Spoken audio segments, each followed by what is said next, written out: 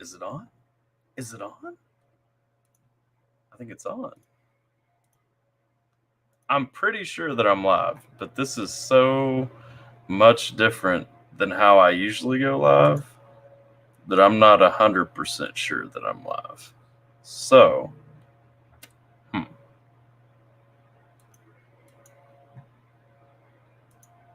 going to try and figure out what's actually happening. So if you guys are in here, I'm not seeing your chats yet. There's a good chance that's because of something that I have done wrong.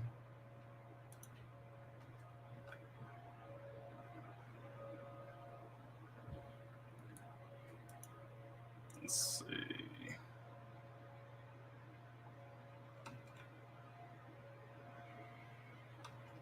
I am live. Okay. Got a couple of people viewing. I don't know how everything looks. Like I said, this ain't my usual setup or anything like that.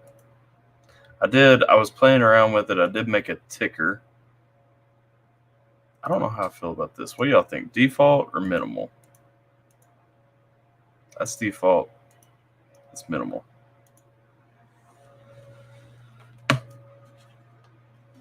Alan says, oh, hey, I was just asking what StreamYard is and why Gabe had to get over his shyness. Oh, yeah. So StreamYard is this thing. So is this a program Tim uses? Yeah, it is. Here's what. Okay. Let me see. Settings. I'm trying to figure out how I can get.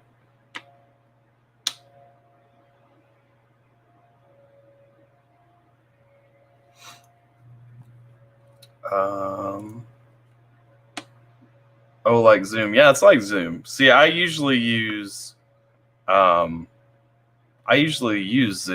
So like when I do the interviews and stuff, like I'm always on Zoom. So I gotta figure this one invite right there. Okay.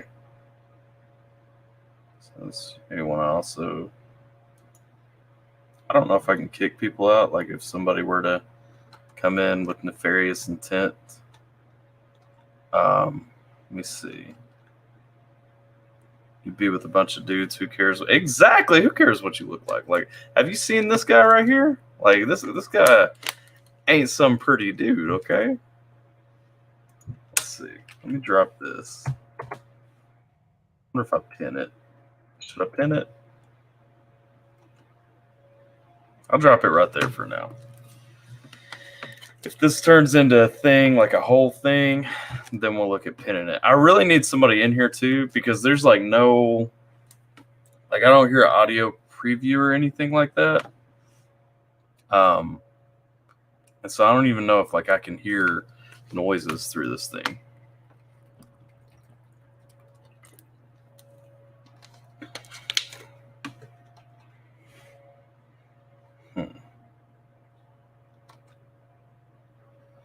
Jason, Allen, anybody else? If you guys are interested in jumping in, there's a link to this in the chat right now, right meow, and so we can pop it off, check it out, get it crackulating. What's up from Frederick County, Maryland? How you doing, Jessica? I haven't seen you. I don't think you've made it to one of my lives before, have you? If you did, you didn't stay long.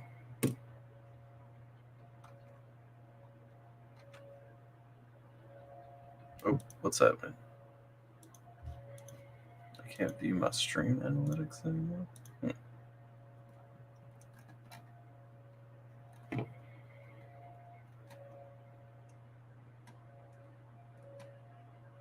So this thing's pretty sweet.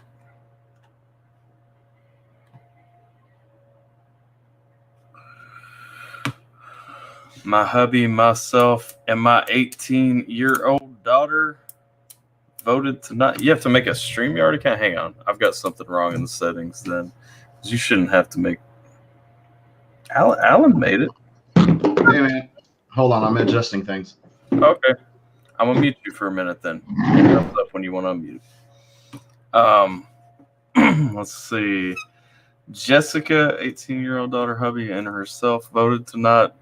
That's awesome. First time voting. Like, that's dope because we definitely need people voting. This is weird. Like, I'm not. Hang on. What if we do it? Do this setup. There we go. That way I don't have to. Was that a thumbs up? Okay. Let me unmute you now. You were rustling and banging and clanging. Well, the camera is sitting on top of like something like this, like a metal cup. I feel you. Yeah, I don't have a setup. Yeah. Man, it's good to see you. Like, I mean, we've talked so many times, but like, I've never actually seen you. It's nice to put a face to everything, because I'm a real like I don't know the word. Yeah, I guess like putting faces on people. I like relationships and stuff. Is Jason getting on here? Because I think you're hitting on me. I mean, what is going on here? Yeah. I'm trying to. Yo. What up, Jason? Where you at? He looks like he's in a parking lot. What's going on, man? I'm actually at work right now. Oh, you're at work? So am I. Yeah, Right but I'm on break right now, so it's all good. Okay. So what? How y'all doing? I'm doing fantastic, man. Blessed, living the dream. How you guys? Right on, dude. I'm good, man. I just put up the new breed reaction for Eminem Customs. Yep. Yeah, and then I was trying to watch that one reaction you did that I told you where I guess SME they blocked it. Yeah, Kingslayer. Yeah. I was wondering what the heck was that all about. Yeah, I've got a dispute up, but I haven't. Let's see, what's the phrase? I haven't really got a resolution of that. So what I usually do, I'm trying to think, videos that are unavailable on YouTube are usually Patreon exclusives, and so that may be the disposition where this one ends up. But I am optimistic because SME usually lands in my favor. I am optimistic that this one will come through, especially, I mean, it's not like I just listened to it. And this is one, I don't ever really pay attention to like the time stamps where I'm pausing and everything. This was one that I'm relatively confident that I paused every 30 seconds on. So like, okay. Yeah. Yeah, there should be a valid fair use claim like in there somewhere. So, but I've been having a ton get blocked lately. Like I did a couple of Miley Cyrus reactions, and both of those have been blocked initially, and then just randomly fully available 2 days later. So it makes no sense because there's like a million Kingslayer reactions out there right now. It hits me in the weirdest spots, man. I've got a Breaking Benjamin reaction that like I could not even get published at all. It got blocked before I could even make it public. And just completely shut down and couldn't get it unblocked. That's too bad because that song is amazing, Kingslayer. Yeah, it is. That's what I'm saying. It's like it's still new enough. Like let me get some traffic going on. You know what I mean? I was just talking. I was talking on Discord this morning with another reaction channel. Yeah, and they have a band and they work in music and he reacts to stuff and. We were talking about Kingslayer and we were talking about like what it reminds you of. And he was saying, one of the guys said Doom Eternal soundtrack. And apparently one of the comments said a guy who worked on the Doom Eternal soundtrack actually helped them with this album or track. So it makes sense. It's kind of the industrial. Like, I think it sounds like Ministry or, White Zombie or Rob Zombie or something like that. Like a heavier one, yeah. I can see that for sure. And it's the first baby metal song where there's cussing. Yeah, that was what really threw me off. I mean, it's like I think it was you. Was it you the other night when we were running that live that was telling me like it's weird to hear her voice in there with so many F-bombs being dropped and everything. Yeah. It was like I didn't I kind of brushed it off when you said it, but I was listening there and I'm like. It is weird. That's off. Of course, she probably didn't hear it she recorded her part in Japan and then sent it over, and she Yeah. probably heard the final product and went, "Oh my god!" She's like, "What have I done?" Yeah, exactly. That's great. I'm hoping it gets unblocked. Let's see. Let's catch up for a minute. Right, the coldest water on that cup. You should, but I'll plug the coldest water real quick. Don't forget promo code AT for 10% off your entire order. Shameless plug. Let's see. Yo, redneck in the house. What I missed? You haven't missed much. We just got rolling about 10 minutes ago. It's election eve. You know what? We're having a party. I intend to ask everyone if they voted yet and harass them until they agree to do so tomorrow. So that's kind of the night that we're having. We're trying out StreamYard. I'm trying out StreamYard for the first time, so I can't promise I don't even know if I'm able to share screens or anything. So it's probably going to be us hanging out and chatting for a little while. But anybody that is hanging out in the stream, there's a link to the StreamYards up there somewhere. If y'all want to jump in, y'all are welcome to join in the conversation. It's the AlphaTeam community stream, baby. Yeah. I'm so bored at home. I started joining all these streamers and their casts and stuff. Yeah. And I'm just like, whatever, I'll talk. I don't care. Yeah. I'm so bored. Man, jump it. That's the thing. I think reaction communities are dope. That's why I started off a reaction channel to begin with, because if it's an authentic community where you can actually talk and kick it with everybody, it's a really dope thing. You know what I mean? Mm-hmm. Absolutely. I made a comment this morning that the original reactors, music reactors, were Beavis and Butthead. and the streamer guy that was listening, he goes, "You're right. I'm going to post that." I was like, "Don't take my thoughts." You got to give credit to it. Yeah, man. Let's see. So, what inspired you guys to do reactions? Me? Yeah, or either one of you guys. It doesn't matter. Both of you. I don't do reactions. I just talk to people. Okay. I'm just a bum. Alan's the community hot man. Yeah, I appreciate it. Okay. Gabe is the hype man. He's the Walmart greeter of AlphaTyler streaming. Gabe is the ultimate hype man. Okay, I don't know how. I got lucky enough to find Gabe early on in this channel. I think it was when I started doing when I did my first MGK reaction. He was the only MGK fan that didn't drop me a big FU and run off. And he stuck around because the first MGK reaction that I did was Misery Business. And I still don't like that song. I'm not hating. There are a ton of MGK songs that I really enjoy. That is not one of them, just because I know the original so well. And when he hits the chorus, it's just so much different. You know what I mean?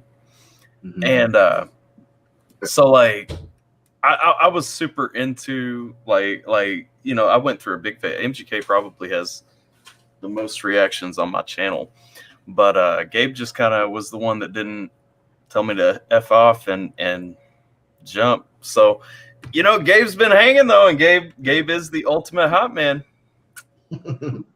Let's see. So he's earned that moderator status. Yeah. He can't be a door greeter though. You said he's the door greeter of the AlphaTyler community. He can't be the door greeter because they have to show their faces, and he's still not in here. Well, he's got a mask on. Hey, yeah, Gabe, get on camera, but just wear a mask. You can wear a Biden mask. I'm gonna shout out Jessica, even though she's long gone. Definitely good luck with your kids. Let's see, Redneck. I didn't know you was going. Nah, it wasn't really planned. Just kind of talked about it. Redneck is a felon and can't vote, is what he said. Oh, no. You can be a felon and chat here, though. Gabe already on that. Yeah. And then Redneck said in the chat. So yeah, Tyler, what got you into doing reactions? Oh yeah, I skipped over that part of the question. It's all good. So I spent a long time kind of just watching a bunch of different reaction channels, and especially I think when I really started thinking about it was when Tom McDonald and Mac Lethal were going at it. It was either then or it was with the MGK Eminem beat. And I'm watching all these reactions, and everybody is just like so biased. Like they like one side of it, so they shut the other one down. And I'm listening, and the one like the single moment that really pissed me off to the point where I was like, I've got to like have a plan to get this going was when Tom McDonald dropped the Lethal Injection track, and everybody's like, he's going so slow, like he's not doing a good job. I'm like, that track is awesome. Like, I don't know how you listen to that track and don't like it. And so that was when I kind of said, okay, and this was last year, obviously. That was when I said, okay, by the I think because my wife just walked in, even though she's crouching over here beside my TV. I think that was when I said, January, I was going to start a reaction channel 100%. That was the only New Year's resolution that I was going to make this year. And then January came, and I was like, okay, I'm going to wait. Well, in February, I lost a bet, and I had to shave my head and my beard off because I thought the Browns would make it to the playoffs. And and so it was like this weird little long thing where I'm just like, I'm not going to do it. I'm going to wait until I grow something back because I look like a child. And then the end of March, when Tom McDonald, the first reaction I did on the channel was the end of March when Tom McDonald dropped the coronavirus track. And like COVID with the toilet paper sellouts and everything was like really, heavy on my mind and everything. And I was just pissed off at how stupid everybody in my town was being. And so, yeah, that was where I went with it. What about you, Jason? What got you into it? Pretty much the same thing. Only difference was that my cousin and I, my cousin Joe, who I always made reference to in some of my reaction videos, he and I are a bit of like music geeks, and we actually used to rap together. We did a couple of songs together, but then family business got in the way, and so me and him, we just been kind of like just back and forth, like, hey, have you heard the new song from so and so? What did you think? Yeah. And that's what really pushed me into doing it. You know what I mean? Because me and him, when we give our opinions, like we go in deep with our with our thoughts and everything about like certain songs and certain artists and things like that. And I was like, you know what? I should just get my reaction channel going. You know what I mean? Because I tried doing various things before it. My channel was at one point a geeks channel where I was doing like collectible reviews and things like that. And then at one point it was a gaming channel. It got some action, but not really the kind of action that I was wanting. So I tried doing movie reviews. That wasn't getting me anywhere. So finally I was like, you know what? Let me try this music reaction and showcase some of my music. You know what I mean? Because that's what I'm really passionate about. And as you can tell, man, it's been a huge leap from the beginning of the year. I think I started at the beginning of the year with between 180 to 200 subs, and now I'm almost at like I'm pretty much halfway to 600 subs. Yeah. Since I made this since I took this direction with my channel. Yeah. Well, I skipped a lot. Hang on. Okay, there we go. I got a new guest. But I kind of went a different direction because those are all things that like I want to do, like movie reviews and gaming on here and stuff. But I kind of like I started this channel. I'm like, well, I'm just gonna do what I want, like game, talk, whatever the case, and reactions were like where it started, but also where it kind of picked up the most track. As a matter of fact, my gaming streams still suck. But I mean, is what it is. I like all that stuff. I'm gonna unplug this and see if it echoes too badly on you guys so that she can hear. But my wife has decided to grace me with her presence. Hello. Hey. Hello. She's giggly. Yeah. I'm not drunk or anything. It's just. But yeah. That's for the watch party tonight, tomorrow night. Yeah, exactly. I think I'm calling in sick to work. Like I'm going to be too distracted anyways, watching the returns. Y'all want to do a watch party tomorrow night? We'll live stream election results, man. Like, yeah, start early. Like seeing the lines of people lined up on news and stuff. Yeah. Did you see what those guys in Texas did the other day with the flags and the Biden bus? You didn't? It's making big news right now. Are you talking about like the parade? Yeah, like that the Biden tour bus or it might have been Kamala Harris, but it got stuck in the middle of a Trump parade. Dude, like they just started swarming it, wow. with Trump flags and stuff. I didn't see that one. Wow. And they canceled their stop. They just kept driving. They just left. I didn't see that one. But there have been parades like all over, like Trump parades going on all over. I've seen like 10 of my Facebook friends talking about like they were driving somewhere and jumped in and ended up in one. That's crazy.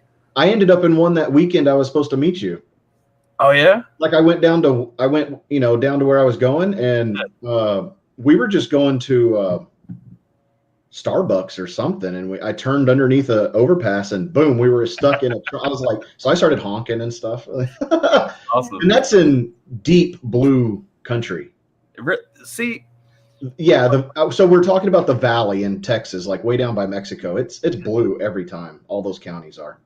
And they said they were having a Trump parade every single day in different towns all around the border. Wow. Yep, every day they're having one. That's awesome.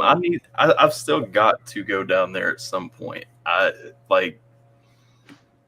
don't really have a choice, but I have no idea when that's going to be. See, now you know I can beat you in a Tex-Mex eating contest. I don't know, man. I don't know. I can put it away. What's Tex-Mex? You give me. What'd she say? Is that a restaurant? It's like American Mexican food. Yeah, Texas Mexican food. I don't get out much, obviously. It's like every Mexican enchiladas and queso and stuff like that. Yeah, it's like every Mexican food you've ever eaten. So just. But good. Yeah, see now we have very different life experiences. I don't think she's ever really left Kentucky except maybe to go to Tennessee. Yeah. She's like, I went to Cincinnati. That's true. I was to Florida, so north of the border. A little bit farther than that. Oh, so Jason, I don't know if you talk about it. I missed it. I'm sure that Tim asked you that night when we were on his stream. Do you talk about what you do at all, like for a day job? Oh. If not, it's cool. Yeah, I mentioned it. Oh no, it's cool. I think I did mention it on his stream. I do security. Okay, cool. Yeah, I do security at a local dump site. Okay. Yeah, it's a pretty easy gig. I mean, all I do is like hourly patrols, and then I just stay posted for the remainder of that hour. Are you like armed security or? No, unarmed. Yeah. Well, California probably not too big on armed security though. No, actually, there are some clients that we have that do have armed, but it's just the process we had to go through in getting armed out here is like almost not worth it. Okay. Yeah, that makes sense. Good deal. What about you, Alan? Do you talk? I mean, not to put you on the spot. Like, do you talk about your? Hold on. Sorry, I was typing in your chat.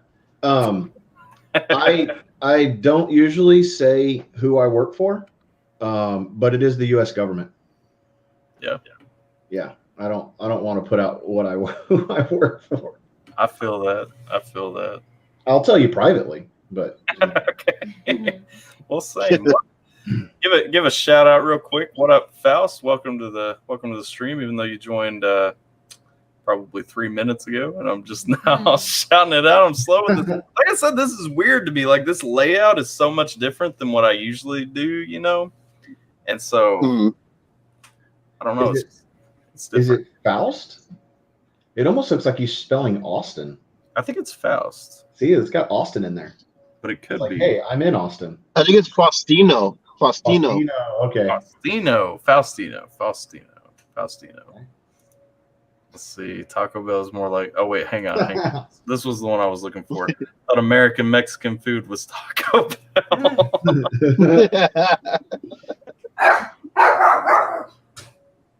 Don't read my Yeah, comment. it's funny that you mentioned Tim earlier, because I think he just went live. I think he's still in your thunder. Who went live? Tim, he's doing the fan interaction stream like he did that one time. Oh, Tim went live. Yeah, I think he's trying to steal your thunder. Dirty. I would have waited and went on his live if I had known he was going to go live. Yeah, but I mean, best that you do this test run so that way you know how to use it for future reference. That's what I'm saying. Probably because one Saturday where we are kind of bumping and stuff like that, because the Saturday streams are always bigger. One Saturday I want to do like a bigger one. I've been wanting to since I saw him, and I have no shame about admitting that I'm like straight up just ripping off his thunder. But like it's a cool idea. Like, people talk instead of. Yeah. And when you said it the other day, I'm like, I need to look into how this works because I have no idea. But yeah, I'm about it. I'm with it. Yeah, I mean, the weekend would be a good time because I'm usually off on weekends. Yeah. Yeah, I think Saturday would be good. Our early Saturday streams go great. So, question, since it's my intention to ask, have you guys both already voted? I don't think I asked already. It's funny. I put in for to have my ballot mailed in. Haven't received it yet, so I don't know. I'm gonna have to try and make time to go to a voting station and try to vote in person. Yeah, go tomorrow. Yeah, I voted early. Yeah. I voted like at least a week ago. Well, I was standing firm. Like I was gonna wait until election day because I'm like, I'm with Patriotic. Saturday, or I'm with election day elections. I mean, Yeah. But then I can't remember where we were at. We were at the courthouse for some reason though, and the early voting place was literally right across the road, and I'm just like, let's just go. Like, let's just walk over. I don't trust mail-in ballots, though. I mean, maybe there's a conspiracy theory in me. Well, my plan for that was to just have it mailed in, and then I was just gonna turn it into a nearby voting station. Oh, okay. Yeah, that makes sense. Yeah. He was gonna hand deliver it. Yeah. Yep. Maybe stolen off the back of a truck or thrown in a garbage can or something. Yeah. No, I want to make sure I had a lot of time with the ballot too. You see, like everything that was on there. Really take time to really understand what it is I'm voting for, as far as other than the presidential election. You know what I mean? Like all the local nearby stuff we got going on here. Yeah, they kind of. I got some elections sprung on me. Like I tried looking up a sample ballot for my area, and I couldn't find one. Mm-hmm.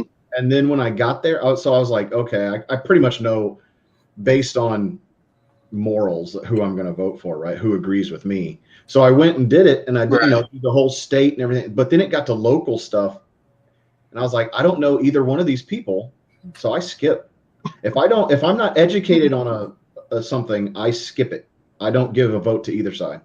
Yeah. And if a party I don't like is running unopposed, I skip it as well. Yeah. Because in the future, my party needs to know that they don't have that many votes, so they'll put somebody up against them. Well, yeah. Because if everybody votes for them, it's going to look like, well, dang, they've got 100% of the vote. No, they got 50% of the vote, and the other 50 didn't vote at all for them. So we can put somebody up against them. Funny thing about like my hometown, not where I live now, but like where I'm from. I've seen in the past, like especially in like sheriff elections or something, a Republican will lose the primary and somehow end up on the ballot as a Democrat in the general election. I'm like, I don't even think you can do that. Like, I'm almost positive that's completely illegal. Like, how is this going through? But so yeah, I've seen some unopposed elections. One thing for sure, though, make sure, like, if there are any amendments on the ballot or anything, that you understand what those are going in, because that was rough. They put like 4 or 5 amendments on my ballot, and I was like, oh my God. And I just had to stand there and read it like 4 times. Yeah. Try to understand their legalese. Yeah. Well, my wife, I mean, she went in, she didn't understand like any of the amendments that were on the ballot going in. And she's like, So I was reading through, and I got tired of reading halfway through, so I voted yes on one and no on the other. I'm like, oh my god. She split her vote. Yeah, she split it. She's like, Hey, if it's an amendment, it's most likely trying to raise your taxes. So you just safely say no. yeah, there's a lot of craziness. What up, Tone? Welcome to the stream. I see that you jumped in with a Biden 2020. I'm not someone who gets triggered over that. So you're welcome. We got Tone Loke in here? No, not Tone Loke. Just Tone Light, if you will. Let's see. Talking about some funky Cole Medina up in here. Let's see. Oh, what is Gabe saying? He wrote a wall of text. He wrote a book. Since we talking election, can we talk about the difference in underground hip hop from Immortal Technique, Diabolic, and Rage Against the Machine music compared to music like Bryson Gray and others? Interesting. That is interesting. Yeah, okay. So difference in underground. I guess you're looking for kind of the contrast between like that older, kind of angrier, kind of F the system kind of stuff that have more of a liberal lean. Excuse me.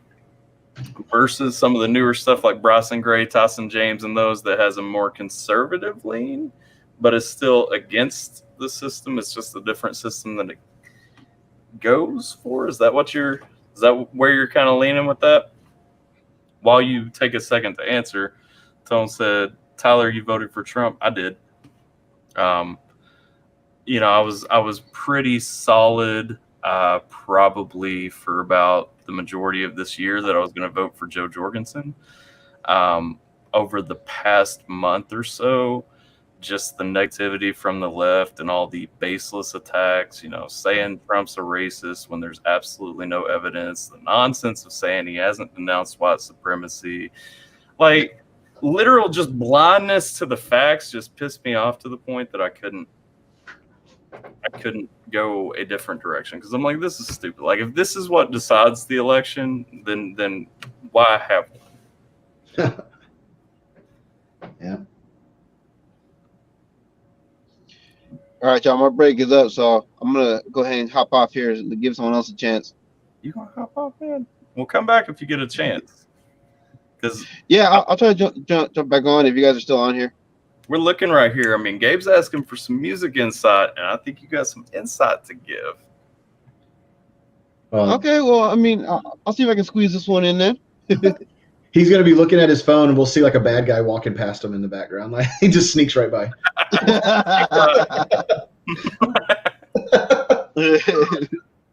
Let's see. Since we're talking the election, can we talk about the difference? So, my first question, I guess, for you to weigh in: are you familiar with Immortal Technique, Diabolic, Rage Against the Machine, and Bryson Gray?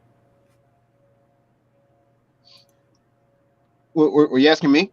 Yeah. Mm-hmm. I'm familiar with Diabolic and Bryson Gray, but no, not the others. Okay.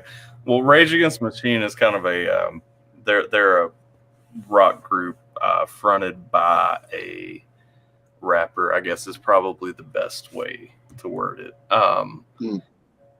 And I'll tell you, Zach De La Rocha, the guy who fronted Rage Against the Machine, is he's very open about the fact that he's a socialist. I mean, they're very against, the system. And so Gabe's question, kind of talking about that political shift between like them older dudes, maybe kind of hitting that one side to the other. That's why I asked, just to see if you're familiar with all of them that are kind of relevant to the conversation. He says, yeah, from going from not allowing our trust to fall completely into anyone in the system to now choosing a side within the system, trying to fight the system. Is there any difference in that? I think there is. I mean, me personally speaking, I align more with, and I know it's crazy because our views are very different. I align more with the Rage Against the Machine view, the Diabolic, that older fight the system altogether, because the problem I have, and I'm not saying that I have a problem with Bryson, because I think that Bryson is still doing the same thing. I think it just looks like he's only on one side because of how divisive our current climate is. Because if you listen to Bryson talk about things, he was a Democrat for a long time, and then kind of walked away or whatever. And so I don't think it's So was I. Oh, really? Yeah, I was because my family, a majority of us, we were all Democrats, and then my older brother, he was the first one to go from being a Democrat to I think he was a registered Republican for a little bit, and then last I heard, he switched up to being a independent, and that's what I'm registered as well. I registered as an independent because I'm someone who before I can look to the Democratic side and I can see like, okay, there are some members of the Democratic Party who may have good ideas, you know what I mean, and have good intentions, and you know what I mean. I look at both sides that way, you know what I mean. There's some there that have some good ideas, good intentions, but their ideas for some reason they don't shine through. Right. I'll tell you my thing with that. I was a registered Republican for most of my adult life. I'm not anymore. I haven't been for a long time. I'm a registered libertarian. I'm very in favor of breaking away from a two-party system. My thing is, I don't think that the Republican Party really goes far enough for individual liberties or anything like that. So I'm kind of on that opposite side. Like I never considered, the Democratic side, but where I look at it, when you're looking at, the Democratic Party, progressive ideas and all that stuff, these things all sound nice. And in a perfect world, they would be fantastic. It would be great if we could have socialism, all over the world and not have it lead to poverty and corruption and everything that comes along with that. But we're not there. And so, when you start looking at, realism, like realistically looking at things, it's what's sustainable. And sometimes what's sustainable is not the government taking care of as many people as possible. And honestly, I don't want to be a person who depends on the government to take care of me. You know what I mean? And so that's kind of right, because that's a great way to set yourself up for failure. Yeah. I think if most people sit down and talk it out, we're all libertarians. Yeah. Socially liberal, or at least leaning a little bit socially liberal, and like, government, get out of my life. Yeah. And then fiscally conservative.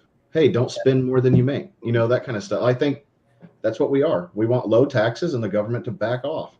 Well, that's the thing, and that's why I spent the majority of the year, real hard on that Joe Jorgensen train, because I'm like, this is our chance to actually band together, realize nobody likes Joe Biden, nobody likes Donald Trump. Like, right. This is our time to band together and actually find, give a third party enough traction to actually, bring in somebody who would actually represent people, because I do think that the majority of people can at least find something in the libertarian platform that they agree with, and they can probably honestly find more in the libertarian camp that they agree with than they can in any other one. And so that's kind of where I was at for the majority of the year. Like I said, I ended up falling into the trap for the last month or so, but still. I did say when I cast my vote for Donald Trump, I did say my goal is to spend the next 4 years using whatever platform I can amass to push people to think independently and get away from a two-party system, because I'm so sick of everything being Democrats versus Republicans in America lately. And you should also we should also use our platform to encourage people to don't take our word on anything, for them to do their own research, educate themselves, know what they're voting for, know that the person that they're hating on, may not necessarily be a bad person, Yeah. Research, learn, you're never too old to learn. You're never too old to educate yourself. Well, we've got a news cycle that depends on sound bites and short clips and quotes, and everything just gets blown out of context and taken so far away from what it should be. I mean, I literally, and then you have too many ignorant people, who take that as the gospel. Yeah. I literally, there was a lady on Facebook that I've been friends with for a long time. She posted this thing about Trump not denouncing white supremacy. And I said, but he Mhm. literally said sure when he was asked if he would denounce white supremacy here. And then he asked him to name white supremacy. And then it all blew up and you couldn't keep track of what was going on. And she says, that's not true.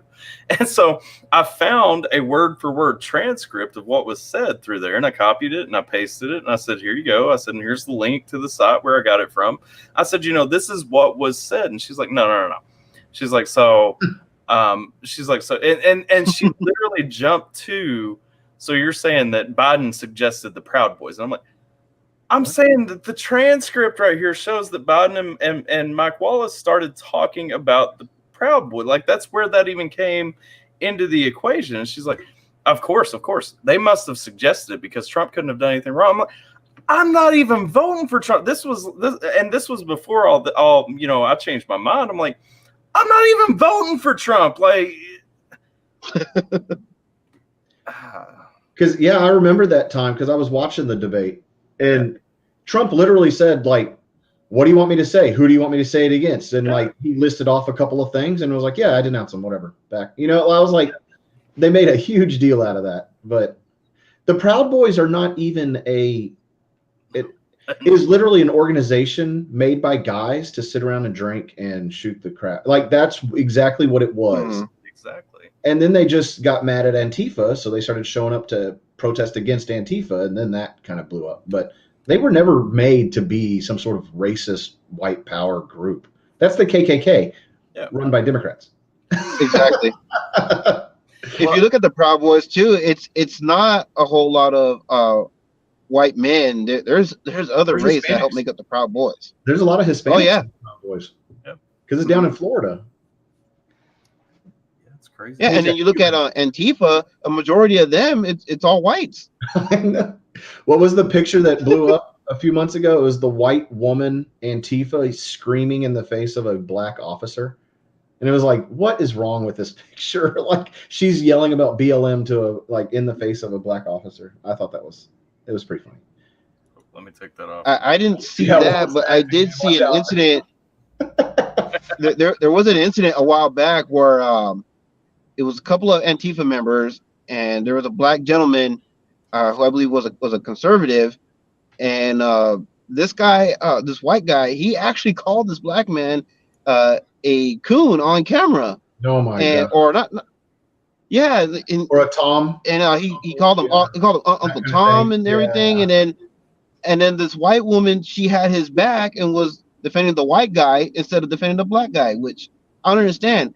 You're all for Black Lives Matter and all this and that, but yet you just saw one of your own disrespect a black man, and instead of taking up for the black man, you took up for the white man. Make sense. Right. It doesn't make sense, man. That's why they're going to lose. I'm sorry, but oh yeah. Hey, Minnesota is a state that Democrats have not lost since 1972, and on October 31st, November 1st, whatever, Biden is deciding to have a rally there. Like, why this late in the game? Are you trying to rally your troops in Minnesota that you're not supposed to lose? I just love that because they know. I love that people are so delusional that they think that Texas is in play. It's not. I know it's not. I was actually reading some guys that were talking about the early voting numbers, and they said Republicans in Texas turned out early voting. 50% of early voting was 50.6% was registered Republicans and only 41% Democrat. And Democrats usually own early voting. Yeah. The red wave comes on election day. So they're like, there's no way. And they're like, they say in Florida, Democrats rely on Miami-Dade. Like Hillary Clinton won that by 29 points and still lost the state. And they're saying that Democrats are not turning out in Miami-Dade like they even did 4 years ago. They said they're in trouble. Like they don't. That's what happens when your entire campaign is to hate the other guy and not actually have any plans of your own. Right. Because hate only carries you so far. If you truly like someone and support them, you'll go out and vote more likely. Yeah. But so I've been saying Biden is a throwaway candidate. He's like our Bob Dole. Well, you're going to lose to the incumbent, so just run some old guy. I feel the exact same way. I agree with that 100%. Like you don't want to saddle your up and coming stars with a loss. Like Beto, That's true. Beto O'Rourke in Texas, he got saddled with that loss to Cruz, and what has he done since then? He sucks. Like he's just cratered because he's now a loser. Well, see, I don't even know. Yep. Part of me thinks, like, part of me really buys into that conspiracy that was going around that, you know, when Nancy was trying to set up being able to remove Congress being able to remove a president for being unfit and all that, that they were looking ahead at removing Biden once he got into office. Now, I don't know. Absolutely. I absolutely believe that. They may not even have to remove him. He might remove himself, and so to speak. Like, he might just wander off, get lost. Like, just someone left the back door of the White House open. Dang it. You know, Joe's gone again. I'll give a shout out real quick to Tone, because I know Tone started off with Biden 2020 and went back to, you know, no hard feelings, love all people. We are all equal. Absolutely, man. I'm with you. I mean, and that's the thing. Like, we should be at a point, it doesn't matter if you're voting for Biden, if I'm voting for Trump. At the end of the day, I mean, there shouldn't be hard feelings about a disagreement on who we're voting for. You know what I mean? I have friends that are Democrats still. Yeah. Like atheist Democrat, like everything opposite me. Yeah. I've got very firmly atheist friends. I've got friends that are voting for, you know, Jill Stein again or something, you know, like I mean, there's just, they're like, is Ralph Nader running? No. yeah, can we vote for what was Buchanan's first name? I can't even remember it now, but like, yeah, let's dig up some of them and vote, because I don't like them. Let's see, catch up. I saw Chris join. Exactly. Take a shower. I'm gonna go take a shower. I'll leave you alone. We'll come back after. I'm not. I saw Chris join the chat and say what's up. What's up, Chris? I also saw you trying to get in the stream for a minute. I don't know what happened, but definitely try to come back if you can. Did you see Daktar? He said, Beto, hell yeah, we'll take your guns, O'Rourke. See this flag right here in Texas? Come and take it. He actually thought that was like, he was like, see, they're all behind me. They're saying, come, take my guns. No, that's not exactly the the thought behind that flag. Sorry. Yeah. No, that is. And don't forget, Biden wants to take all guns, including the AR-14s. The AR-14s. Yep. AR-14s. That man, that's a good one. I like that one. It's better than the 13. It's like the next, you know, right? It's like double as good as the 6.5 in my opinion. Yeah. Let's see. Counterpoint. I'm the guy that was impressed by your AK. Remember that back when I first joined your stream? Mm-hmm. We should showing guns. Maybe I should go get mine. No, it's fine. You know, I've had people get upset at me. I had a comment one time that told me that it made me seem unsympathetic. I'm like, well, what does it make me seem unsympathetic Targets? to? Yeah, I mean, like, I don't understand. It's not like AK-15s. I can't fathom. Chris trying to get in again. It looks like you're having. So I will tell you, if you're trying to use this with OBS up, because I did the same thing, you're going to hit an issue. You'll have to close out OBS altogether. Yeah, it's like a double.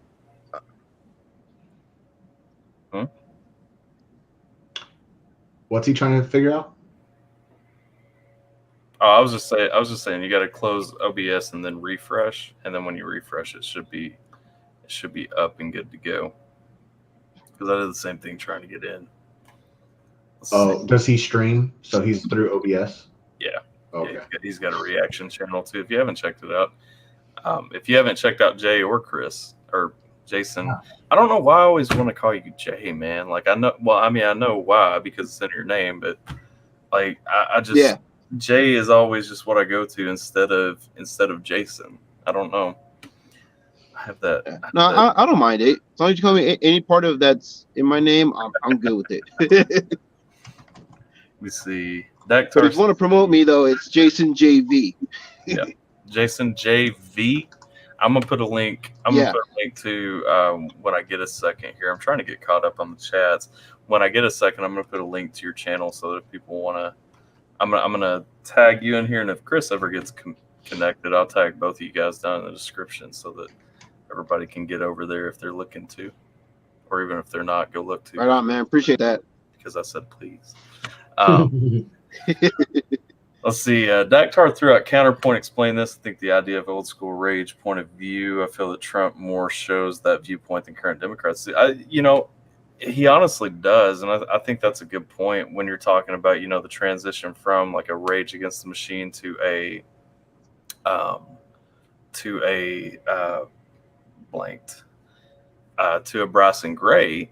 Is that really like where conservatives are at right now? It's about being something different, not being part of the institution. I mean, there are institutional Republicans. Obviously, there's like Mitch McConnell is the greatest perpetrator, but for the most part, I mean, look at the people who are getting the most traction in the Republican Party. You got Donald Trump at the top of the ticket, who is just a complete political outsider. You've got dudes like Rand Paul, which I really thought had a good shot at the presidency. He is not even a Republican, honestly. He is very much a libertarian who knew he had to be registered as a Republican to win in Kentucky. And so, when you look at that, really, I think who is outside the mainstream has flipped in that time, and that's kind of why that outsider perspective has shifted. You know what I mean? Making changes by voting locally and holding them accountable. Well, and that's where all change is going to start in our system. I mean, if we want widespread change, it has to start locally and expand. That's true. I believe both Biggie and Pac said this back in the day, but you can't change the world unless we change ourselves. Exactly. Oh, what did you think about I think you had hopped off. It was your last stream when you said we're going to do the StreamYard, whatever, that premiere that you just did. I made that comment, but I think everybody had already left. What did you think about that? I said a lot of rappers and MMA guys seem to be Trump supporters, and I think it's because they recognize that alpha right there, baby. He's an alpha male. He's ultra confident. I think they kind of gravitate towards that, and I think it was starting back in 2016. Remember, like wasn't there like a rap or something that came out, like a song, and it was pro Trump, and I was like, what the heck is this starting to change? And 4 years later, I think it's just stronger. It's moving faster. Well, yeah, man. I think when it comes down to it, like, here's the thing. This all in my mind circulates around this toxic masculinity and stuff. You can't even be a gentleman to a woman without being part of the oppression or something like that. And so I think a big part of the problem is that it's legit. People are tired of just like cancel culture. So many different eggshells that you have to walk on just to even be a decent human, like the pronouns and and that. It's like, oh God, that's like what genuine basis does somebody have to complain if by all accounts they are a female when they walk up to me and I mistakenly call them a she because they want to be a he? Like, but there are people in the country that want that to be a hate crime even, God. The way I'm gonna oppress women is just go to the pickle aisle and tighten all the jars. Then they'll need a man to help them out. Let's do that.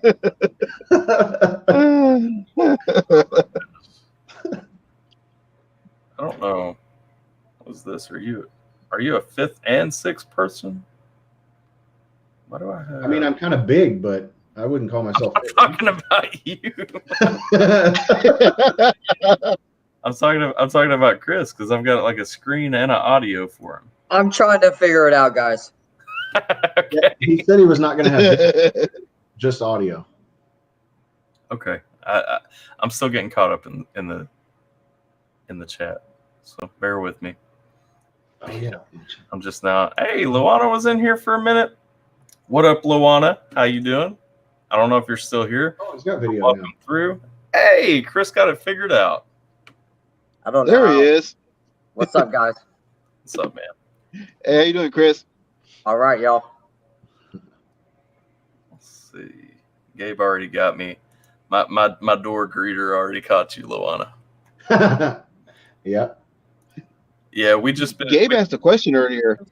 Gabe asked a question. I skipped over that. What? Yeah, something about a CNN interview with the head of the Proud Boys. Oh Yeah. wait, I did skip over that. I actually had it on the screen for a second. I know. Yeah, I saw like was that the one where he's like, hey, he's like, this doesn't even make sense because I am a minority, and is that the one that you're talking about? He's Cuban, isn't he? Or something? I think he is. He hang on. He's Hispanic or Latino in some way. But I thought, because he's from Florida, I figured he was Cuban. Enrique Tarrio is an American businessman, chairman. Let's see. He's Cuban too. Yeah. See? Yep. Was I saying Cuban? Or was I thinking Cuban and saying like Haitian or something? You know, like No, he's pretty sure I was saying Cuban. Yeah. He identifies as Afro-Cuban. Yeah. So Definitely not white. Exactly. oh, so he's half and half. Yeah. Which is crazy. I mean, how are you going to say that's a white supremacist organization? Like, They're from all over. Yeah, There are blacks, Asians, everything. It's just a I heard it compared to the Flintstones, the group that Barney and Fred would go to, you know, with the horns and the hats and all that. It was just a fraternity. That's all the Proud Boys are. They're supposed to just joke around and drink. yeah, exactly. It just blew up into something Yeah. that everybody's saying they're racist now. Exactly. What's up, Dan Bowen? In the comments, Mises, Trump 2020. I like it. Let's see here. I'm not that far. Oh yeah, that Mises track is awesome, man. That Trump 2020 track, unbelievable, man. Trump 2020 or Christ 21. Yeah. Yeah, that was fire. Mises' wife Agreed. wasn't here. Mises' wife wasn't here, and Gabe took the liberty to ask if she wanted to join the stream, and I think he scared her off. So Oh, that was his wife? Yeah. Lohana? Luana's his wife. Yeah. Loana? I've said that before, so I don't think she'll get mad at me Or for saying Lona? Lona. I don't know. I've seen her in here a few times. it. Yeah. She usually stops by and shows some love. I appreciate that. Let's see. Dactar asked, "How do I join?" You can click this stream or this link down here and join in. Trippy J up in here. You can jump in too if you want to, Trippy. If you're not contemplating, Trippy J. if Trippy's not busy contemplating all the secret mysteries of mythical tea and universal dichotomies or something, he can jump in and Sounds pretty trippy. get on the stream. Or how magnets work. How magnets work. I don't think he questions how magnets work. We need to find a way to put magnets in your shoe that Nah, are he- opposite each You other. want to talk about all things Exclamation question. spiritual and space wise. Dan Bowen shouted out. I know Chris already mentioned it, but Mises Trump 2020, absolutely. That's just an amazing track. Like, just so many facts. Y'all know. I love Mises anyway. So Got another DJ in here. yeah, DJ Foxbit. What up, DJ Foxbit? Welcome to the stream. How you doing? Let's see. Doing good. Trying not to scare anyone else off. No, she usually doesn't. Always want to say hi before she leaves. Yeah, I feel you. And especially when I'm going slow through the chat. Definitely want to make sure we show some love before she's long gone, as seemed to have been the case today. Let's see, Dactar, you got your mic hooked up and everything already? I don't have a mic. I mean, I don't have a camera. Oh, that's fine. Oh, that's who was saying it. Yeah. I was just making sure you was talking. So is that Dactar? Yeah, am I too loud or no? No. Let's see. Huge fan of Mises. Tyler introduced me. See Hey there? guys, I'm gonna hop off for a little bit, but I'll be back. All right, Come back. Jay. Come back when you get a chance. Yeah.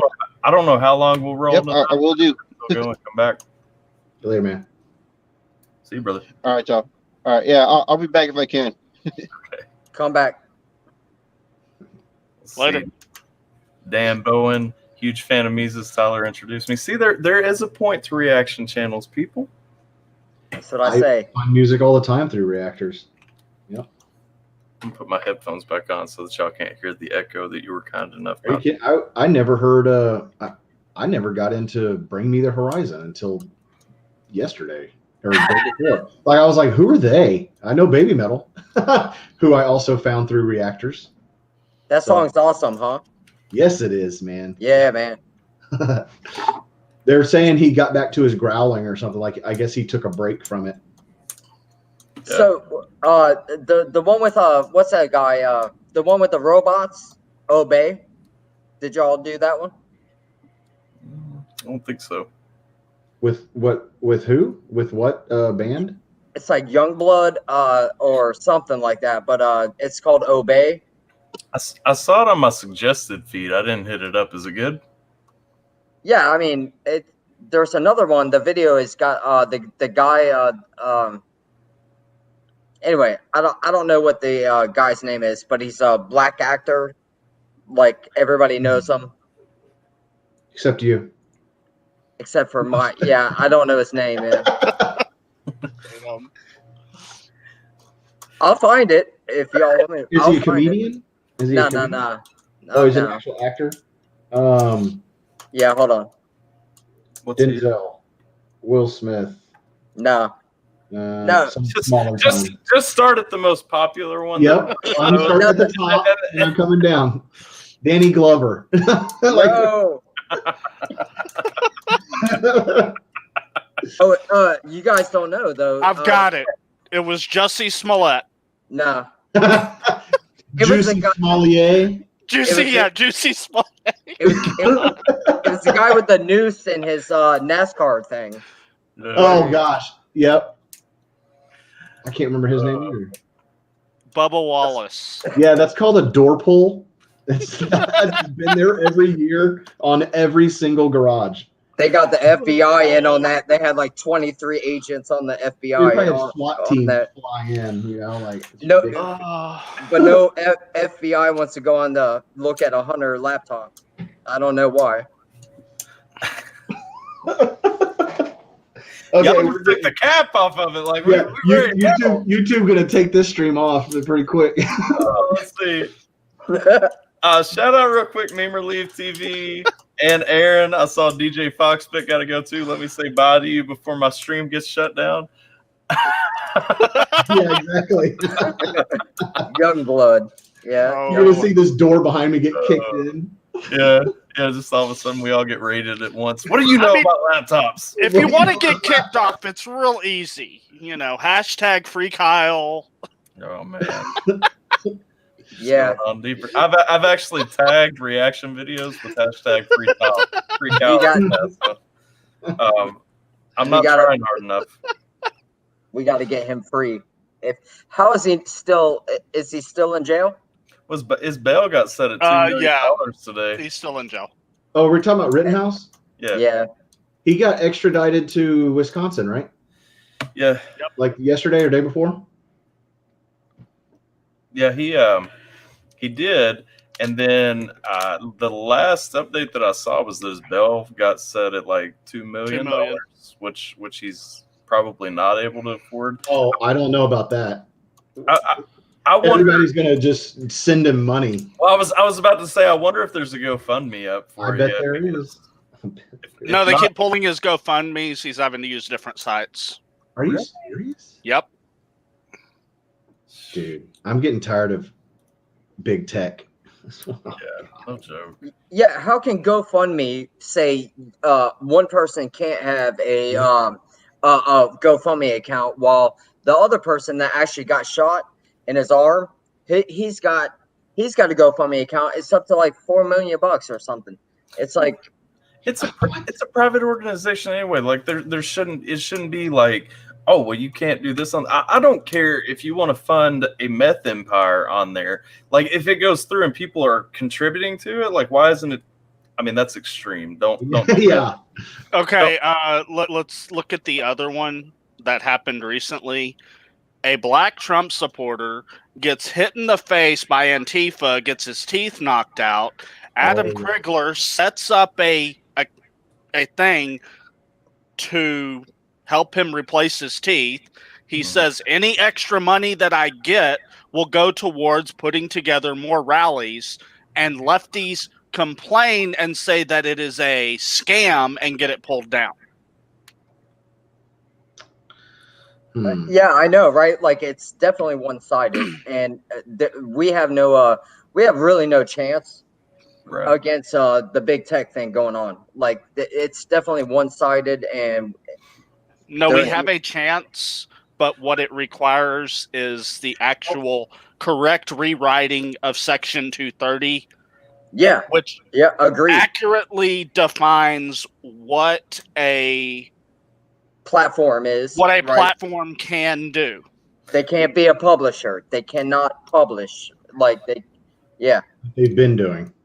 The thing is, platforms have to be unbiased. But when we're talking about when we're talking about not having a chance against big tech, it's the same as third parties not having a chance of winning the presidency. It's the same as, the colonists not having a chance against Great Britain. I mean, the fact is we have a chance. We just all have to wake up and realize that we have a chance. You know what I mean? Yeah. Let's see. We need more conservative nerds that can create more parlors for us. Have you switched over to Parler yet? I have an account. I have an account. I don't like the setup of it as well. I've got. Did you notice that the menus are on the right side of the screen? I haven't really played with it a ton. I have a Parler. I've got all of the alternate stuff. Yeah, I've got Parler and I've got BitChute, and I actually came to BitChute because somebody had uploaded one of my reactions to it already, and I'm like, I want to do that. Like, why are you able to? Is BitChute a lot more like impartial? BitChute's like a more content creator friendly version of YouTube, but it's the user interface sucks and it's just so clunky. Like, it'll be good later on, but right now it's just a little rough. Shout out to Andrew real quick. I know you've been there a minute, but thanks for stopping by. There's also Locals, Rumble, and 2 or 3 other alternates out there as well. Yeah. Alternates to Twitter or Facebook? Kind of a mix of them. Okay. Like Locals allows you to upload videos, allows you to basically put stuff behind a paywall and stuff of that sort. It's kind of a community kind of thing, so it's a mixture of like a YouTube / a Facebook group. Usually when I see ads that say meet locals, I try to stay away from them. You start talking about locals, that's the only thing I'm like, oh. Memer Leave said, "Cool, so you guys are Trump too. Thank God I wasn't sure. Don't like getting banned from other people's streams." Well, I'll tell you this: even if you're a Biden supporter, I mean, Jill Stein, whatever. Like, one thing about my channel, like straight up, I mean, and this goes for anybody watching, anybody who's here, comes later, or whatever. Speak your mind in my channel. Like, I'm not about censorship. I've never banned anyone from my channel, and I've had some pretty harsh things come at me. So legit, like, no worries about speaking your mind, man. Unless they're interns, and then I've banned people from my channel, and I don't even have that many people. But I also went through the Screw versus Upchurch battle, so it got kind of crazy. I have not even banned any of the interns from my channel. Okay? To set the record straight. That was so hilarious. That stupid. Oh God. Listen, they're so pitiful. They're all still active. They stopped. I guess I got blacklisted for a little while. They stopped commenting on any of my videos for a while. And then about a month ago, like, they randomly started showing up. I can't even remember where they showed up. But they show up in the comments out of nowhere, and they're like, "Hey, you should check out this by Nick Natoli." And I'm like, oh wait, I said his name. I'm not supposed to say his name on here.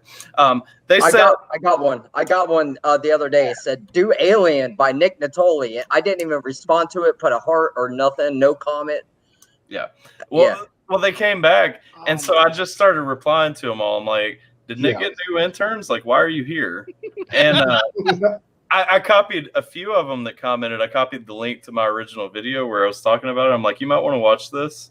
Of course, they don't ever come back. Like that's the thing. The only time I've ever seen them leave a follow-up comment has been on that original video that I got. And I'm sure that I cost him some money. I'm sure that he paid to have them like circle that video for weeks. You know what I mean? Are they really interns or Russian bots? Here's what I they're paid interns. They've They admitted. have a bunch of numbers after their name. I guess one of them got really tired of of the drag out at one point and straight up in a comment admitted to me. I have a screenshot. Admitted to me that they are paid interns. Yeah. Look, I'm just paid to be here, man. Yeah. Stop getting on me. Here's what you should do as a test. You should put a video up that says reacting to Nick Natoli.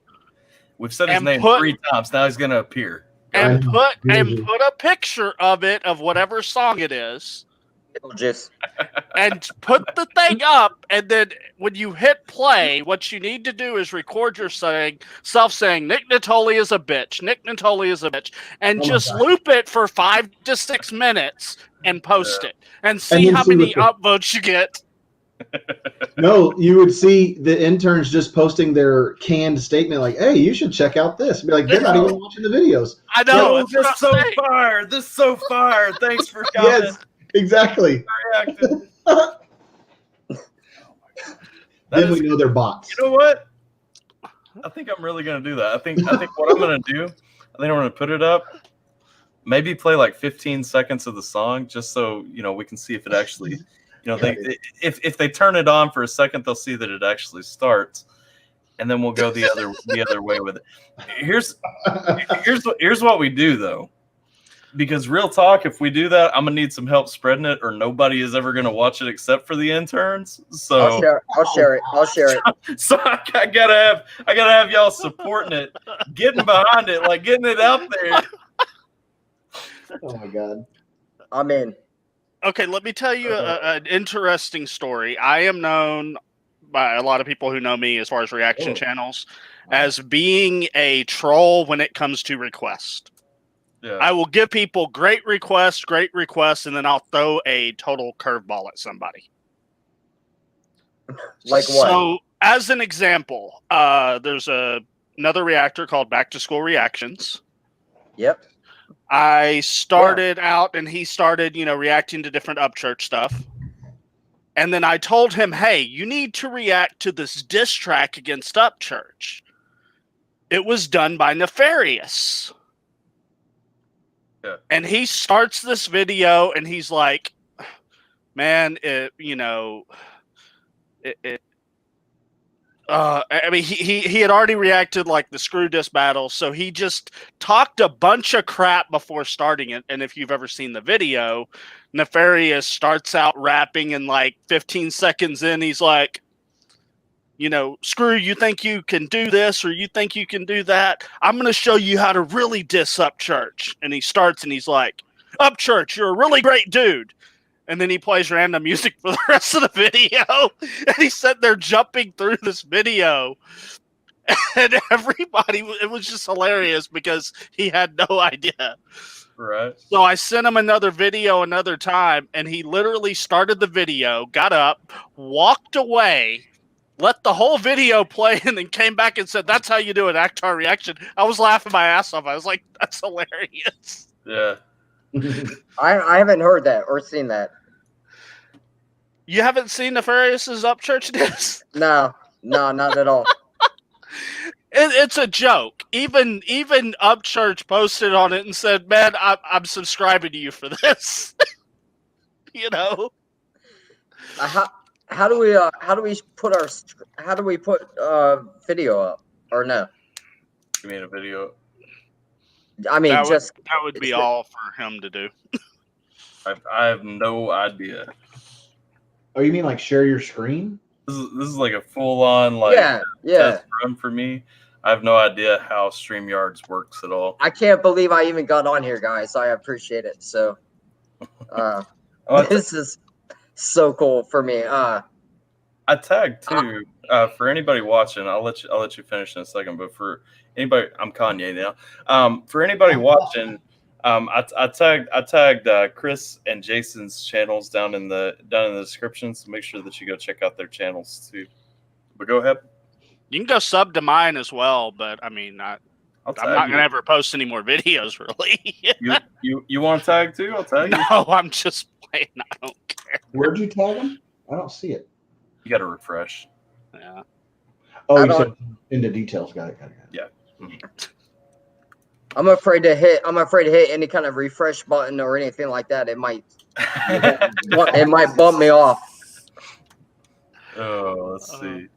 DJ Foxbit suggested that I react to "I'm Used to It" by Palfu. Actually, I've hit that one up before. I've got a lot of Palfu reactions. I don't know if you guys have ever checked out Palfu. I actually like Palfu quite a bit. I'll listen to about anything, but just recently I've just kind of been stuck in my country rap stuff personally. Yeah. Yeah. But I'll listen to anything. Yeah. I try to check out as much different stuff as I can. Dactar, you were up in my comments on video lately. I said, hey, we ain't seen you in the chat for a while. So yeah, I've been working a lot lately. Yeah. Are you good now? You good to go? I'm in and out. Like, I'm off tomorrow and Wednesday. Got to run some errands, but I appreciate the comment.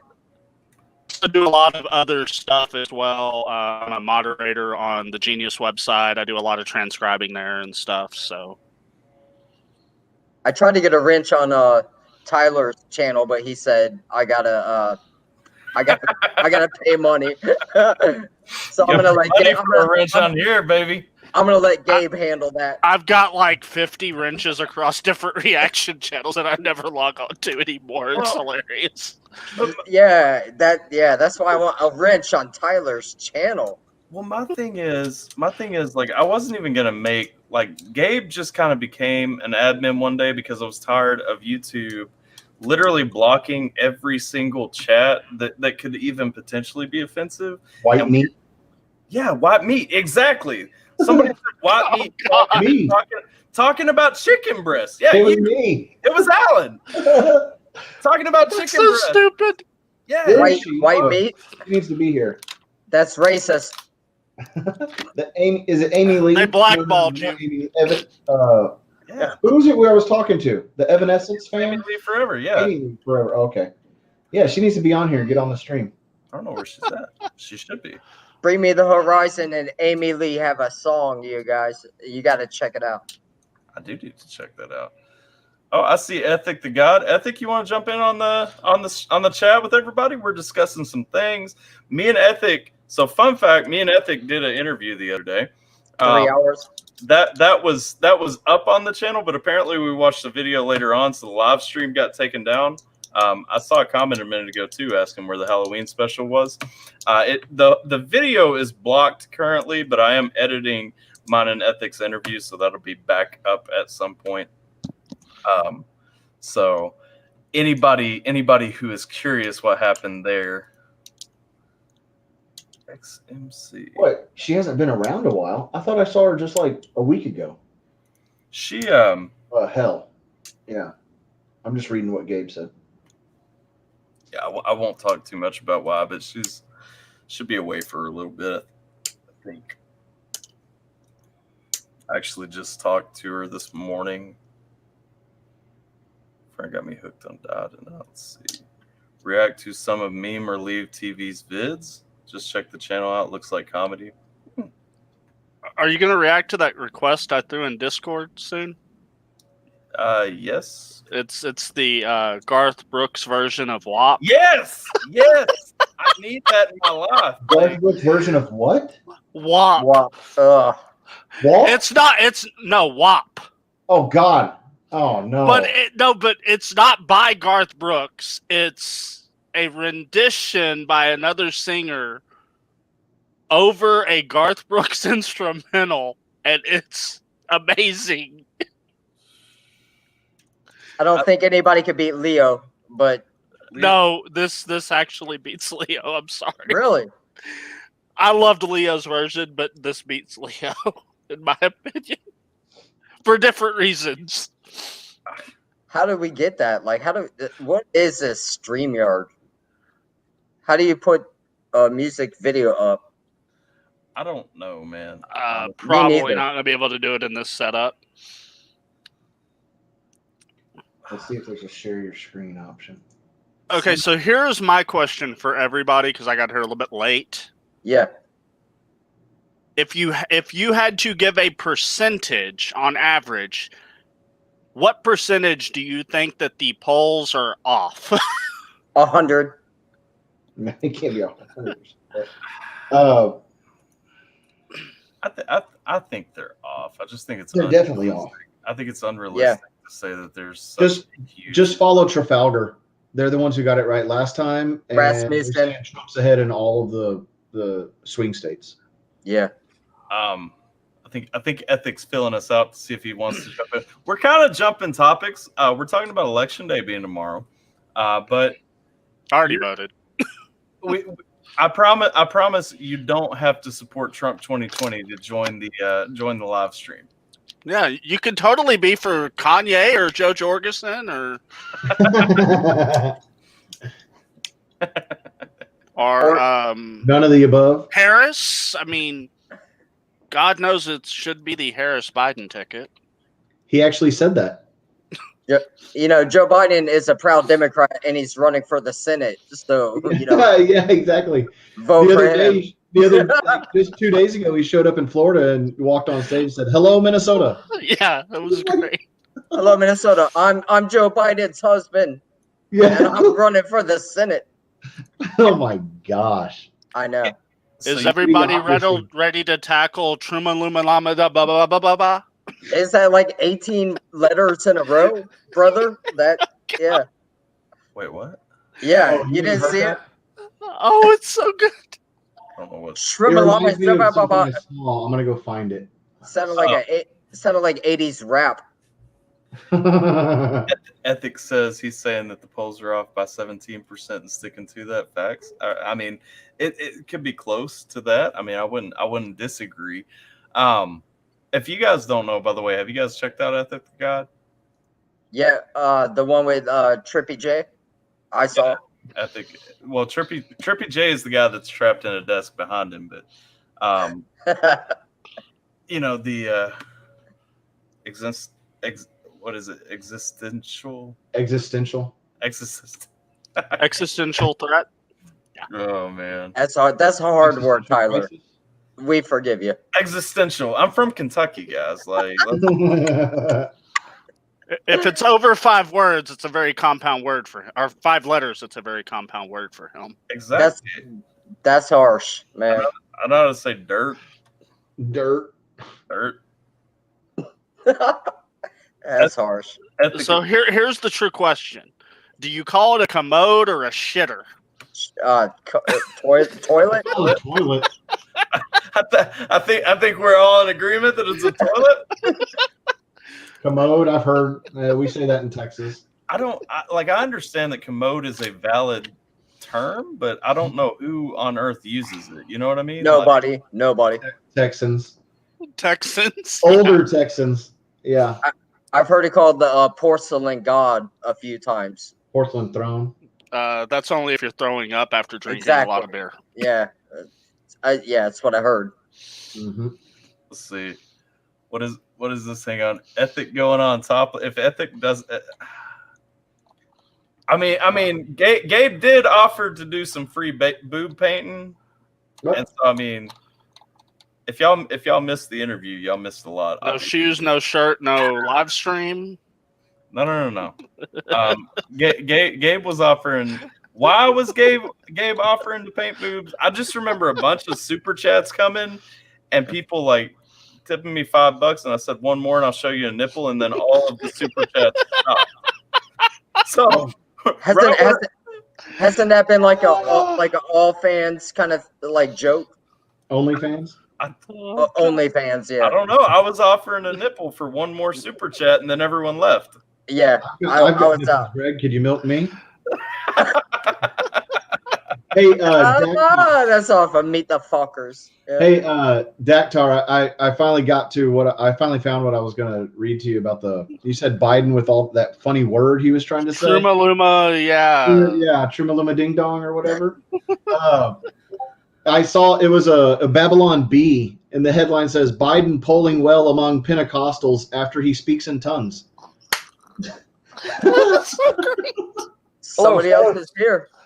What's The up? Babylon Bee is amazing. is amazing, and the fact that they've actually got fact checked on their stuff is just so much more funny. That's ridiculous. This is false information. Be like, oh god.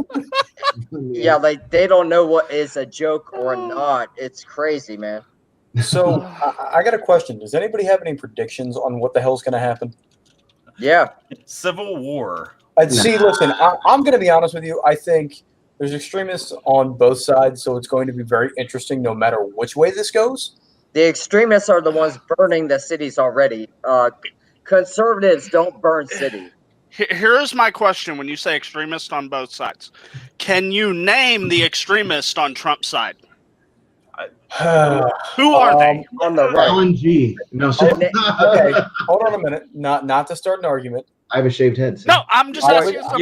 I would say on Trump's side, it's the 20-year-olds that are running off of daddy's money that support Trump. That's the issue. I think that's the big issue because they're the ones that go, oh, well, daddy supports Trump, so I should too, but I'm going to cause a fuck ton of madness while I do so. What are you talking about? You're crazy, man. The only 20-year-olds talking. Who are you, man? Like the only 20-year-old causing shit. I was just going to be nice to him, but I'm not going to be nice. What the fuck are you talking about? Sorry, brother. Sorry. Time out. Hold on. I'm out. Let's a legitimate question. Let's be nice because I also admit that the entire Did you come in here to troll? No. Are you in here to troll? I think he is, and you're falling for it. Yeah. Maybe. Let me hit the other side of the fence because we all see in the news the Black Lives Matter protests with burning down cities and all that shit. Yeah, because that's Trump support. So I didn't say it was though. I'm saying on the other side of the ball, I know. you have the Democratic side. And listen, and as I said yesterday in my interview, I am a firm centrist. I believe there's good on both sides, there's bad on both sides. So in the middle ground, that's where I'm standing. I have an answer for the question. Real talk. Name the extremists on Trump's side. And I know it's unpopular in conservative circles, but the fact is, and I'm not saying that Trump accepts their support fully, but white supremacists do support Trump. I mean, there are extremists on Trump's side. But didn't the leader counterpoint of David Duke? Not David Duke. Counterpoint. He endorsed Biden. Who is the most popular white supremacist right now? Richard Spencer. Yeah. Never heard of him. Who is supporting Biden? Yeah, that must be who I heard of. I just saw a white supremacist leader. I don't know who Richard whatever is. And again, I'm not going to tie white supremacy or anything else to Trump. I wouldn't do that, but I would say,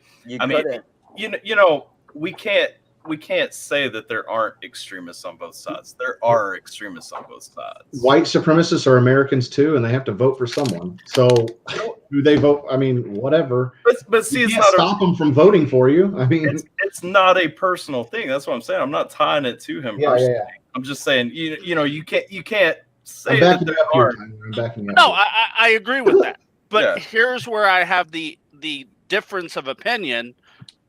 I think that across the whole U.S., you probably have at most 10 to 12,000 white supremacists active in the U.S. There's few, yeah. I don't even think there's that many. I'm being nice about this. I'm playing with the over here. But look at the number of Black Lives Matter supporters / Antifa. Millions. And there's a lot more numbers there. Oh yeah. See, listen, now, if you want to fold in people such as the Proud Boys and Patriot Prayer, and you can't even neither count of them. which are white supremacists, but they can be considered to be right-wing groups that might start something. The problem is that Proud Boys and both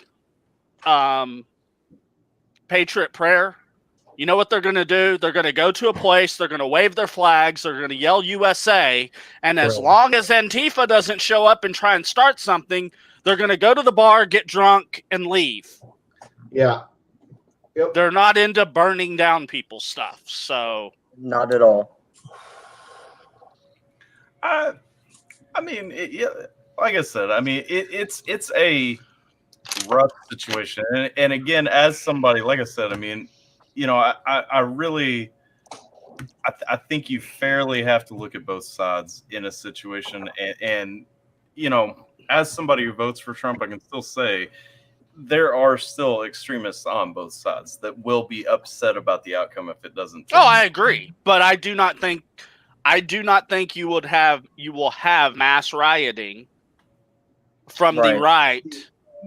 But Just now hold on. Let me stipulate this. Just because of the election. Now, I think if it's elected and 2 weeks later, after the inauguration, Biden all of a sudden now has Alzheimer's and Kamala steps in, if you also figure in if the Democrats actually do take the Senate and the House and then they start trying to turn Washington, D.C. and Puerto Rico into states and start wanting to get rid of the Electoral College and start wanting to pack the courts, at that point, you can have an uprising and a civil war. Y'all can all move to Texas. We'll secede. Whereas if Trump wins, just the fact of winning, I think the left are more likely to try and start trouble and start. All these small businesses boarding up their windows are not doing it in case Trump loses. Exactly. When they're already doing it. Broken. Because only one side is really talking about hate. I mean, you could say the right was kind of hateful when we were trying to beat Obama, but right now we're not. It's the other side that's now filled with hate because they hate Trump. Yeah. That's their entire, like when Romney ran, we weren't voting for Romney. We were voting against Obama. Like that's what they're doing now, and it's going to lose. It's a losing proposition every time. You can't vote against someone. You have to vote for someone. Yes, Trippy, to answer your question, that is Daktar. What's up, Trippy? But I feel like my whole thing is, as a nation, I think we need to be able to understand each other more. I feel like that's definitely the biggest issue right now.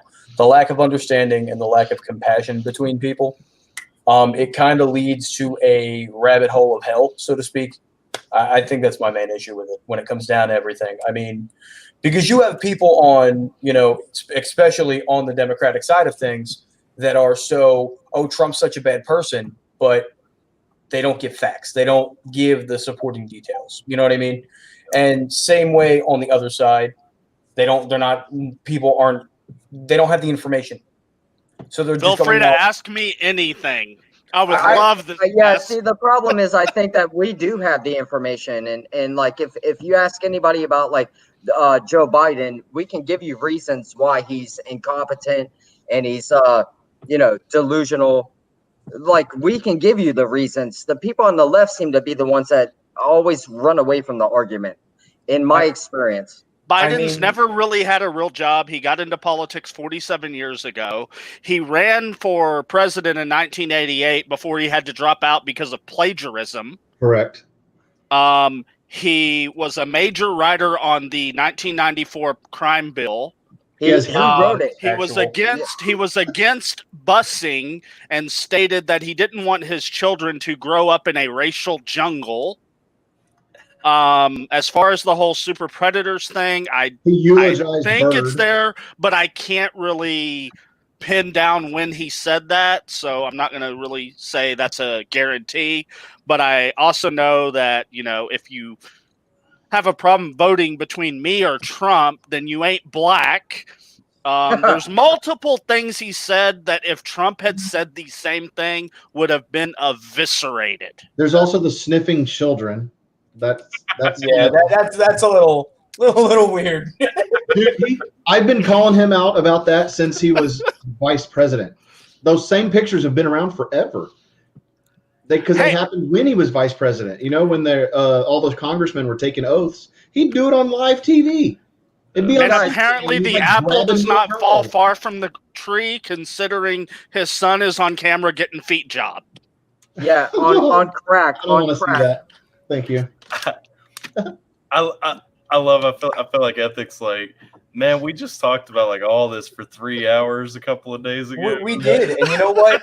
I'm so central. Like my thing is, I'm so centrist when it comes to things that I'm fine with hearing all sides of the ball. I'm never going to. Oh, it's Jason JB. What's up? JB's back. And he's spinning. He's spinning. Yeah, But I'm as central as it comes to things. I mean, I'm never going to be a person to shy away from, talking about things, because at the end of the day, that's how you get down to a solution with problems. I mean, you talk, and you don't scream at each other and holler. You listen to both sides. Yeah. You take everything into account, and you make your own opinion. Do you mind if I ask you 2 questions, Ethic? These are not any trick questions, just straight up questions. Go for it. Number 1, Okay. in your opinion, how long have you been following politics, if you don't mind me asking? At this point, 11 years. I started following heavily when I was 15. Okay. So here would be my question. Okay. If you look at when you started following politics, at where the left and the right were, which have they both moved further apart at an equal distance, or how do you see where the parties have moved in that time? I would say the Republicans slightly the Republican Party slightly nudged right, whereas the Democratic Party has made a very large leap to the left side. Agreed. Not that it's entirely bad, because some of the things like the $15 minimum wage, like some of that stuff I support, because at the end of the day, I don't, and I have a very in-depth reason why, but I'm not going to get into that. As I said, I do understand, because I do know that there are people that go and get degrees or work in fields where they have their field of study that, at $15 an hour for minimum wage, they would need a pay raise too. And it would collapse the economy. I understand the whole thing about it. I understand. But I definitely would say at the end of the day, the Democrats have definitely moved a lot more left than the Republicans have moved right. And it's an issue, because then it brings up, the Republicans are so far right leaning. No, it's because you guys have moved so far left that you see so much of an issue now. I actually think that the Republicans have actually moved more to the left. That was what I was going to say. Slightly. I will say, government spending they have, yeah. The Tea Party especially on social. When it comes to social things, they have moved a decent amount now to the left. Yeah, we support legalized pot and stuff, but for the most part, gay marriage is not that big of a deal. I think pot they're taking not a that step big of a right deal. on abortion, though. I think more and more it's heading back to the right on that. I see lots of young people that are totally against it now. I think of the abortion thing is just like, you shouldn't do abortion when the baby is about to be born. And other than that, Tyler, I don't know how Tyler feels, but me as a fairly staunch Christian, that's going to be an issue that sticks in my craw, and I cannot ever vote for a liberal. Like, I just cannot do it because of that. Leave it up to the states. Let the states decide, and then you can vote with your feet and move out of the state. If you want abortion, move to California. If you don't, move to Texas. I have a very nuanced view on abortion that would take a very long time to explain. Yeah. I'm probably with Alpha on it. I from a personal standpoint, I am against it. But you can't legislate on personal values. The other issue, I actually We think legislate that against murder. Oh, what's Like, that you can't other go around country killing like people, recently? So that's what if it's my morality to be able to kill someone if he makes me mad? What's that country from like Poland? I think actually Poland has it right. You can get an abortion if you are raped or incest, or if there is actual threat to the mother's body. But you cannot just decide I don't want to have the kid. So my thing is this: people do not have a problem with the legality of abortion so much as they have misaligned their view to the definition of life. And so really, I mean, what you have to look at is where the consensus is that life begins and whether or not an abortion is murder. And the problem is, it's so divided just because we are looking at an abortion as a standalone thing, whereas someone like me who personally opposes abortion, it's not because I'm trying to infringe on what anyone wants to do wherever they're at. It's because of the definition and where I believe that the life begins, and then really we're always going to have just a really harsh back and forth as long as we are only talking about abortion and not including the other part of that in the conversation. Yeah. Which is why I think it should go to the states again. Well, it's also the straw man thing. Anytime you bring up abortion to a leftist, they're going to say, but what about the woman who was raped? Or what about, and it's like the things you're bringing up are such a small percentage of the number of abortions. What we're trying to talk about is the large percentage of the people who get knocked up, decide not to go get a morning after pill, and then wait too long and then decide, oh, I don't want the baby, and get rid of it. If you talk to someone who's really strict on when life begins, even the morning after pill is considered an abortion. And that's what I was about to say, because you get nuance. Even people who oppose abortion, you get nuances in there where some people feel like the morning after pill, because it's such a concentrated dose, and if it begins at conception, that is technically an abortion as well. So, and again, you're never going to win everybody over. No. So my actual belief really of the best way to deal with it is not to totally ban it. And I actually disagree with the states' rights, because I don't think it's a good compromise, because what's going to happen is you're going to have states like California and stuff basically having it up to 9 months. And I definitely do not agree with that. So I think that if it could be back to what it originally was, give it 12 weeks or something, and after that, it has to be an emergency made by the doctor as an exception. I don't disagree at all. But you also have to allow, and you need to make sure that it is the other word that was used back in Roe versus Wade, safe, which anytime anything is brought up about safety, they claim, oh, well, you're trying to infringe on people's rights. No, we're trying to make sure if you go to an abortion doctor that if there is a complication, that abortion doctor actually has rights at a hospital so they can get you over there and get you in super fast.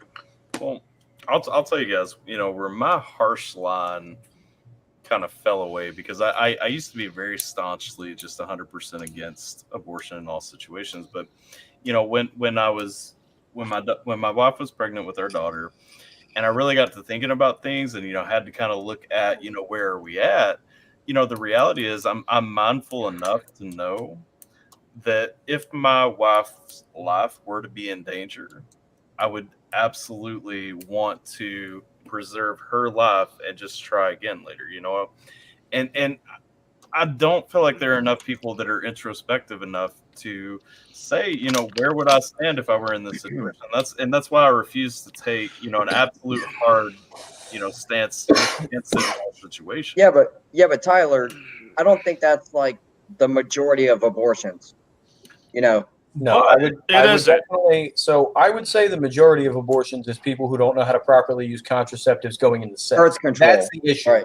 It is. And there's so much birth control that's available, dude.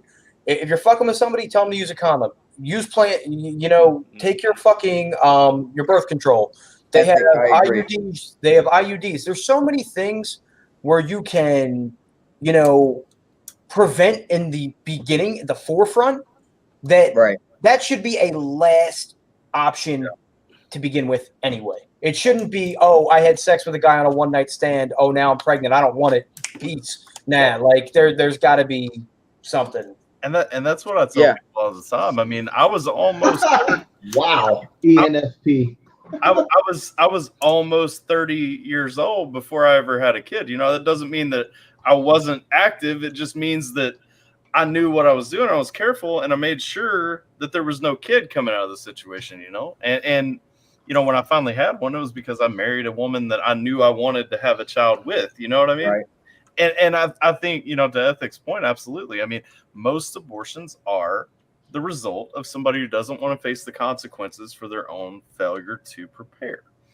But you know what I'm saying is, and I get it, it's a minority, but I am saying there are situations, and I don't think most people are opposed to having those exceptions to the rule or anything like that. But you know, I'm not opposed to exceptions to the rule. I do think that there are places. While morally, I do not think that you should get rid of the baby to spite the person, you know, whatever. Mhm. At the same time, I understand how complicated of an issue that can be for somebody. It's not my place to make that decision. Is kind of where I go with that. I just saw Did you see what I was commenting on? Oh my god!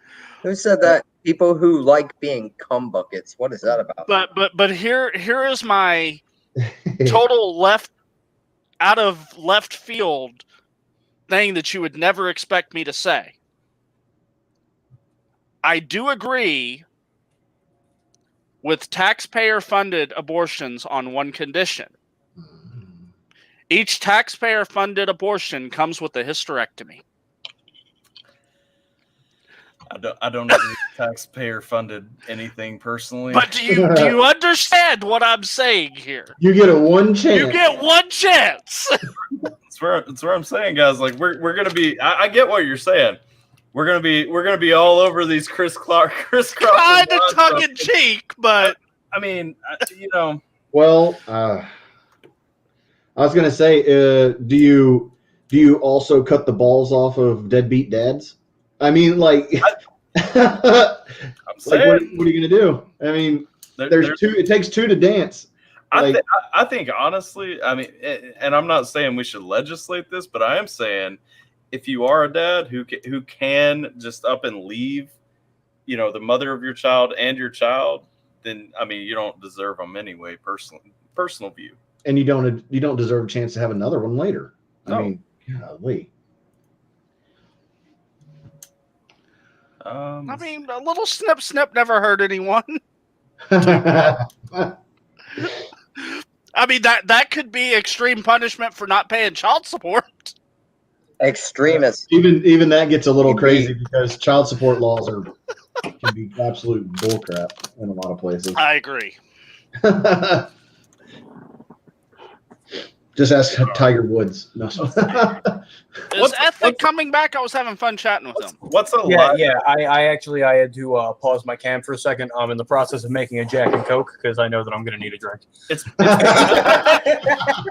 because I'm not going to play around with the easy questions. I will push. You told him you had two questions. You asked one. Yeah, I know. I'm trying to remember what the other one was now.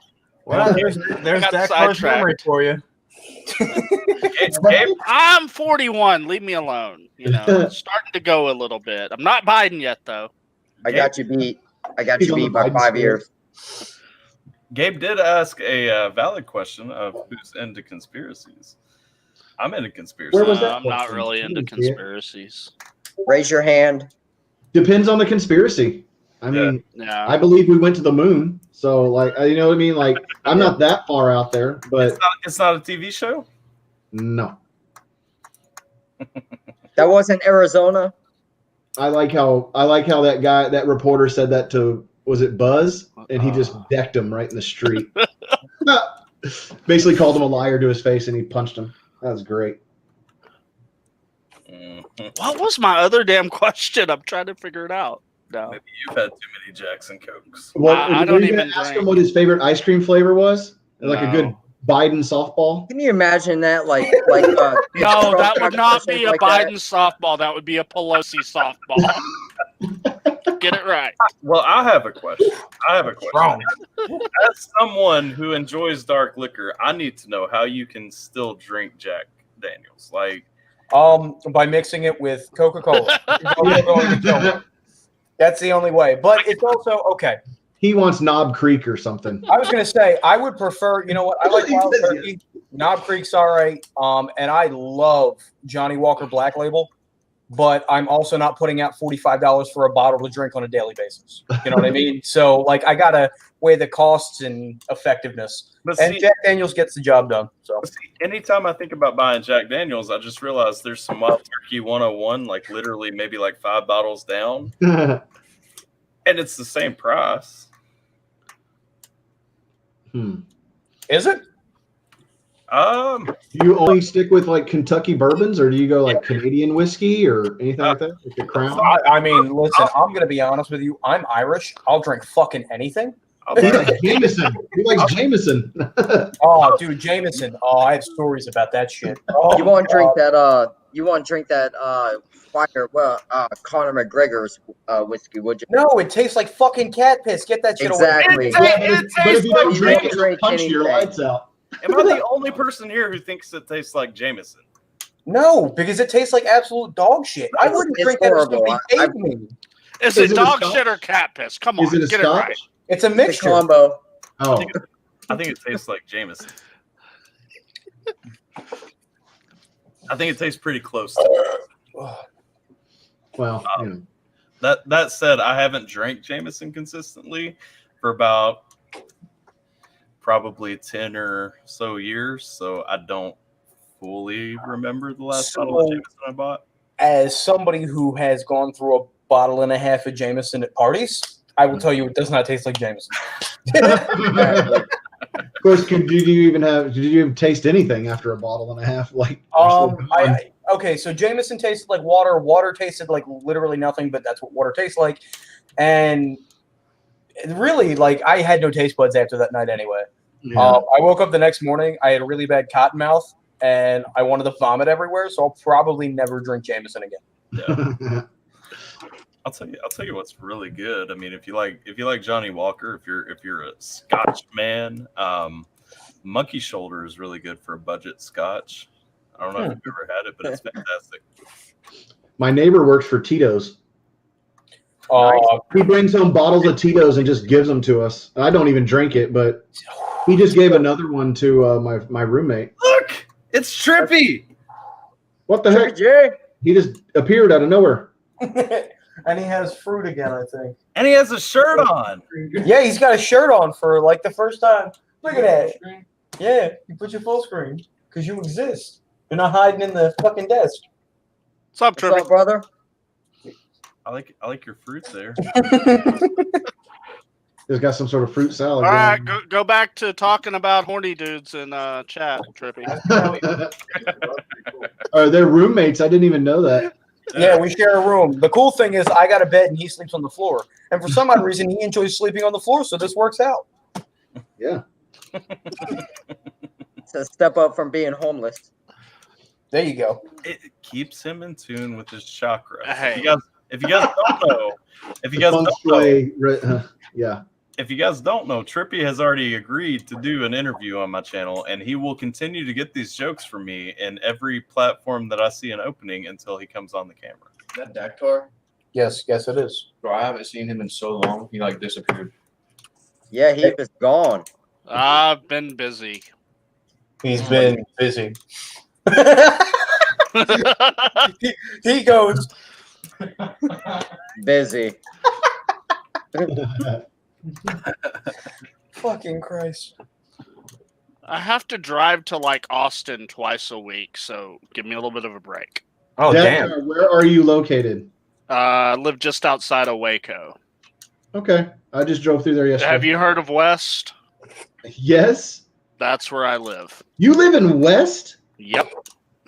How long have you been living there? 6 years. Oh, so you're post explosion, not pre explosion. Yeah, post explosion. I was living in Axtell when the explosion went off. So how much weight have you gained from all the kolaches in the last 6 years? Actually, I only get kolaches like You're missing once out. a month now because you just get tired of them when you live in town, and that's what everybody has. Oh my gosh. Tyler, do you even know what a kolache or a klobasnik is? No. It's those like buns. If it's a complete bun and has meat in the middle, it's like called a klobasnik or something. And then if it's like the little bun with like the fruit filling on top or cream cheese, They're so good. that's a kolache. It's Czech.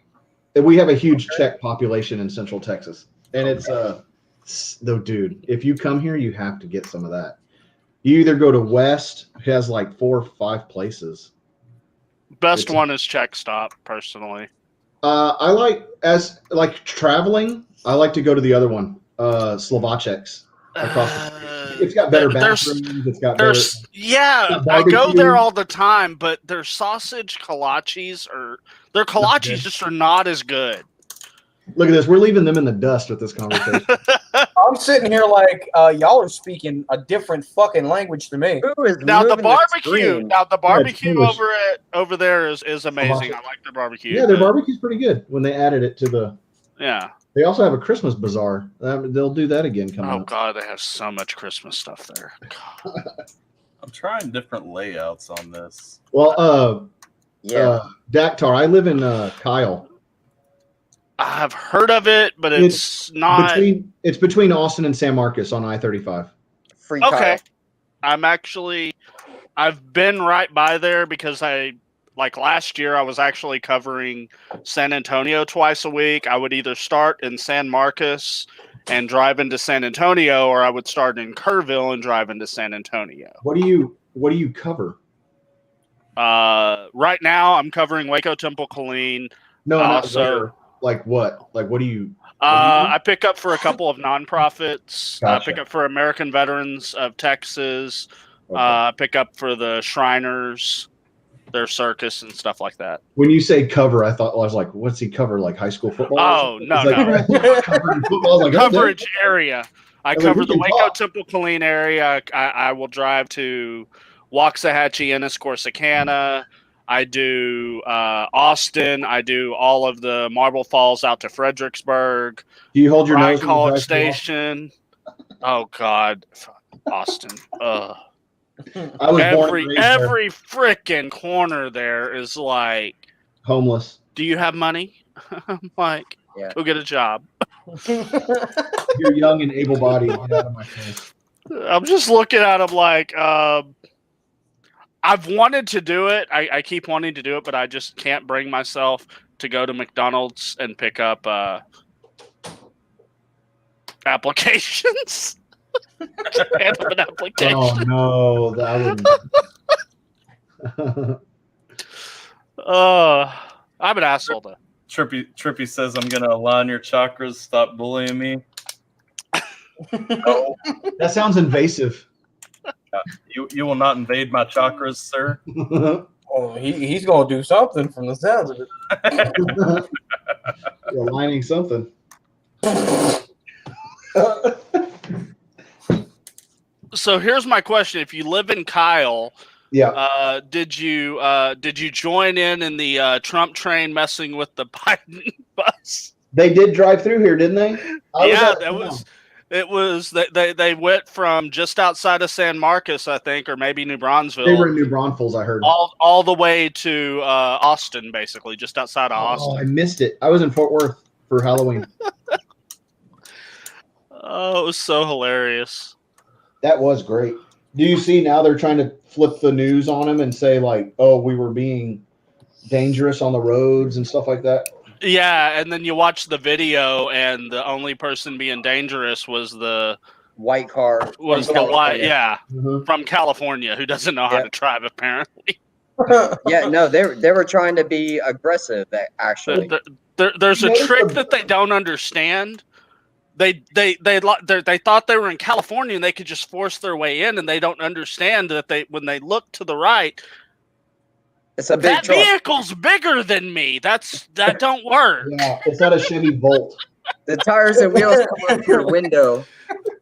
It's a giant truck. They were all giant trucks. Wait, what do you mean it's a truck? I didn't know those existed. I thought everybody drove Priuses and smart cars. Well, you didn't know? We got to be super, super friendly to the earth, you know? Yeah, And there's based on state regulations, if we don't drive a fucking electronic car, you know, Jesus Christ, Right. God I forbid. drive a pickup. It's just not jacked up. But I drive a GMC Envoy, an older Envoy. I think it's a 2004. I got a Silverado. Do you want to know what the biggest conspiracy theory is of all, in my opinion? Climate change. Yeah. It's not a conspiracy theory. It's a money grab. Do you follow that? Oh God, what's his name? He's the weather. He's the meteorologist on Twitter. He's a conservative. Oh, I have And no. He's written books about climate change being fake. Look, I don't deny that the climate changes. No, yeah, Right. I it's called deny that man has that much of a say in it. Exactly. The sun. Weather changes, of course. The sun. The sun does. Yes. But here's the sun. better question. Do you remember in the late 80s, early 90s, when all of the tree huggers complained about the paper sacks that people were using to carry their groceries in and demanded that we change to plastic because it would be better for the earth? Was it the same time that we were going to have the ice age coming? Yeah. Tyler, Gabe is saying a lot of things in chat. If you want to see it, he's got like 4 straight comments. How do you chat while you're doing this? I can't find the spot. Oh well, I'm on a PC, so I've got I've got 2 screens. I've got 2 browsers. I've got the YouTube chat going on the side of my screen, and then Oh, there's a YouTube? yeah, he's on YouTube right now, and that's where everybody's chatting. So go to his YouTube. You didn't even know this was on YouTube? No, man. I thought we were just get on out of Seminar, man. Boys. He's under the Hurry I up, only cover got your one face. screen. I only got one screen. I'm on a laptop. He's Oh, under yeah, the I gotta- impression he's sitting there thinking, "Damn, I'm just sitting here chatting with the boys." He goes, "Who the fuck are they chatting with?" No, I see on my screen on the right. There's like Fisherman Gabe. Yeah, yeah. But I can't see where I could put in a comment. Oh, okay. Do you see at the bottom of this screen? He just put up a Fisherman Gabe comment. Welcome, Chris. No, I've been here, brother. I don't know what you're talking about. What? Oh, Welcome. Gabe, I love you, brother. ENFP, you want to jump in? We got an open seat. Somebody's got to calm this chat down. Is there a Dude, max? what was up with that people? Claire chick last night, man? Or the other night? Claire. Yeah. With all the F-bombs and I don't know. yeah. Who is ENFP? Does she come around a lot? I don't know who ENFP is. Oh, she's new. She is new. Welcome to the community. That's why I'm We- trying to get her involved. Yeah, hop on and tell us what your acronym stands for. And if Or we're just going to think- start I think guessing. And it's not going to be fun. I think it's a Myers-Briggs personality type, right? I believe it is. Oh yeah, you're right. Oh, I remember the other question. This is actually a question for everybody here. all right. If you had to name 3 people that you look for that you go to watch as far as politics go, who would those 3 people be? Liberal hive mind, salty cracker, and What? you don't know salty cracker? Are we talking about like YouTubers or something? Or are you talking It could about be like, anything. mainstream media kind of stuff? Oh God! If No, you I mention mean, a like, mainstream Are you talking media about like person- Rush Limbaugh? Or are you talking about like reactors and YouTube personalities? I'm more talking YouTube. I'm just curious. Okay. I figure most of us probably get more of our news from YouTube than Temple. we would from anything of that Six-section sort. hammer. Let me I'm think. gonna sound super nerdy. I get most of my news from C-SPAN. Yeah, Well, that's super probably nerdy. the least.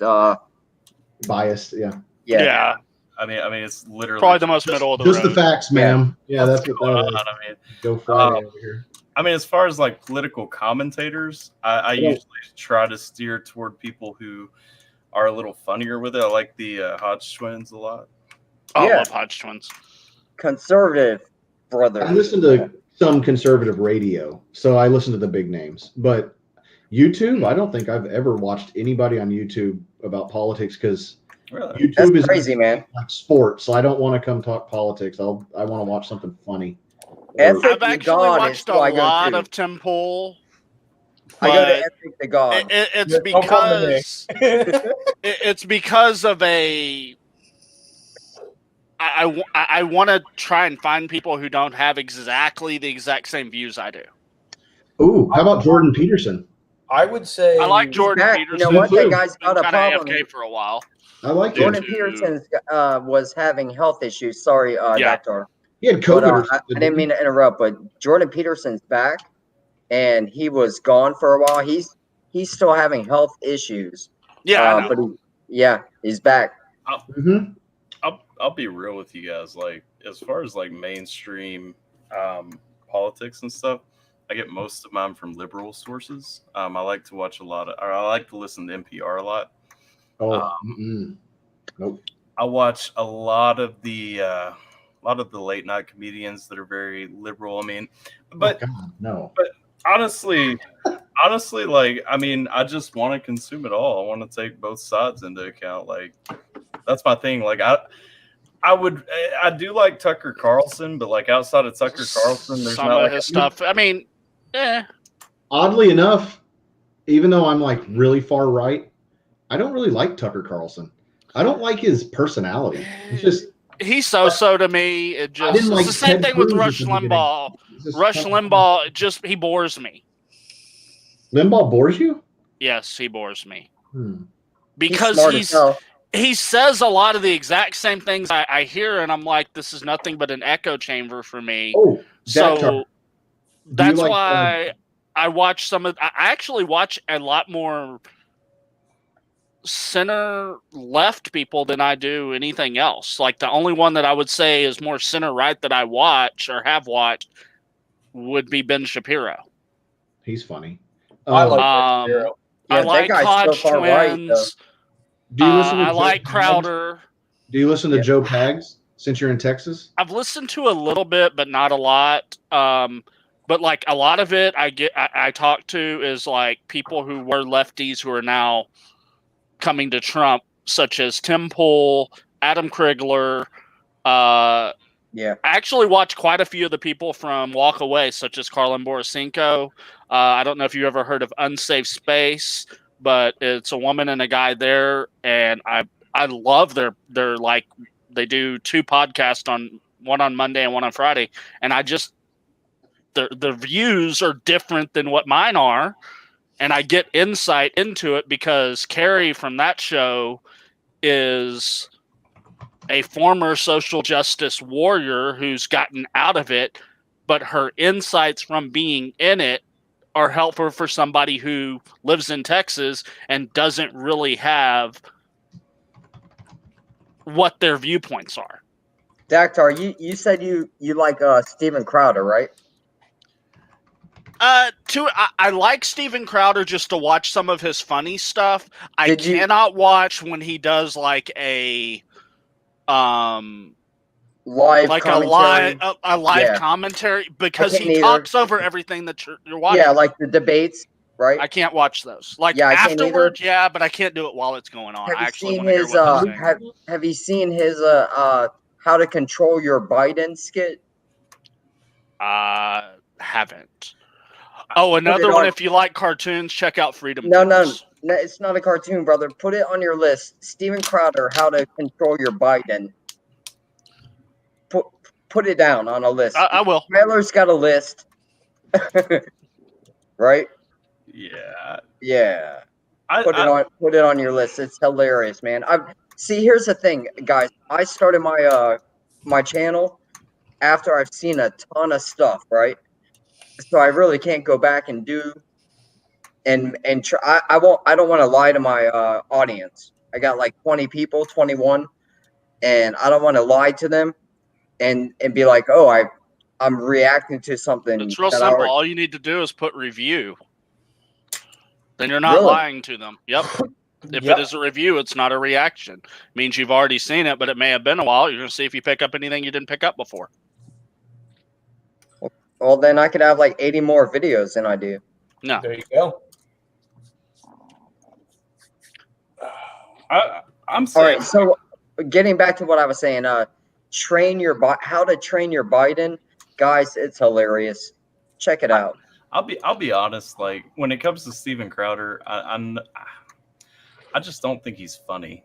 Like I can watch him do like a Change My Mind and enjoy it. Oh, I love his Change My Mind's better than probably his comedy. I actually like Hodge Twins comedy more. His Change My Minds are hysterical. That's one thing that I find myself watching more than anything. What do you do? Change My What Mind. is it? Oh, Change my mind. I've only seen him in memes. I've never actually listened to it. It's just he's always at the table with Change My Mind. Yeah, they are definitely worth the watch because some of these people really try to make good points, and then he hits them back with good points, and they go, Like a Shapiro. Yeah. I can appreciate that he's well researched. You know what I mean? He comes to the table, he's ready to talk. I'll tell you, one of the funnier guys too, and I don't feel like he gets enough attention. I really enjoy watching Milo Yiannopoulos just because he breaks so many stigmas and gets so much hate back toward him. Yeah, but You know he what? kind of went off the deep end is the problem with Milo. I'm just saying it's funny. Yeah. Oh, he's I- funny. Like I used to watch his stuff and I laughed my ass off, but he, like compared to like a Ben Shapiro, it's not even close to the same level of research done there. No way. Yeah, You in know, the I'm beginning, sorry. in the beginning, he knew what he was talking about, and he was like on point. But as it got a little further on, it was just Yeah. frustrating to watch.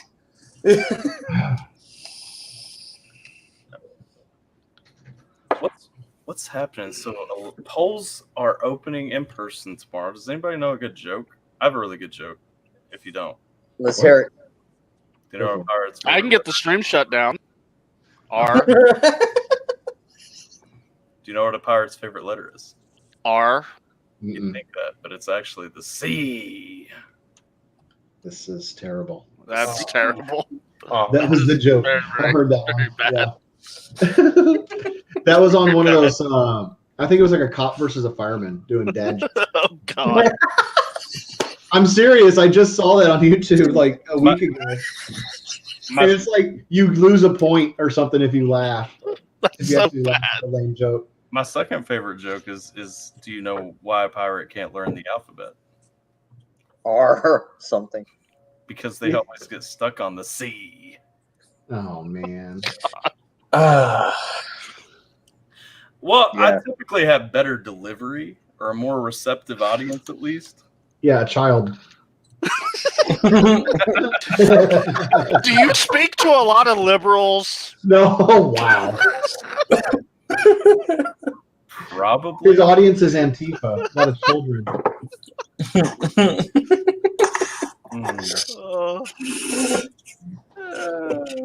We talked politics and your wife left. What happened? Listen, she is so not interested in talking about politics at all. What did she want us to talk about? I don't know. She didn't say anything. She told me she was going to take a shower. That's why she left. It wasn't because we were talking about Oh, politics. okay. It's just a conversation she is not interested in contributing to at all. Yeah. Okay, I'll give you my dad joke. Do you know what you get when you cross an elephant with a rhino? I know. Yeah, I'm I not do. going to say it though. Go for it. Hell if I know. I know. Golly. I could give you, and this one's actually funny, which kind of shows the dynamic in my marriage. I guess this is my wife's favorite joke. Do you know why Sally fell off the swing? Because she has no arms or legs. I got you. Knock knock. Who's there? Not Sally. Not Sally. Wow. I hate that I know that. See, that's my fucked up sense of humor. Yeah. That's the shit that gets me off. Yeah. These are like Helen Keller jokes. Just not on camera. Oh no, No. none of those. Well, there's a difference with that. I I can got a hear lot. it. I had some of those. And Tyler's like, please God, don't say them. We'll avoid those. I won't. Who has the best dead baby joke here? Come on. No, good Lord, no. That's even worse than Helen Keller jokes. I do have a couple though. What jokes are dead babies? Wow. Actually, you hit a chord there. No, it's playing. Oh, Umbilical cord. Yo, I was about to say, holy I shit. know. Wait a minute. All of a sudden, he just like it has left the stream. It's like, Damn, I guess we just cut him off too early. Somebody get Alan. Hmm? That ain't cool. Anybody have Among Us? Heck yeah, I do. I do. I've never played it. I want to play it so bad. I've only played it. I played on my phone like a couple of times. No, what we need to do is get on live stream sometime and figure out how to play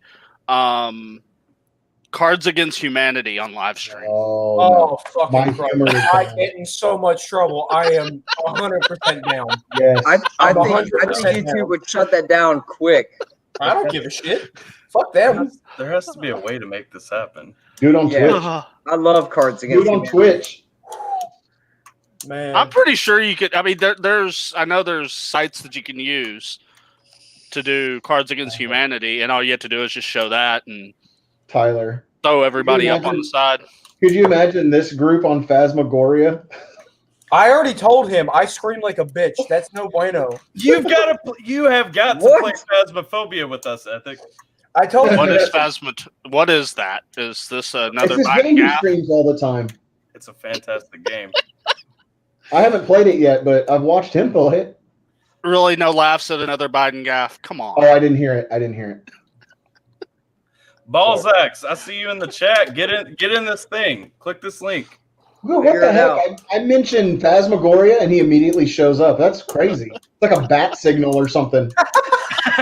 Just like, what? Phasmagoria? I'm here. You streaming, Tyler? Am I streaming? No, I'm not. No, about Phasmagoria. I'd Sorry. like to be playing something. Yeah. I'm Oh, he came for Among Us. dang it. That's cool. You can still chat. We're talking about politics. You can. You know how to get Biden out of the basement, right?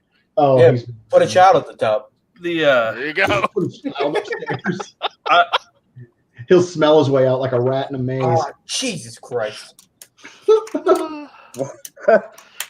Balzacs. For those of you who don't know, yes, we stream together. We've been very close friends for probably 20 or so years.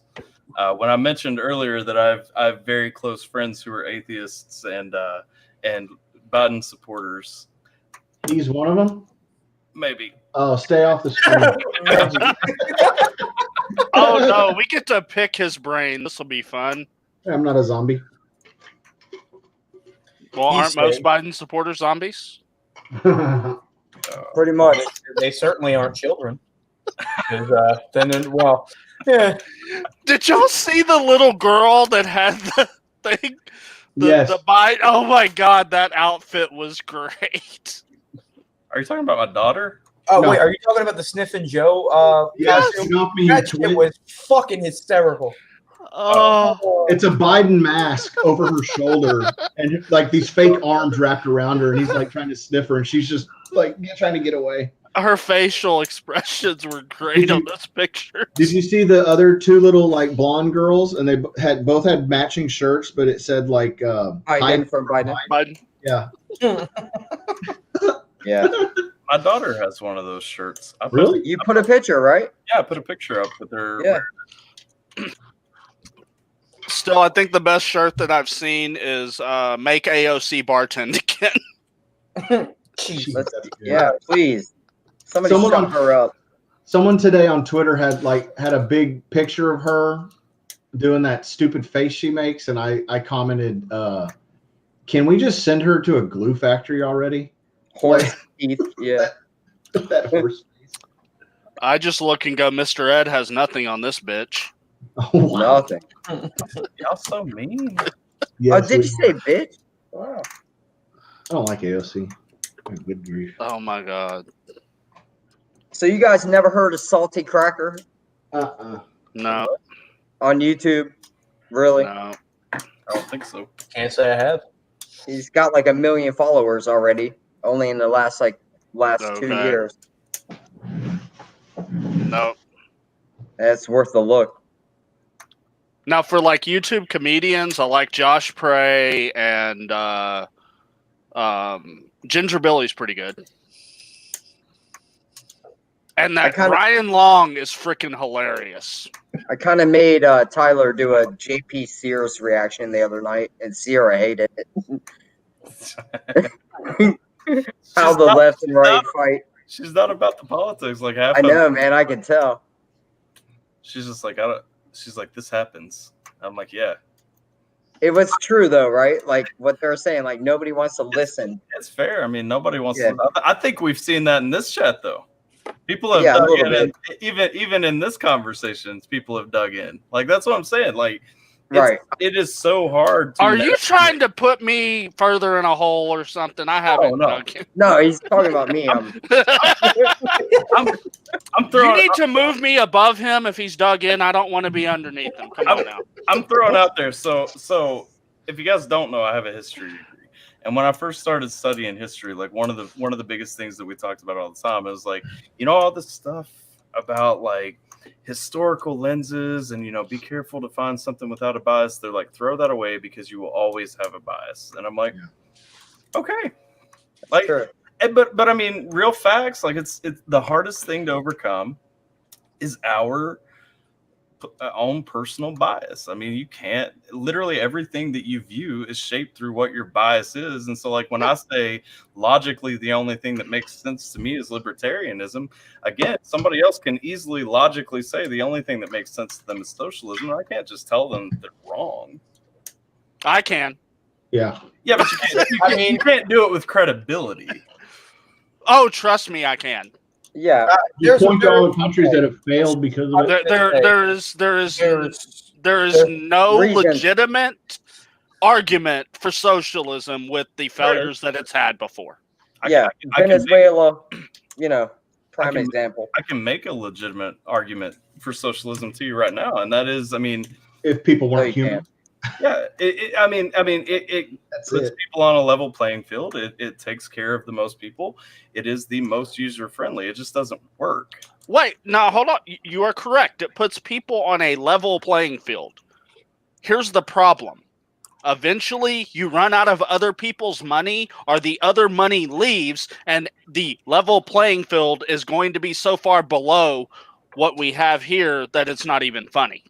Well, it doesn't if we still produce everything that we produce now. If everything works the same way, you just give all of your money to the government and let them redistribute it. It works.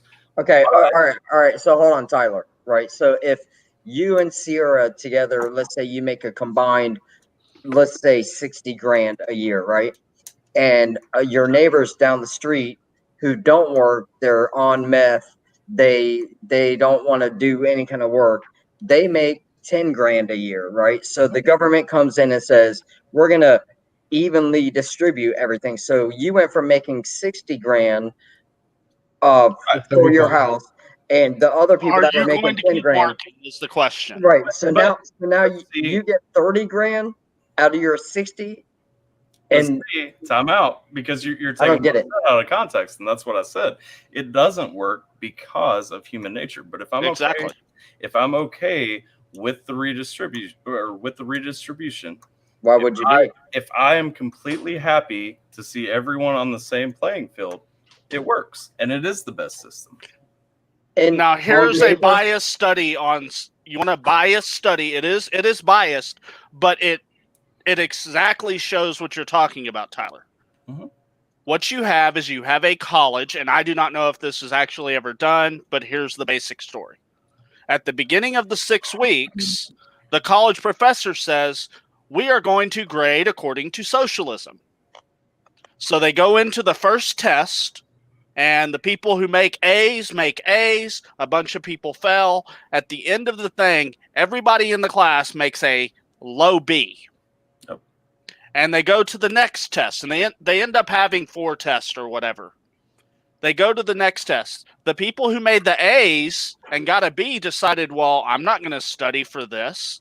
And the people who failed but got a B said, well, why am I going to study for this? It's going to raise my thing. So the people who made A's made lower A's. The people who made F's made lower F's. And this time they got a C. By the end of the term, everybody in the class failed because nobody wanted to put in the work. They wanted the rest of the class to carry them. And that is the problem with socialism. Yeah. No, I understand. I mean, I know that example very well. I'm not disagreeing. For it to work well, we all have to want to see everyone else succeed. That will never happen.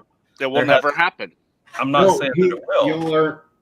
I don't know if y'all are listening to him. Ethic to God. No, I'm listening. I know what he's saying. In a perfect world, it could be a thing. The problem is we do not have a perfect world. Yeah, but you're preaching to the choir. Like socialism is probably the closest thing to like a Christian. Like that's why he's a Christian, right? So he's thinking if we all just you didn't work for yourself, you worked for everybody else, and you gave of yourself and you supported everybody.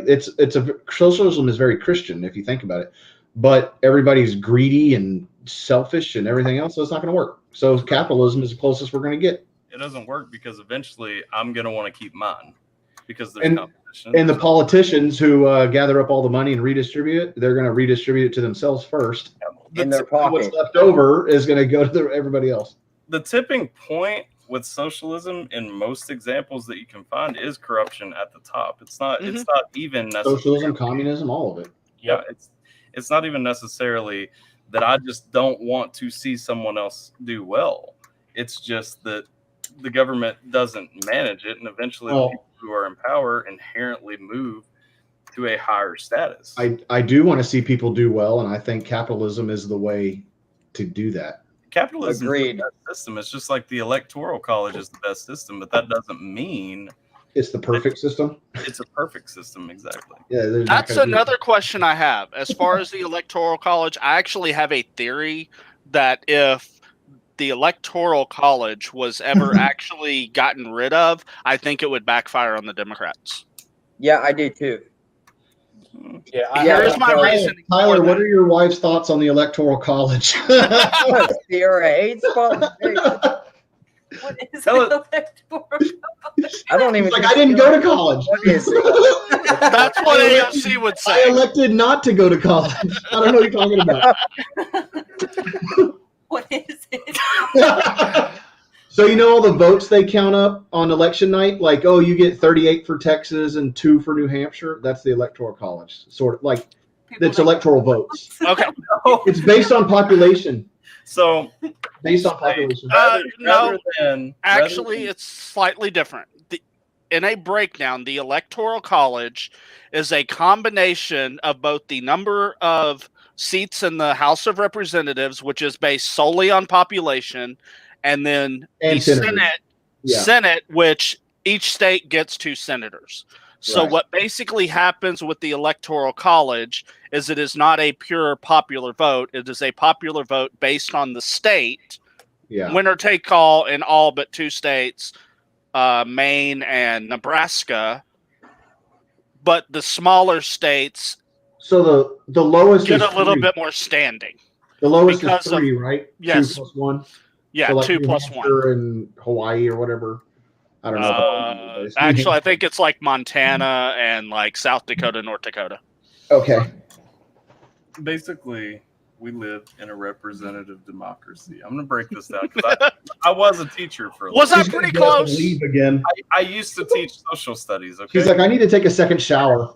She was looking at me like, oh God, just stop. We live in a representative democracy, okay? And that means we elect people who represent us democratically. We democratically elect representatives. Now, in a pure democracy, say when we vote for president at the federal level, everybody gets one vote, and the one with just one more vote than the other becomes president. Wins. Yeah. Okay. But that's not the system that we have. So we don't live in a democracy like you were told in kindergarten. We live in a representative democracy. We live in a republic.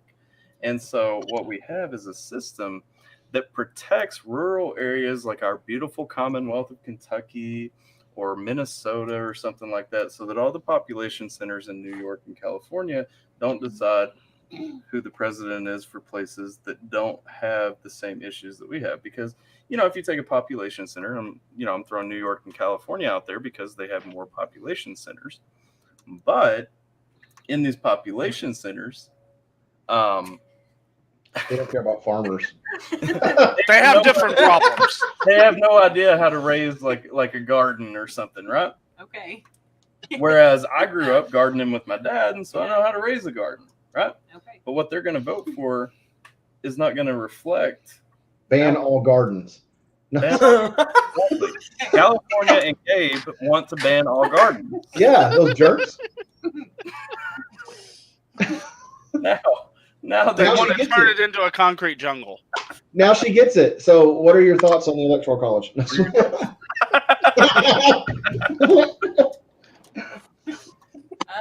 What are most people's thoughts? Is it supposed to be a good thing or a bad thing? Because I feel like Good thing. It's It's a a good founding thing. fathers thing. And yet, this is the woman that while I'm saying, you know what, I think I'm going to vote for Joe Jorgensen, she's going, Trump train! I like her already. I do too. Sarah, you're the best. But no, it's I'm 99% sure that my conversation just then is going to be like a meme tomorrow, and somebody's going to put, look at this. I'm gonna totally clip it. It's going to be like, look at this radical Trump supporter mansplaining Yep. defenseless woman. I'm like, This is showing that Hillary was right, that conservative women only vote the way their husbands do.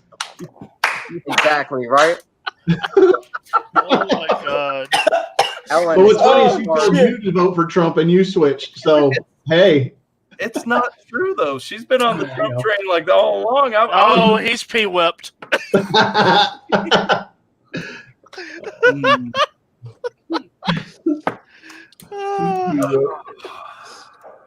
I was gonna make a Cardi B joke, but I was trying to push him towards Trump too, just so you know. Ethic to God, I want to know, are you a Trump guy or are you a Biden guy? He said he was So, centrist. okay. Let's hear it. I voted Joe Jorgensen. As I said before, I'm very centrist. I have my issues with Trump, and I have my issues with Biden. So I voted in the middle ground where I felt comfortable. Okay. Second question: what state do you live in? Used to live in New Jersey, just moved down to Louisiana. So definitely. Oh, it don't matter anyway. It's fine. You're not a Oh. swing state. No. Actually, I did live in PA for a small period of time as well. So, Yeah, but where are you registered to vote? oh, New Jersey. New Jersey. New Jersey. Okay, yeah. Yeah. You know. Again, it I really don't matter anyway. I'm like, You I'll- voted for Joe Jorgensen in New Jersey. You voted for Trump, basically. Yeah. I want to say that I know. I wonder what that PA is. I mean, So does PA, as of right now, is expected to be Democrat, which is fucking ridiculous to me. There's Who no is? way. Who is? Pennsylvania was expected to There's hit no Democrat. I don't think so. too I much don't think it's going to fracking. happen either because I'll tell you, I lived up in like northern PA for a small stint, and you couldn't go anywhere without seeing a Trump sign or anything of that nature. Honestly, if it doesn't end up being a Republican state at the end, I'm going to be shocked. It's gonna. The only way they win is if there's voter Cheating. fraud spelled with a PH in Philadelphia. That's what it's gonna be. Voter fraud. That's how they win it. Cheating. Yep. so random shift, but it Yeah. just occurred to me, Do it. Chris, you've got a reaction channel. We have a rapper in this live stream. Yeah. Perfect opportunity, especially since he kept me on red for like 2 weeks before he actually came on my channel. Yeah. What do you want to ask Ethic the guy? Me? Yeah. So, okay. I heard your one song with Trippy J, and I couldn't do a reaction because I heard it already off of Tyler's Do a channel. review. Yeah. Okay. Well, I mean, the deal is it's kind of violent. Yeah. So is it? I guess my question is like, tell me some of the lyrics. Refresh my memory, but I remember it being kind of like violent. You're gonna kill people. Let me run through it. I actually got to pull the lyrics up. Yeah, I mean, is I this would love. hyperbolic more than violent? Symbolic, yeah. Could No, be. hyperbolic. Yeah, it could be symbolic too. Which song are we talking about? The one with Trippy, or are we talking about Kill You? Kill You. Kill you. Kill you. Oh, kill you. So yeah, it's pretty. It's more metaphorical than anything else. It's kind of aimed at the people that talk down to me when it comes to the rap game itself. Okay. I've always been an underdog. I was born with having a lisp. I can't say S's, and when I do, I sound like a fucking snake. So, I mean, a lot of people Brother, say, "Hey, me too. you should just quit." Like that's what everybody says. So I look at it as, okay, this is me defending myself, and anybody who says otherwise, I'll kill you on the mic. So when I'm talking about killing people, it's 100% lyrically and through my music. I would never intentionally do harm to somebody unless their intention was to do harm to me first. If you catch what I'm saying. Okay. All right. So yeah, I heard it, and it's like the whole song's about killing somebody, and I'm like, I don't know who he's talking about. Yeah, it's all more of a more directed at the people who counted me out. Okay. Like, because before I moved down here, I was in the mind state that I'm not sure if my music's ever going to blow up. I'm going to be stuck in the same spot. And then, prime example, today I checked my Spotify and I have 1,600 streams on the first song that I dropped on Spotify, which is like ridiculous good for somebody who dropped their first song on Spotify. And that kind of, it made me realize that moving down here was a good thing. Being with the guys and working on music consistently and progressing for new content and just being fully into the music thing has definitely helped in the long run. So it's kind of like a shout out to all the people that doubted me. Like, you can get in my way, but I will absolutely eviscerate you on the microphone. Okay, you know what? I really like it. Too bad I heard it and I liked it, and then again, like, I don't know the rules for this whole reaction thing, guys. So essentially, keeps saying I could do a review. Maybe I'll do that. Yeah, and once again, it is also a lyric video. So with a review, you could like pause and really break down some of the bars if you caught something, or if you caught something that you think somebody else did, you can always tie that in as well. Reviews are a phenomenal way to go about going over music that you've already listened to, but you want to expose your fans to. Okay, well, you know what? I'm Tyler. I mean, you might be better qualified to answer this out of anybody, but I'm getting, if I do 4 or 6 reactions a day, right? Yeah. 4 are getting blocked. There's a reason that I stopped doing 8 reactions in a day. First of all, YouTube has put a block in place. Bless you. Bless you. YouTube has put a block in place now. If you do at least 3, if you do like more than 3, they're not going to notify any of your subscribers anyway. Really? Oh, I didn't know that one. Yeah, and well, you have the option of, if you want to notify subscribers of each video that you upload now. And I try to save like my notifications for reactions that don't naturally, bring like 1,000 views or something to my channel.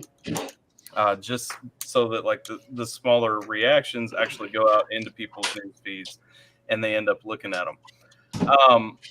The question you had is about things being blocked. And so automatically, most bigger artists, and it would depend on who you're reacting to, most bigger artists are going to have like automatic, basically bots that go through YouTube and try to shut down anyone that is wrongfully using copyrighted material. what you'll find a lot of times, and there are different companies that use it. Like UMG, you'll hear everybody complain about UMG. Oh God, UMG is will terrible. lock you down and keep your things off. So it's going to depend on the artist that you're reacting to. But there are some like SME will drop it sometimes. I guess they actually review it, and if they decide that you have actually transformed this in some way, if you submit the dispute, then they'll consider bringing it back, because you have to understand those copyright claims are not copyright strikes. So you have nothing to lose if you have actually went through and talked about the song. You have nothing to lose from hitting the dispute button, typing in what you added to the song. Right. But be mindful. Some of them will still be blocked. Do you think it's better to do like a lyric video? No, No. I mean sometimes, because sometimes you will get a video block. You'll get a video claim against the actual music video From the lyric poster. Yeah. No. So I'm talking about if you do like a music video. Let's say I react to a music video. Sometimes that music video will have an actual copyright claim attached to it, and so you will get blocked for displaying the video. Right. Usually it's just going to be about the music that you're submitting. And what I'll say, honestly, a lot of times, I mean, you can reach out to the artist in some way, whether it's through a dispute or something like that, and get them to actually, drop the claim or something like that, so that, whether you're talking about monetization, whatever you're talking about in that specific situation, so that, at least you can display it, whether you're making money off of it or not. I'll tell you, most of my videos are not monetized. Yeah, and here's the thing: I'm not trying to make any kind of money. My total misunderstanding of this whole situation is why any artist would be like, I don't want somebody putting my music out there. Like, I think it would make total sense for them to have promotion. Like I guarantee you, people that are on my Facebook, on my YouTube, on everywhere, like, have never heard of half of these bands, half of these groups, right? So you have some artists. You have some artists like Chase. I mean, Chase put a video on Twitter talking about, reaction channels are lazy, and it's just a way to try and make money off of someone else. But and if that's someone's view, that's fine. Have that view. Like, you wrote the song. If you don't want me. Okay, I agree with you, though. I have seen a few reaction channels that seem to be just trying to make some money, make some views. I like I love music. So I'm just trying to share what I love, Ty, this kind of rolls back to what we were talking about yesterday with, like, how I was saying the lazy reactors and everything. There are some that I had seen, and, I personally... When you have a video that's 5.5 minutes, 6 minutes, 7 minutes long, and it's okay, you got your intro and your outro, which is, we'll say, about 1.5 minutes, 2 minutes, that leaves 4 minutes for you to listen to a song. And for most songs that are 3 minutes to 3.5 minutes, where's the breakdown in that? And that's where I see, like, the laziness. So I won't click on a reaction if I see something that's like 6.5 minutes to like 7.5 minutes. I won't usually watch it. But if I'm searching for an artist and I really want to see somebody break down something, when I start hitting those 8 minute, 9, 10, there's some that are 15. I've seen some crazy ass long reactions, but right. Like, you can Who tell. Who do you think are the best breakdown people? I would say if I'm going to somebody for a song breakdown, I always want to check with Knox Hill's breakdowns first. Knox does it best. I love Knox. Knox is a bar breakdown fucking god. We Scheme is a close second. And then if I want to watch it and be entertained and see them pick out some bars, I'll occasionally watch Shaq. And that's pushing it, because I don't really like... I'm sorry, I don't really see Shaq as really a hardcore breakdown person at all. He'll gas up some bars, and I'm like, okay, he caught that, but he doesn't go into elaborate detail, and that's what I like. That's why I watch Knox and We Scheme. Have you watched Depraved Slasher? I have. He's actually reacted to a few of my songs. He is legitimately a good person too. So it's like I always try to tune in and jump on his stuff. He really gets in and breaks down, like, he's really good. And none of his reactions are shorter than 10 minutes. No. Gabe, I agree. I think that AlphaTyler dude is really cool. That's Yeah. my favorite reaction. All Yeah, right. I guess Good it's all right. Yeah, I gotta rank him up there. You Uh, guys, I don't know if any of y'all know this, but I wouldn't have started my YouTube channel without having watched AlphaTyler. So Really? big props, bro. That's awesome. Yeah, no, it's facts. Shit. Gabe Thank said, you, man. I got like 21 subscribers. Some dude tried to get in my comments the other day and say, enjoy your 13th subscribers. And I was like, yeah, I will. It'll be 20 next week. And guess what? It was 21 within like 4 days. And so it'll be 40 next week, and it'll be 50 next week. You know what I mean? You also got to think about it from this perspective. You never know when you're going to blow up. Yeah. Oh, I'm not going to blow up ever. Well, But listen, you say that, but okay.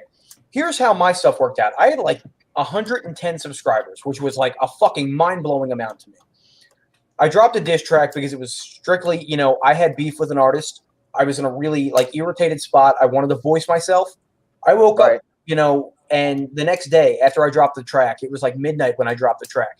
The next day I woke up, the track had 6K views, and I had like 400 more subscribers than I had before I went to sleep. And I went, that's insane, dude. Who was the diss track against? I'm just curious. It was a mix between the Dax diss track. Like the Dax diss track, I got like 200 some odd, subscribers off of that one overnight.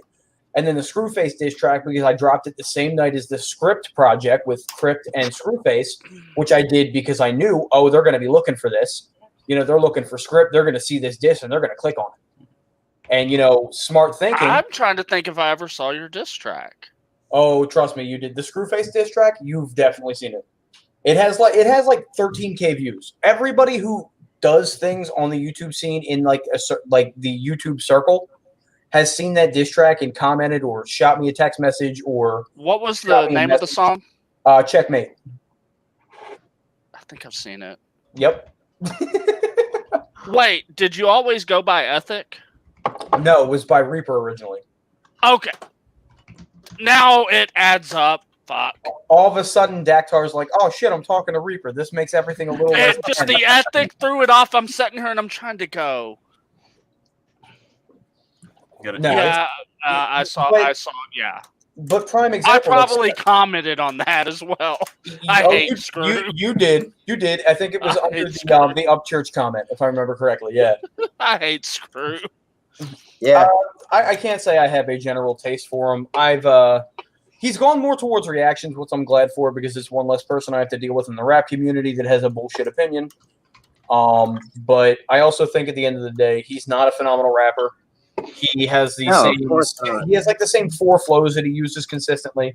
His wordplay subpar. And for somebody who claims he knows psychology, he's fucking brain dead as a brick. So I think he's just openly racist. I'm sorry. Oh, well, I've called him. You heard the diss track. I called him out on that. Upchurch has called him out on it. It's pointless, man. All right, Ethic. You got to admit too, you love Knox Hill reactions, right? But you got to admit that the holy shit, it's all in my face right now. Sorry, I'm thrown off. Alpha's just messing with you now. Tyler, man, I don't know what's going on, but hey, check it out. Sometimes Knox Hill opens up his reaction videos with like his raps lately, right? Like his songs. Mm-hmm. He don't have flow switches. It's not like he's not like NF or somebody that's crazy good. He's got a lot of wordplay. He's smart, but I don't know. So here's where I fall with everything. I don't want my face on this thing anymore, Tyler. Get it? Oh, all right, thank you. All right, so here's where I fall with everything with Knox. He doesn't have a million flows. He doesn't have, a bunch of stuff that he does fluctuate him different. He's not bad though. No, he's fast. He's fast with it. He's got really good rhyme structure, which helps him come across as more appealing because the ear wants to hear you rhyme words. Yeah, and especially multi-syllable rhymes the way that he does. Yeah. So his fan base looks for those multi-syllable off rhyme scheme, like slightly skewed rhyme schemes, and goes, "That's the shit that I like." So the people that follow him are people that listen to like Del the Funky Homo Sapien, which is an OG in the Yeah, game. Del. I know Del. Del's literally a god to me. Like I love his shit. Yeah. You'll see a lot of R.A. the Rugged Man fans jump in on Knox. Obviously, Eminem fans are going to be prone to him, but not because of his ability to switch up styles, more so with the rhyme schemes than anything else. Well, also because he's white and he's a rapper. Oh, of course. I mean, that also definitely plays a part into it. I think at the end of the day, though, if I'm ranking like my favorite, people on YouTube when it comes to rap, I put Crypt and We Scheme up there. I love 6 Seconds. I love his schemes and the way he can flip things. Like he's just phenomenal and stuff like that. And I then like him as a rapper. I am questionable on him as a person. Yeah, I have to genuinely agree. He's an interesting individual. But at the end of the day, 6 Seconds can really tug some strings that he doesn't know exactly what he's talking about. And that does tend to get under my skin. Because being a know-it-all in this community will get you slapped the fuck down. Now, don't get me wrong. Would I battle this guy? No, probably not, because lyrically his pen game is definitely a lot better than mine is. But he is very strong with the pen. I mean, listen, but I've also stepped to people like Passionate MC before, and I've had issues with those people in the past and done stuff in the underground rap community, up in Philly when I was doing battle raps. Like, so I don't fear anybody.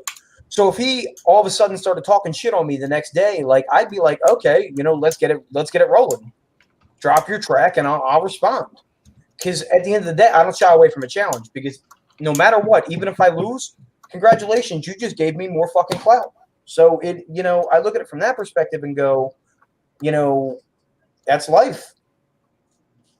But as per the Knox Hill thing, he's definitely. Yeah, I agree. He's a phenomenal reactor. But his rap skills are, I would say, mid-high tier. I like his giveaways.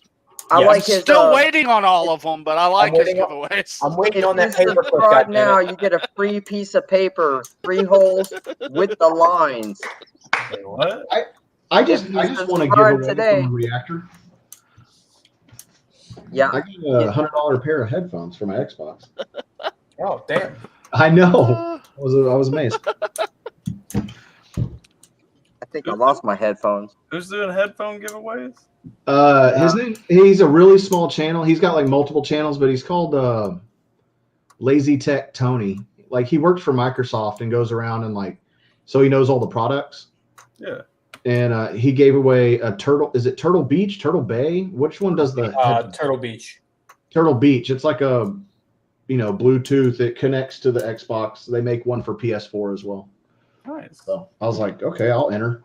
I'm trying to think of a good giveaway. I want to do one either for Thanksgiving or Christmas. I don't know where. What's great is to get in on the giveaways from small channels because you're only up against like 30 people.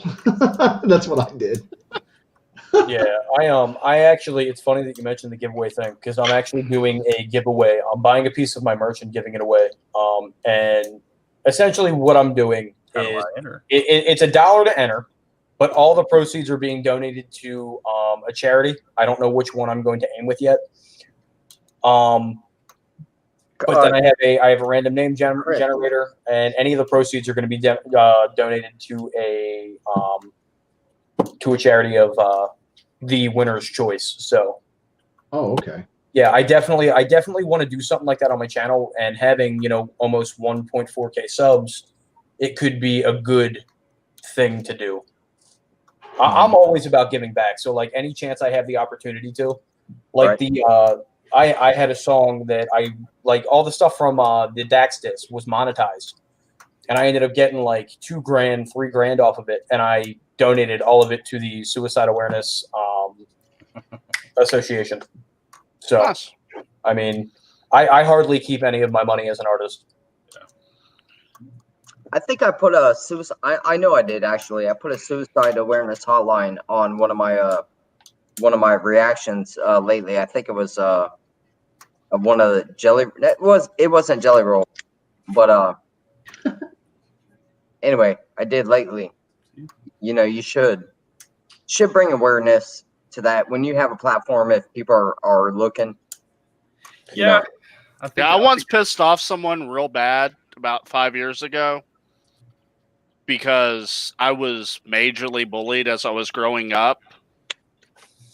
I have 2400 vision, so I basically wore Coke bottle glasses. I was a smart kid.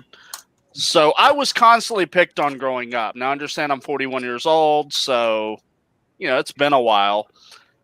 But I was watching a video, and in this video, it was of a kid who got bullied at school and then killed himself.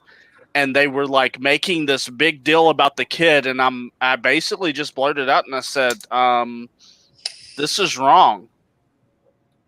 Yeah. I said, "I'm sorry.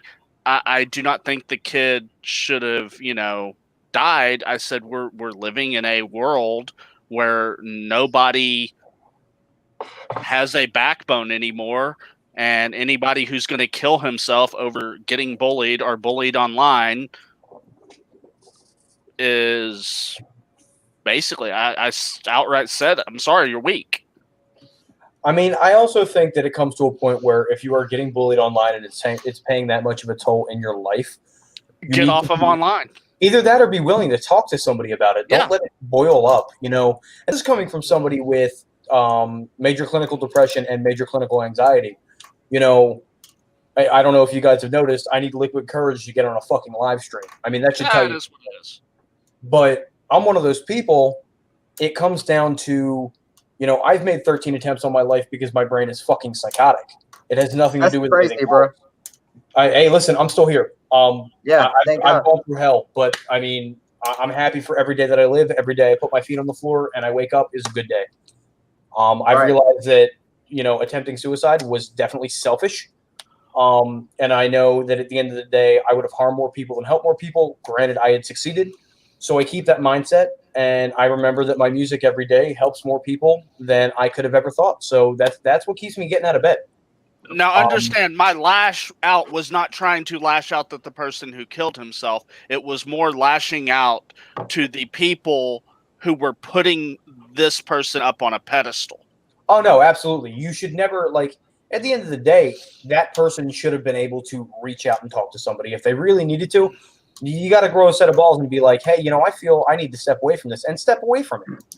Don't continue to sit there and deal with something that's definitely bothering you. Either that or grow thick skin, because I'm going to be honest, the world's a shitty place. So if you can't take that now, stay the fuck off the internet. Yeah. But it's considered almost immoral now to say something that I grew up on. Sticks and stones can break my bones, but words can never hurt me. I mean, I grew up on that because that was how I basically was told to deal with it, was you cannot let these words hurt you. You know. But when I was getting bullied, I was actually getting bullied, hit and stuff. It wasn't just words. And for the most part, what we've turned into as a society is, oh my God, they said something mean to you? Oh, well, that's assault. No, that's just kids being kids and being mean. Yeah, no. I mean, I've had a fair share of getting actually like physically assaulted, like bullying wise, from 3rd to 8th grade. My 8th grade year, I snapped and fought 3 kids, threw one down the steps, broke the other kid's arm, and the other kid had to have his mouth wired shut. Did you get picked on after that? Not in that school, but then I went to a new school. I went to public school. See, this is where everything sucks, because I got in-school suspension the remainder of my 8th grade year. 9th grade, my parents moved me to public school. I had to do it all over again. The first person who gave me shit was a football player that I ended up playing football with that year. I didn't know he was a football player. But he had his mouth wired shut, and he had a dislocated collarbone and a broken elbow after the altercation. So I found out quickly that he was the first string quarterback, and that didn't really end that well, because they didn't play me the entirety of my freshman year because I had injured him. So that's a thing. Actually, he injured himself by messing with other people. No. If you want to be technically The honest. security cameras in principle will say otherwise. Hey, it's just like my best friend told my mom when I ended up totaling her car by hitting a deer. Well, he didn't total your car. The deer committed suicide. What? The deer ran out in front of the car. I mean, that's suicide to me, isn't it? It must be. So, you guys ever heard Eve of Destruction by Eve? Maybe. Is that like from like the 90s? Yeah. Okay, I remember Eve, or maybe it was Eve 6, I remember. No, Eve. Eve of Destruction. Rock the Nation. You ever heard that? Maybe. I'd probably have to hear it. We're about to be on the eve of destruction, believe me. It's about to be time to vote. How do you put something on the screen? I don't understand this. Oh wait, NFPF We don't have cameras. That's why there's something on our screen. says she loves that song. Wait, she talking about some?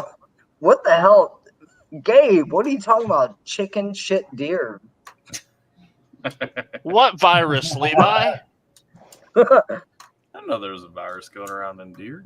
That deer. I don't know if somebody's talking about what I just said or if Bambi burgers they're talking rock. about other stuff. Mooses. Evo Destruction And the name of it is Levi?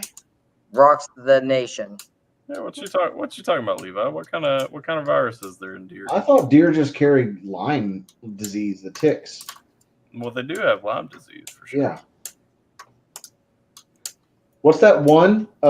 They said it's not Lyme disease, but ticks carry a new virus that it makes you allergic to meat. Like you can't eat meat. Yeah, no, that is my worst nightmare. It's a red meat allergy, legit. Dude, I would. Is that a thing? That would suck. I'd have to call a hotline if I got that one. We're talking about that off, man. I don't even like chicken. Like, we argue all the time because she's like, "What do you want for dinner?" I'm like, "Steaks." Like, well, I like chicken. I like pork. Yeah, no, Fish, no. shrimp. Like, for me, like legit, I like cows. I like deer. You know, I like buy some burgers every now and then, stuff like that. You enjoy a good ruminant. I keep throwing these food terms out that I'm just not familiar. No, a ruminant is the animal type. The ones who like chew their cud and graze. I never seen that one at a zoo. Yeah, baby. Come on. What's your thought on armadillo? Armadillo. I would try. I love trying new things. I would not eat armadillo. I would not Have eat you a ever had turtle. stringy chicken? I had ostrich stuff. Stringy chicken? Yes. Otherwise known as alligator. I have had alligator, yeah. It's stringy chicken. Okay. We had it wasn't stringy to me. Alligator was chewy as heck, though. we had alligator the other day. Really? And Frog legs? she had never had it before. Was that after the last live stream that I was on, and we were talking about frog legs and alligator tail? Yes. And you're like, let's go get some alligator.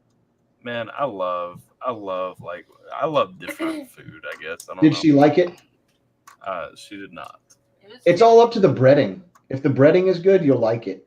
Well, I The agree. same thing with those crawfish tails I told you to try. Fried crawfish. I made her get like one of the ones with the thinner breading so that she could just taste the meat, you know. So Bad idea. Yeah, that was the problem. Yeah. It's like More breading. what is it?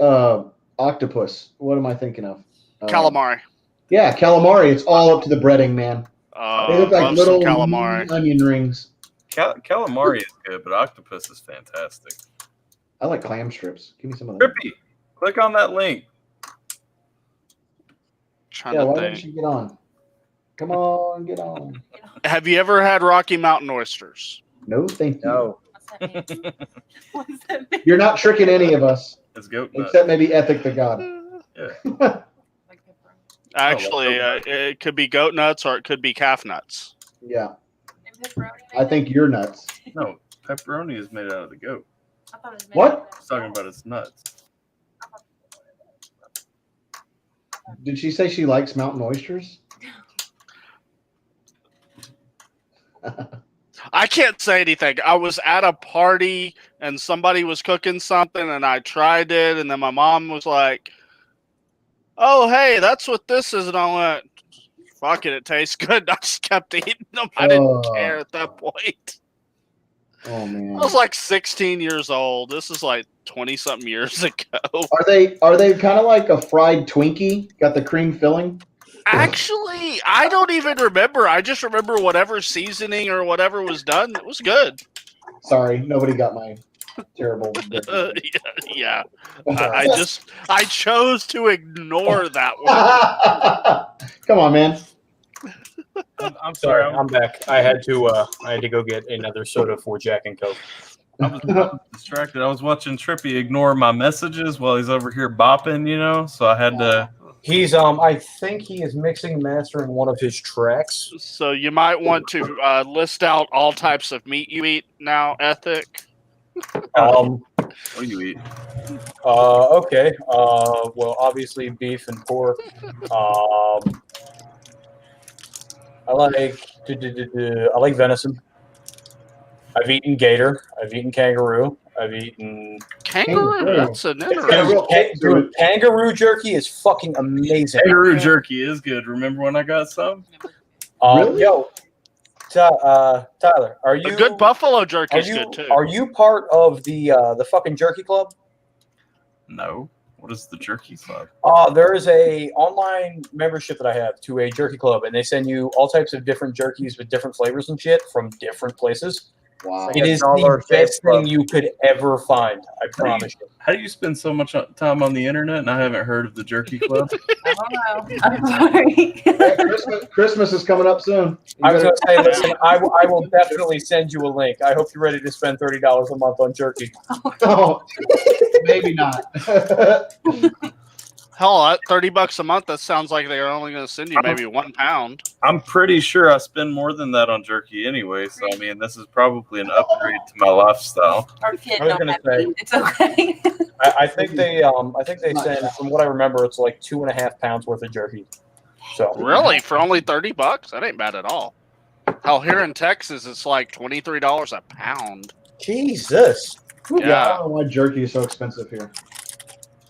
because they know y'all buy it. And we do. I think it's cheap in Kentucky because everybody's got like some of their own, so the stores have to stay competitive. No, because in Kentucky it's just made out of roadkill. I mean, some, yeah. Bunch of Probably true. bunch of crazy blue bloods up there. Well, like I legit don't know people who live in Kentucky who haven't ever hunted at all, I'm not. and so I don't know men who ruining his live in point. Kentucky who haven't. I was trying to avoid, giving another meme to the internet, but Mansplainer. mansplaining right here. Anyway, I don't know men who haven't like hunted in Kentucky, and so it's like every year you can ask Sierra like every at the end of deer season and periodically throughout deer season, it's like so much because people are just going out and trying to max out, get as many as they can. It's so much that you have like people everywhere you go through a good 4-month period out of every year who are just like, hey, I got some extra deer meat in my freezer. Do you want some? Like, I'm out of room. Yeah. Damn. It's really funny because when I was living in Jersey, I had buddies that lived in upstate PA that would go hunting all the time. Uh-huh. And my one buddy texted me. He goes, "Hey, I got a problem." I went, "What are you texting me for?" It's like 10 o'clock at night. He goes, "All right, so my freezer's full." And I went, "How much venison am I coming to pick up?" He goes, "I have about 10 pounds." Oh my god. And I texted him back. I went, "I'm filling my car up with gas. I'll pay the toll. I'll be up there in about 2.5 hours." I went, "That shit's going in my car. I'm taking it home, and I got myself settled. We're good." Oh, Chris, I actually have a request for you. Oh yeah. You need to react to Demon Jones, the Beard song. You want me to? You're telling the only person with a camera in this chat that doesn't have a beard To react to Yes. the beard song? He's got stubble. You guys don't even know. I just shaved my beard. It was longer than yours, Tyler. Mine was too. His is Oh, long, okay. mine's nice. So Demon Jones, a beard song? The Beard song. Okay. It's kind of funny. It's kind of a play because of one I of never his heard lines it, in so- there. Ethic and I both touched our beard after y'all started talking about beard. We were like, oh. I touched I my have a fake beard as well. So. I just trimmed this down a couple days ago before the interview because I knew I had my interview with him this weekend. Oh, you tried And to look good. Dude, I always got to screw something with it. Listen, I didn't go get a haircut. I wasn't a fuckboy. I didn't go get a haircut, but I had to trim the beard down because the beard's always got to be nice during an interview. I don't care about the hair. Fuck that. I'll throw a hat on. If I do go somewhere, I'll stop by a barber and have them trim the beard like professional. Yep. See, you understand. Yeah. Hey, I tell them to take a little off the top. And Zach Tar, Yep. I'm gonna put that on the list. All right, I'll catch it. Oh, that was funny. See if he likes the one line in there. You want me to do it right now? Nah. Review? Yeah, I'll Do do it it right later. now. I'll show you guys this because I don't know how to share pictures on here either. Before the wager I lost earlier this year, like I was There's your beard. Yeah, I had like a mane. There you go. That wasn't even like the most recent status. That was like it was pretty early on, but I mean we were rocking the full mane, you know what I mean? Yeah. See, I'm a northerner, so the main is for the winter months predominantly. Yeah. Because during the summer, I'm sweating my ball sack off. So then my face gets all fucking patchy. You couldn't live in Texas. I moved down to Louisiana. The humidity alone is killing me, dude. I've had mine for about 4 or 5 years. So I think this is year I think I've 3. had mine 7. you've had it 7. Like I've never shaved it. It grew out and I've just kept it. Yeah, that's what I've done. Shave I've it, just grow it back, shave it and grow it back. I get it trimmed about every couple of months, and that's about it. I've had mine since March, April. I don't trim it because a lot of people they try to like follow the jawline and all that. I'm like, it makes it look too small. Just let it. Technically, I have a neck beard, but I think it looks like just a regular beard. I shave mine underneath because I cannot stand having something on my neck, man. See, look, literally, my beard is just frame. Like there's nothing underneath it. Look up. Neck, even though I'm fat, I have a neck. Look up. We need another meme. He doesn't have a beard yet. Tyler has a. We're not doing another meme. It's embarrassing if you look up. So I can't shave under my beard because if I was to shave to my chin line, it would be nearly impossible because I'm pretty sure I don't have a chin or wasn't born with one. Really? That's what beards are for, man. Make you listen, a strong chin. Well, you know what? I gotta have something because otherwise I'm screwed. I think it's what you get used to though, because like I feel the same way. Like I feel like I don't have a chin, but then I look back to like younger pictures when I was in the army and stuff, and I'm like, what happened to my jawline? Like where did it go? Like, hey buddy, I hate to be the bearer of bad news. You might have picked up weight the same way I did. Right. I said it too. Sorry, Tyler. This gave me a ton of weight, so I know. Listen, home cooking will do. You're a must cook.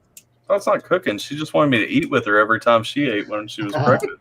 And I'm like, you're gonna dump that off in a hospital one day. Sympathy hunger. I've heard of that. And she's like, no, it's fine. And then so we have a kid after, and she dumps hers off, and I'm like, I'm gonna go running because I used to run like 2 to 6 miles 3 times a week. And so I'm like, I'm gonna go running. And she's like, stay here and watch this movie with me and eat pizza. And I'm like, that does sound better. Yes, it does. And I'm like, but I'm getting so fat. And she's like, I think you're beautiful. Come eat pizza. The first time I tried to watch it after I had the baby. My stomach went down and oh my god. She's into the dad bod. Come on.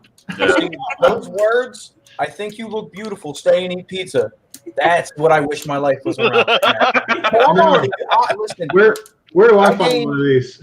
I gained a lot of weight from when Does I she have a was in college. sister? No. She's 13. Okay, that doesn't work. Yeah, a little bit too young there. Yeah, I don't think he's Biden, so he's gonna have to take a rain check. Let's take a rain check. But yeah, no. Would if you we were- volunteer to be cloned if that ever gets? Experiment. if we were to go back to college, I weighed in high school I weighed right around 165, and then going into college I was like 170. Now I'm 210, but my legs are jacked as shit, and I've been like working out a shit ton lately, so that kind of plays into it a bit. Yeah. I've definitely picked up some fat because like I got a nice keg right now. So Oh, it's all my belly right now. 210 is like lighter than my goal weight. Like, well, okay. You also have to keep in mind, despite the fact that I look super intimidating sometimes, I'm literally 5'5.5". I'm a fucking midget. Okay, I'm 5'7" and about 230 right now, and the majority of it is stomach. it's not often that I'm the tallest guy in the room. I'm 6 foot, but I'm really big too. So Hey, I think you have 4 extra feet if that's the case. yeah, I know. Oh, dad jokes for the win. 6 foot, 6 feet, whatever. Let's see. Levi Vent says, "Hey Tyler, do you watch Epic Battles? Rap battles Rap of history. Rap battles. I used to. I haven't watched. He is a it in history long major. time. I haven't watched epic rap battles of history in a long. They got time. one, Donald Trump and Biden. Lately. I did not even watch it. I started hearing stuff, and I'm like, yeah. If this is as biased as the previous ones, no. Yeah, no, it was definitely Biden. leaning. I haven't I keep seeing people react to that, and I've thought about it a bunch of times. I haven't gotten around to checking it out yet. Gabe, I Adam found out- versus Eve. What? Adam versus Eve is probably one of my favorites. Historical. Oh, that rap battle is so fucking funny. I really like the Obama Mitt Romney one where Abe Lincoln just slaps him at the end and flies away on his eagle. That was actually the best part of the Trump Hillary one. Wait, Don't is you that mean the one I'm Donald thinking Trump, about? not Abe Lincoln? Donald Trump is Abe Lincoln, according to Joe Biden. Yeah. Let's see. Gabe says they don't get winners in SoCal, so his body doesn't bother with a beard. Gabe is apparently the most fit person in this chat too. He's 5'11" and 185 pounds. So Oh, God Lord. damn. Either that, That's either that, downright skinny right I was there. gonna say, hold on a minute. How's your metabolism working? Because mine needs to take some fucking tips. Well, he How stays on old the are you, as the Gabe? Walmart greeter of AlphaTyler's channel. what, He's on his feet a lot of waving, shaking hands. Gets his workout in. Well, you know what Biden says if he was a Walmart greeter, right? What? Welcome to Target. Oh man. I saw that meme. That's where I stole it from. I think Gabe, correct me if I'm wrong. You're He had a yellow vest on with five. a Target. What? Gabe is a massage I therapist. totally misread that last thing he put. A lot of what? I read it as not fit, but I do massage therapy. A lot of squirting. Squirting the hot Squirting. oil. Yeah. Oh, Sporting Gabe, God. He does a lot of happy endings. really? Yeah, he said no. So it's that type of massage therapy. Maybe- He's not very fit, but his forearms are Popeye like. He is in SoCal, so You Wait, guys somebody are said about to Popeye convince- forearms? Hold on a minute. I got you covered. There you go. It's only his right one though. Yeah, my left one is very, very unsymmetrical. Hey, listen. Did you know if you flex your arm like this and you feel the muscle here, that's the muscle you work when you're rolling dice? I had no idea. You know, guys, I didn't want to say it, but I'm 7'3" and like 140 pounds. 7'3", 140. Yeah, You're what? You're 7'3". 140. You're 7'3"? 140. He ain't no 7'3". You're a freak. He's 3'7". No. He's 5'8". Holy crap, we got a hobbit in this chat. Am I right? 7'3", 140. When he turns sideways, he disappears. Yeah. Are you All right, really? calm Oh down. God, Yeah, he's yeah, Katie man. Noel. No. God, no. I hate that bitch. Well, you said when he turns sideways, he disappears. Oh, Savannah Dexter said that. Yeah. Y'all don't know I know things. What I don't have a Savannah Dexter on my page yet because she put it out before I put my channel up. But I'm still stuck on the hot, man. Like, how tall are you, really? 7'3". Like, legit? No. Who? Are you talking to me? I don't know. Yes. Sierra, get your man on like straight. I don't know. I mean, it could be. I'm not going to stop spying on you, Trippy. I see that you're on a computer. Get in here. Trippy J. Dude, Look, he that thing disappeared. is right behind you You can't hide. or in front of you. You can't hide. Oh, there he. Look at it. He can't get on. Why does he look 3'7"? He's sitting down. What do you say?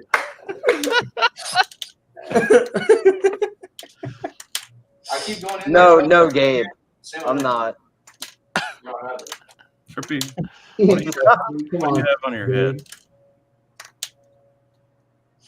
Oh. I'm actually like closer to ethic than God. Closer to ethic. 5'6". 5.5. Yeah, pretty much. Is it like Gabe's on it too? Gabe's asking.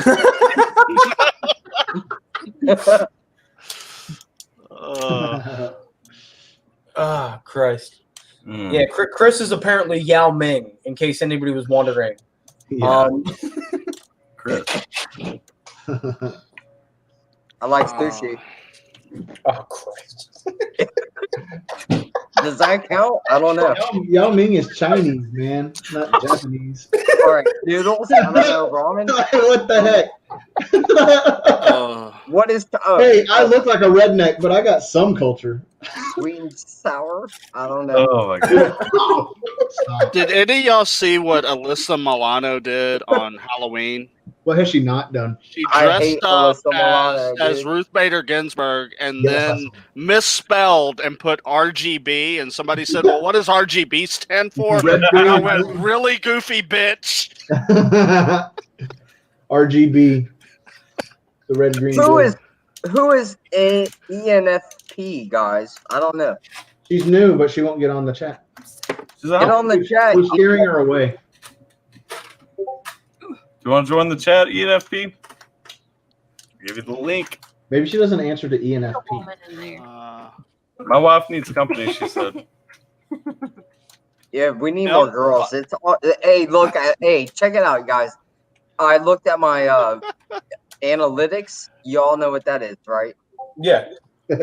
All right, y'all know what that is. We don't want to right? hear about your analytics. Oh, wow. Oh, I'm going to tell you about my analytics. Guess what? Anal lictits. What? So far, I don't Next think thing I you know, have he's going one to be female. talking about Uranus. Hey, it's an I analytics. love planets. Yeah, I didn't say Uranus. intergalactic planetary. Oh my God, let's bring the Beastie Boys back. We can't. They're one Tell of us about your analytics.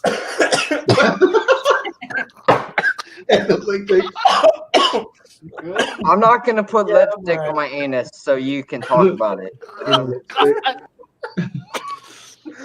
That's a Not bad gonna fart do it. right there.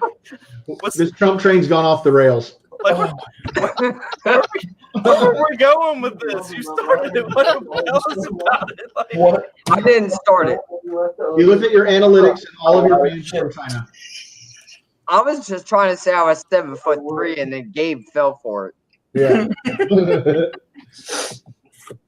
I'm just curious if he has mostly men in his analytics. No. Gabe. Dactar, I don't know. Y'all were I making don't jokes. know why you want to know On that. the camera, it's on my turn. Hey Tyler, speaking of women, who was it on the streams that was all about the ladies? Was it you, Chris? Y'all were making jokes that it was me. It was Alan. Yeah, Alan you were making jokes. Oh. I don't make jokes about women, guys. I Oh, don't know. Gabe, yes, I did keep going with it, of course. I don't know why ENFP don't want to join. You scared her away. She said that. You're scaring me away. She doesn't like 7'3". 140 pounders. 3'7", 140 pounders. No, Gabe, man, I'm way 7'3", taller 140. than 3'7". Wouldn't that be like Slender Man? Gabe, it I was think that would be like Dead Man. I don't know. I don't know how you would be 7'3" and 140 and still alive. I was worried.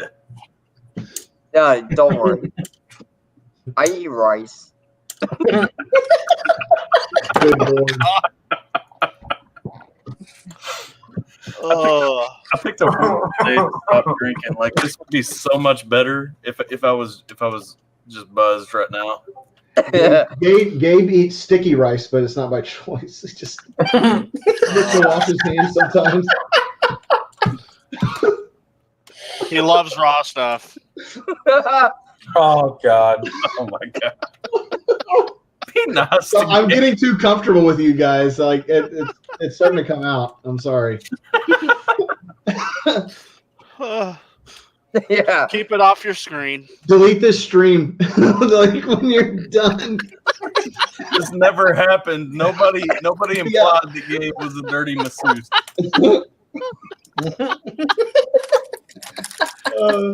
Gabe's had a massage before lunch. Just a quick one. Whoa. Would this be considered moderator abuse? I'm just curious. Yes. Y'all keep abusing my mod. I'm gonna laugh next time we have a live stream that y'all ain't on when he blocks every comment that you put in. Oh, okay. He's used to it. Dude, actually, I would love to learn massage. I mean, that's another tool.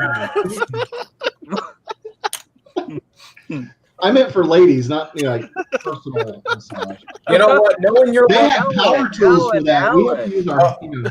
okay, so knowing your luck, you'd go to massage school, and the first thing you're getting is a 325-pound, 5'8" dude From Sweden. who's hairy as a son of a bitch. Oh, a Turkish masseuse. Got it. Oh, It looks like he's being hugged by a that's bear. crazy. It's really just his. Jesus Christ. Trippy can stay out of my chakra, okay?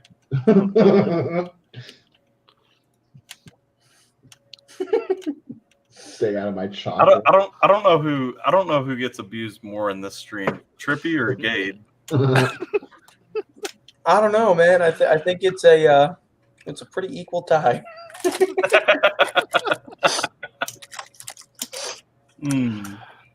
I can't wait to talk to Trippy. Is he getting on? No. Or are you talking about your interview? At some point, he's got to come on. He agreed to it. Hey, I got a question for Ethic. Mm-hmm. You guys got any songs that I haven't heard of besides that one that we talked about earlier?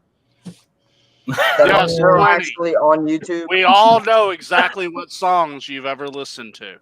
So, it depends on what kind of vibe you want. I have a lot of songs that I have prepped to drop over the next coming month. No, I mean on YouTube. Nobody's heard of those. Yeah, I have quite a few songs. I only have one other song with Trippy. I have a couple with Maniac though. Yeah, right? Maniac. Mm-hmm. And then Trippy and you. Right? Yeah. Okay. I'm not gonna say how does anything. this screen keep coming? Like, I don't know. how does he keep doing I that? definitely was not zooming in on Ethics. Dude, camera. who's doing? Like, every time he talks, his screen gets bigger. How are you doing that, brother? He's getting the spotlight. I'm getting the spotlight. It's terrifying. Oh, Hey, Jason, B. back. JB in the house. So How is big. it? Going to the dungeon kick. They're putting that shit on. Yeah. Who did what? I'm about to do yoga, so warn them. Trippy J told me I have to warn you guys that he's about to do yoga. I tried to get on earlier, man, but the connection was bad. Are you in your car, brother? Shirtless yoga. I think tell Trippy that In my patrol vehicle. good fun. Oh, you're a mall cop? A mall cop. Close. Security officer at a dump site. Yeah, whatever works. Hey, So there's the JB's bill. back, guys. Hey, everybody's Whatever got to pays the secure bills, their right? shit, man. Ethic, please let Trippy know that I love him and it's all in good fun. This is gay. Trippy, I All was of a supposed to sudden. tell you that Alpha loves you, and it is all in good fun. I don't know if that came out well because I'm moderately That's gay. buzzed, but Yeah, I said the same Did he thing. say that's You're gay? gay, brother. and he said that is gay. This is why I don't try to be nice. This is why I don't try. Bro, Yep. don't make me get the crystals out. He said, "Don't make me get the crystals out." You heard it here first. Uh-oh. You know what that means? You gonna have to go rub his moonstones to erase all of my lot to balance it or something. Damn, he said you gotta go rub your moonstone to balance it out, man. It looks like he's rubbing his moonstones back in his head.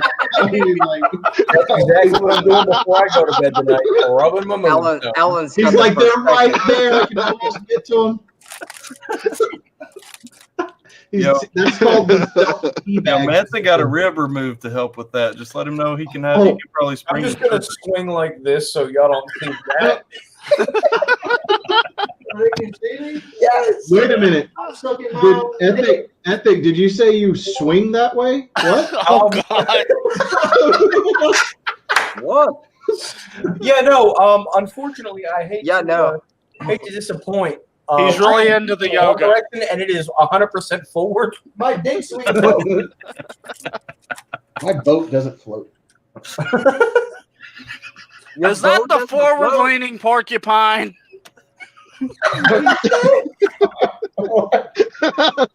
Forward leaning porcupine. Yes, if you're doing the forward-leaning porcupine. That's so disrespectful. Jay, That I don't is so think you disrespectful, understand what but you yes. just came into. He's in the downward doggy right Oh, now. God. Uh-oh. Uh-oh. Tyler's like, what have I done? Let me just. Yo, Ty. I was about to ask Tyler, what did you do to Trippy J, dude? Yo, Ty. Trippy wanted me to tell you that he is free all day Saturday. Okay. Just a heads up. Okay. Yeah. I to my knowledge, I am too. To my knowledge, looked over. Welcome to marriage, boys. Sorry. All right, hey, Dagtar, are you still there? Hang on a second. Let's see. Yeah. Did you say Demon Jones, the beer song? Yep. All And right. another one you need to react to is called What am I? GMC Faux Show. I'm the best. Tyler. I'll go ahead and type it in chat for you. This is another classic. Classic. All right. Oh, Jason, how's everything since the last time we heard from you? I don't like my face on the whole screen. Pretty much all good, man. I was hanging out with Tim on his live for a little bit. Oh yeah. Damn, I didn't know you knew Tim Cheating Pool. on us. Yeah, man. Holy shit, I'm doing it, yo. What did you say, Tim Pool? What happened? Tim Pool? What the fuck are you doing? No, fuck Tim you from doing? Triple T. Triple P. All right. Table talk time. Yeah. Yeah, table talk time. Yeah. You were on there? We've Yeah, been I was on there here. for a little bit. You've been cheating on us. You've been cheating on Tyler. How are you gonna cheat on Tyler and try to come back? Oh, I'm Is that, fine with is that Hey, the hidden I monkey did pose? say I would come back. honestly, it was like this was like a test stream anyway. I didn't No, that's like cheating. That's cheating, Are you dog. kidding? This test stream turned into your all-time greatest. Hey, we all family up in here, bro. We all family up in here. We get around, right? We can say anything we want. We got protection. Exactly, just like 94 Park, man. We get around. Chris is Oh, he just fell. I blame Sierra. I think he I don't tripped. know. Did anybody else see that? I missed it, but I heard it. He fucking ate total shit. what am I doing? You need to relax. How is that the one that I miss? I know. Is that Trippy back there? Is he all right? Yeah. Well, I don't know if he's all right. He might be partially left, but Somebody clip that. Put it on a t-shirt. What happened, man? He's doing like a handstand or something. Yeah, look at him. See? Get it off. Speaking of eating shit. Oh, shit. Stop. Hey, ain't no one trying to look at your flannel covered ass. Oh my god. Yeah, nobody's trying to see that, brother. he looked like a dog trying to look at its own ass. I now hate Bob. I'm gonna have to. I'm Scottish and he's Yoga making me hate commentary channel. There we go. I'm gonna have to give Trippy J some love too. Oh god. I think he almost had that man. pose until he farted so hard it blew him over. See, live stream edit Oh. special guests from the stream. Trippy J. There we go. Trippy. Right. So Jason, I asked Chris earlier. What's up? I'm like, you want to talk to Ethic about anything that Asylum's got going on right now or anything? Did I do a good job, by the way? Yes. All right. Oh man, I mean, I'm digging the sounds that I'm hearing so far. I appreciate that genuinely. We I can't talk. We work as hard as we can to put out everything that we put out. So it's always good to hear that we're like what we're putting out is pleasing to the ear. That always definitely makes it easier to put stuff out. I'm sorry. I know. Oh yeah, man. I mean, it definitely shows, man. The first sincere comment in like an hour and a half, and he just starts laughing. Probably. I can't even. It's the upside down bench press. Hey, I gotta interrupt. I gotta interrupt everybody right now. So, Gabe said, "Dude, Chris, not only are you an awesome Cold fan, which I am, but I look identical to a buddy of his. I wonder who that is, huh?" Okay, hold on a minute. I gotta answer Gabe's fucking question. Does all of Asylum practice yoga? Gabe. Okay, hold on a minute. I'm like 215 pounds. If I'm doing fucking yoga, somebody better make sure I have fucking blood pumping through my heart because I'm probably passing the fuck out. Probably need a neck brace so you don't. A simple no would have sufficed. If I'm doing yoga, you need to go find out what the fuck is going through my head. I am way too big to be doing yoga. I'm gonna crush myself. Probably not to go through your Yeah, head. I'm good. I think Trippy is the only one that does it actively. I meditate every once in a while, and I beat the shit out of a punching bag on a daily basis. I That's was what's up. keeping jokes to myself.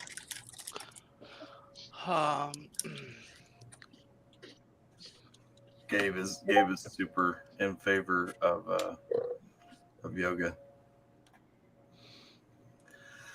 Oh, guys. I am all for yoga pants on women.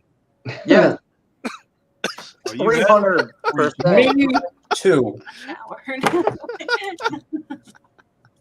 They come with a weight limit though, like a little. Very, very true. So is that what Trippy was trying to do? Was Trippy doing some yoga? Or what? If there are more Yeah. than two visible asses, then it ain't working. I gotta get it if you There you go. Reverse push-ups. Trippy. Oh, Yeah, is Trippy doing that DDP yoga or what? yeah, like I was just 3. thinking of that. Is he hiding behind a chair? I think I figured out who Trippy reminds me of. George of the Jungle. Uh-oh. No, he reminds me of the guy on that Alaska show, the one who wants to always climb trees and shit. That's not the one with the family of all the kind of Yes, like, inbred rednecks, right? yes, Okay. Are you talking about Alaskan? The yes. Alaskan bush people. The Yeah. one who's always trying to climb trees. I mean, Which is the one that has like the leather jacket and thinks he's cool? Is that the same one? That's I me. think it's the same one. Yeah. Yeah, it's the same one. He thinks he's like some sort of badass, ladies' man or something. Take over this. No, you just go. They're okay. Take this. What am I gonna do? Talk to the people. Okay, then talk to me. What am I supposed to say? This is a self-sufficient stream now. You can leave. I could have left 2 hours ago. There was a point where I was getting so few words and I was typing in the chat and I sent Ethic to God a face palm on Instagram. This is factual. Can confirm. No. That's our what does GMFCFOHOSHO mean? That is the name of the artist, GMC from show. and the song is called "I'm the Best." He's not a Ford fan. He's a GMC. Is that a real thing? Yes, it is a real thing. Oh my god! It is the best music video made in 2013. Yoga is my favorite Italian All right, dish. hold on. Right. I'm the best, Oh, look, they are I'm leaving. the best. and the artist's name GMF. GMC for show. All right, this can't be real, right? It is correct. I don't know how this could be real, man. I'm the best. Control I'm the C. best. I'm gonna check There's Yo, a I had direct no link. idea yoga was a dish. I'm not that's kidding. That's the search queue. 8 years old? Yeah. It's got 6.7 million views. No shit. I see that. All right.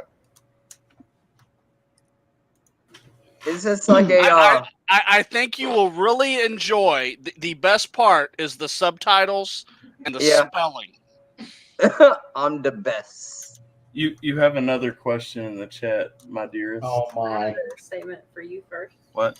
Will you please start drinking? Uh-oh. Oh, she brought you the Coke. Where's the Jack? Oh my God, that is such an amazing question. Wow, that's a throwback to about an hour and some change. Yeah, no. I bought that 12-pack today, and there's only like 3 left. I've only drank 2. You drank one. Damn. I've only drank 2. I'm the best. He's Listen, aiming for that diabetes. I don't drink pop. I never drink pop. Like, Diabetes. I never drink pop. I literally, my daily consumption of liquids is bourbon, coffee, beer, and water normally. The 4 food groups. Yeah. But you decided to just go ahead and kill yourself and drink something that will get rid of all of the corrosive around a fucking battery post. My best friend, Jeff, Coke the gaming channel Freeze from the Real, he you probably seen me plug it a couple of times, but he sent me a text this morning. He's like, I'm gonna stop drinking pop today if you'll stop drinking alcohol. And I said, "Okay, big deal." So instead, y'all just decided to Y'all switch swap. places. Yeah. No, he's straight edge, so like he doesn't drink alcohol at all. So like I don't know what he's doing, but at least I have flavor. That would be me. I don't drink any I alcohol. do know what he's doing because he texted me right when we started this, and he said, "I made some coffee, took 2 drinks, and realized I hate it." He's like, so I've been drinking milk ever since. Oh God. I do like milk, but I can't. so you only drink. So you went with Coke. You said I never drink sodas, but I'm gonna just Coke. That's the one you. I mean, it could have been worse. He could have went with Mountain Dew. It's hers. Get some Dr. Pepper and I'm burnt There we out. go. Hey, listen, Dr. Pepper's not bad. get some Big Red. I don't know if you even have Big that. Red was like my freaking like Do they have jam it for in Kentucky? years. What was it Oh, Oh, this one. Oh. And it's a good thing, and it needs to continue. Years. There you go. She's on our side. Still don't know what it is. if she marinates any longer, she'll just What's your favorite thing about the Electoral College? They count the votes, and we find out in like They an exist. that Trump wins because of it. There's your answer. Bam! If not, we're moving to Kansas. Dr. Pepper, more like Latina cheeseburger. What the heck? I missed something. I need you to keep in mind that I live with this guy. I live with this. So I hear all Advantage Tyler. Alpha wins. Start doing yoga in the background. To keep the wall back there. Gabe, almonds don't have milk. You drink almond water. I Hold on a minute. guarantee you, I if she like decided Hey, to I do drink yoga, almond milk too. she Don't be would knocking get a my lot almond more milk. nice comments than he is. Wait. But it's hold not on. milk. Can It's somebody not tell milk. me where the nipple is on an almond to gain milk? Exactly. Is that wrong? I need to know. But if you drink chocolate almond milk, it actually tastes like a Hershey's with almonds. Real Dude, talk. don't get me wrong. I love chocolate almond milk, but I don't know Yeah. where almond milk comes from because almonds do not have nipples. It's more like almond sweat. They just kind of squeeze Oh. them. Have you guys ever watched them make almond milk? Trippy made me think of it when he said he needs to learn how to make it. Mhm. Legit. Like you got to like stretch out a napkin and put it over a jar and like dump some Right. things over it, and you got to like crush it and beat it to death. Yeah, I've seen that. It's kind of like Gabe, what he does on a daily basis, like beating people and slapping them with towels. Everybody claims that drinking almond milk makes Oh, you lose weight, or makes you lose weight, but the real loss of weight is in trying to make the almond milk. Yeah. Yeah, exactly. Or you can just buy the blue diamond at Walmart. I prefer the what the hell is it called? I don't remember the name of the brand. I mean, Almond Breeze. Almond Breeze is what I go with. Oh yeah, almond breeze is dope too. Yeah, But- almond okay, breeze. so- Yeah, almond breeze is the I jam. am a texture person when it comes to some stuff, and milk is one of those things. So my buddy was like, "Oh, you need to try this Blue Diamond almond milk," and the texture to it was weird. And I was like, yeah, no, never again." You've always got to soak the I'm a nut. chocolate milk person, personally. Rookie move. You've always got to soak those nuts, Trippy.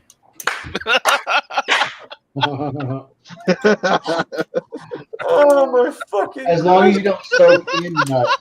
I'm gonna fucking piss myself. Holy shit! I got it. Yeah, I can't drink regular pasteurized milk. I have to drink almond milk.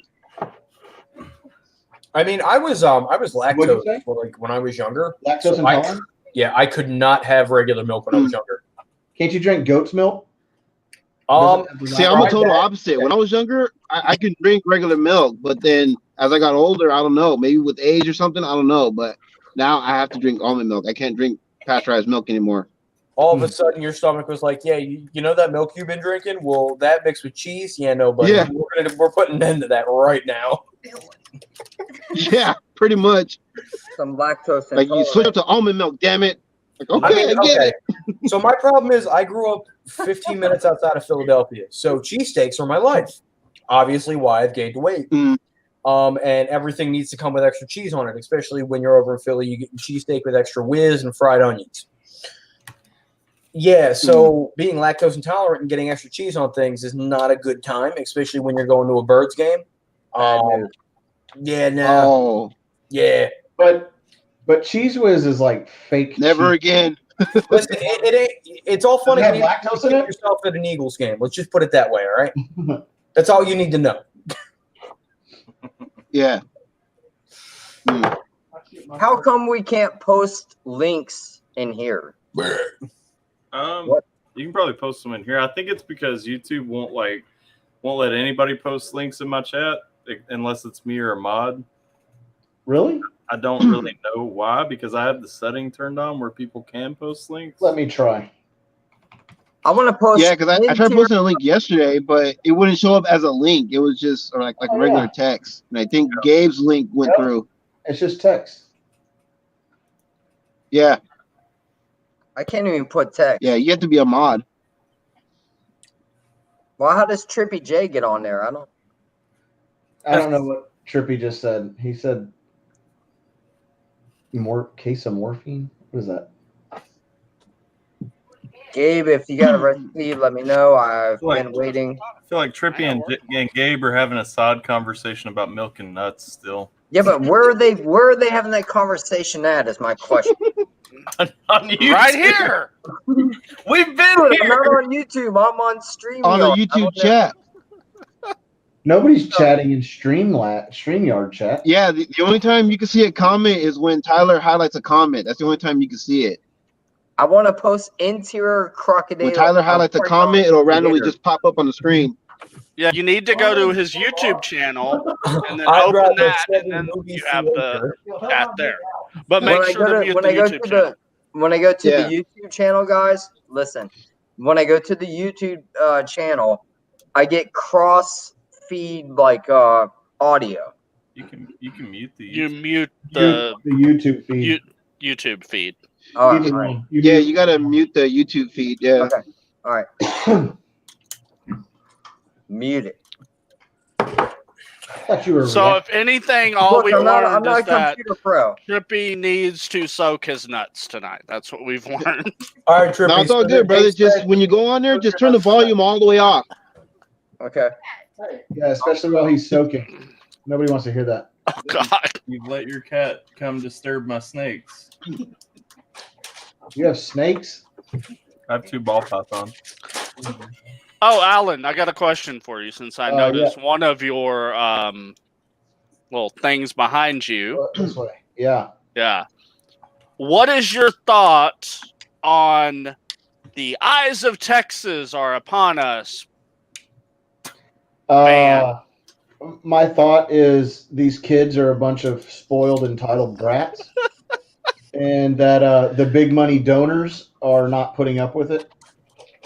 So there's a lot of stuff going on in the background right now of people basically threatening the university, saying, "I'm going to stop giving my millions to you if you do away with our school song." I'm laughing at Trippy. Hey, I agree with them. Yep. Bunch of brats. That's all they are. So if you don't know, Tyler, the eyes of never Texas, heard the word no ever in their lives. the school song or whatever, they say it's racist because when it early on, like in the 1920s or something, they performed it at minstrel shows at UT. And minstrel shows are where white guys, had blackface and all that kind of stuff. But there's no proof that they ever performed it in blackface. That's the other key. Yeah, it's like there's no proof. And it's because they say, oh, it's based on the tune of I've Been Working on the Railroad, which is supposedly like a racist song or something. Oh my God. So that they're is reaching. so yeah. That's damn. That kind of got kind of lame. I don't know. What'd you do? Wait, Trippy, you being for real right now? I don't think he's the correct person. I think we need to ask Reaper about that one. And I haven't showered in a month. I don't eat fruit. Okay. Trippy J is fruity. Interesting. Actually, if you showered in a month. If you eat nothing but fruit, eventually you'll get a fatty liver. because it's all fructose. Trippy, I need to know if your last two comments are serious. I can't contribute to any other discussion until I have an answer to that. I think he's serious. Why do you have parasites? Is what I want to know. Oh wow, that's good. I like that. Fruits and nuts. He must be in California. I mean, I've heard of the occasional ear tick, but you know. What did you say? I said I've heard of the occasional like ear tick, but parasites. I was like, no, ear tick. No, I trust that the diet is legit. Like I trust that part. What's the shower thing? I don't know if I'd be mentioning that. I don't know about the shower thing. Oh, Gabe, I've done water. I think he's playing with that whole shower thing.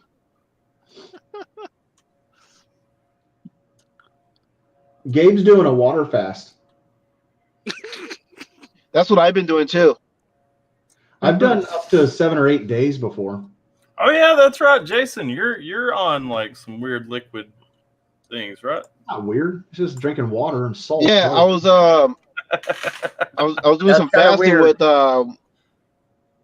but yeah, I was doing fasting with water, and then I've been drinking kombucha. I don't know if you guys ever heard of that. Yeah. Well, I hadn't until you told me about it. It's fermented tea. It has alcohol in it, but it's alcohol in its natural state rather than processed alcohol like you get in beer and whatnot. And it has digestive enzymes, probiotics, things like that. It's supposed to be really good for you. Okay. Are you a follower of the snake diet? What's the snake diet? I never even heard of that. Dude, you need to look up. He doesn't make many videos lately, but go back and watch some of his videos. He'll go on for an hour and just go on a rant, and he's like a drill sergeant almost. Like he just screams at you. Like his shtick is like when the video starts, he says, "Hey, fatty," and like he sits around talking about how fat people are losers, and that he's trying to like get your attention by motivating you. But it's pretty funny because he's a Canadian with tough love. He's actually like ultra Trump supporter, and so he goes off on all this real conservative stuff. And he's not religious or anything, but he talks about stop watching porn, stop chasing women, stop. He's going off on it. It's really entertaining because he's just screaming and like veins are coming out of his head and stuff. It's really fun. Snake diet. Look him up. He's on YouTube. Okay. I'll check him out. Reaper, I have a question for you. What's up? Who dropped? Chris dropped. Would you say that your general sense of smell is in good condition right now? Oh God, here we go. He has corona. Or are you stuffed up? Okay, so I'm always stuffed up. I have like a. Okay, that answers the question. Because you must be stuffed up if your roommate hasn't taken a shower in a month or whatever. To not. So, okay, I will say he uses essential oils and shit like that, so he doesn't stink. That's cheating. It's cheating. That's called deodorant, but just fancy. What? Nah, he takes care of himself. He's fine. Maybe Trippy has coronavirus. He lost his sense of smell. I just don't stink. I eat right. He also but hold on a minute. Let me explain Trippy to you though. You know what? No. For real though, I mean, she eats a lot better than I do, clearly. But like it blew my mind when we first started dating and stuff because she doesn't like wear deodorant or anything ever, and she never has like BO. No, I'm saying though, like you never have BO. I can say honestly, because Trippy eats mostly fruits and raw vegetables, it's all stuff like that. He doesn't smell like at all. Which, if I didn't shower for 2 days, I would smell like a fucking dumpster fire because, as you see, I put nothing but shit into my body. So, I mean, I kind of understand his logic. Plus, it smells like lavender in here, so I'm not complaining.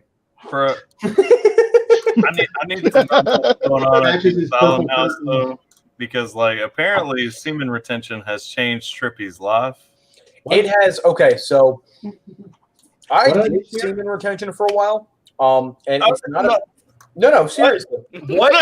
What is semen retention? It's literally not jerking off or nutting. It's No Nut November. No Nut November. It's No Nut November on a longer period. I did it for like a 3-month period where like I just didn't do anything like that. And you kind of regain your sense of who you are, so to speak. I know it sounds weird, but like you think clearer. Dude, Jason, that's part of what that snake diet dude pushes. It's literally okay. So oh, really? The way I think about doing that stuff. Yeah.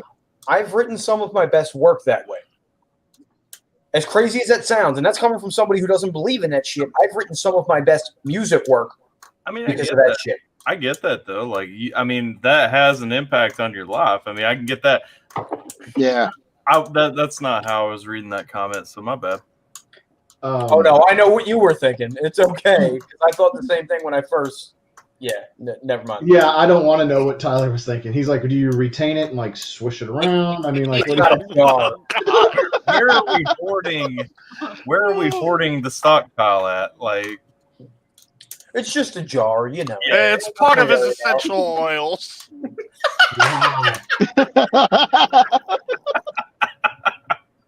it's not the. That's the secret recipe for his oils.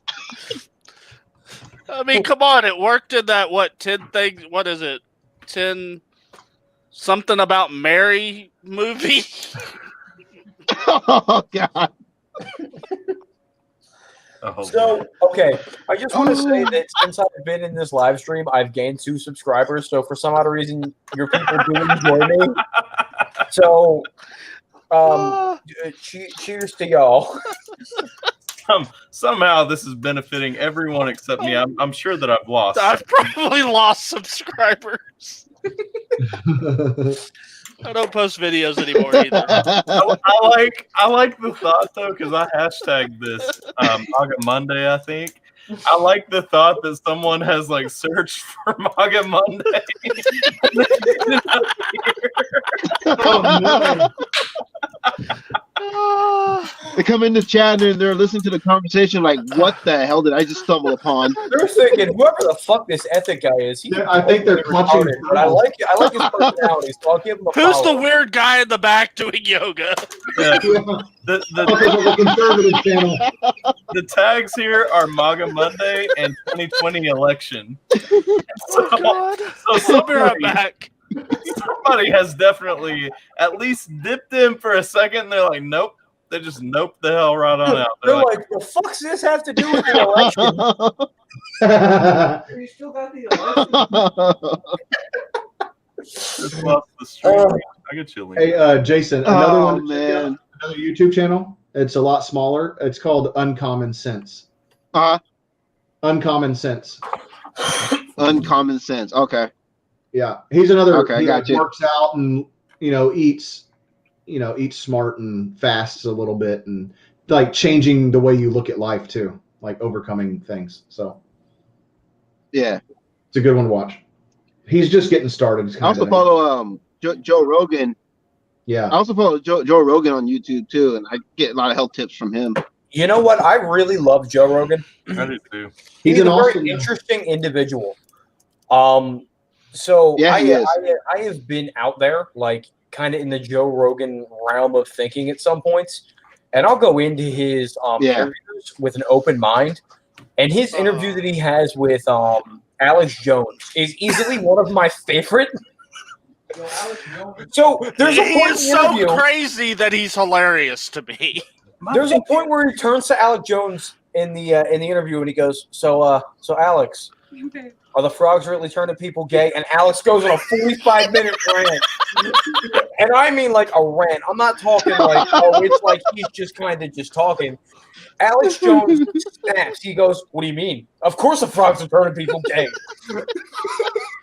And he does the typical Alex Jones face where he gets super red and just angry. And I'm like, dude, it's not that serious. Relax. Yeah. Alex Jones is also from Austin. It's like it's so easy to get Alex riled up. I used to watch Alex Jones on public access television, like back in the late 90s. It was amazing. He's Didn't they, like, kick him- hilarious.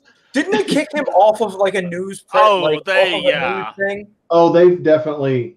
I know Oh, they we- banned him from YouTube, which Yeah, I they thought was hysterical. He's banned from Twitter, which is even funnier to me. Yeah. Yep. And he's banned from Twitch. Yeah. Like he's banned from everything, and still this guy's still pushing out videos, and I don't know how. He's got his own platform.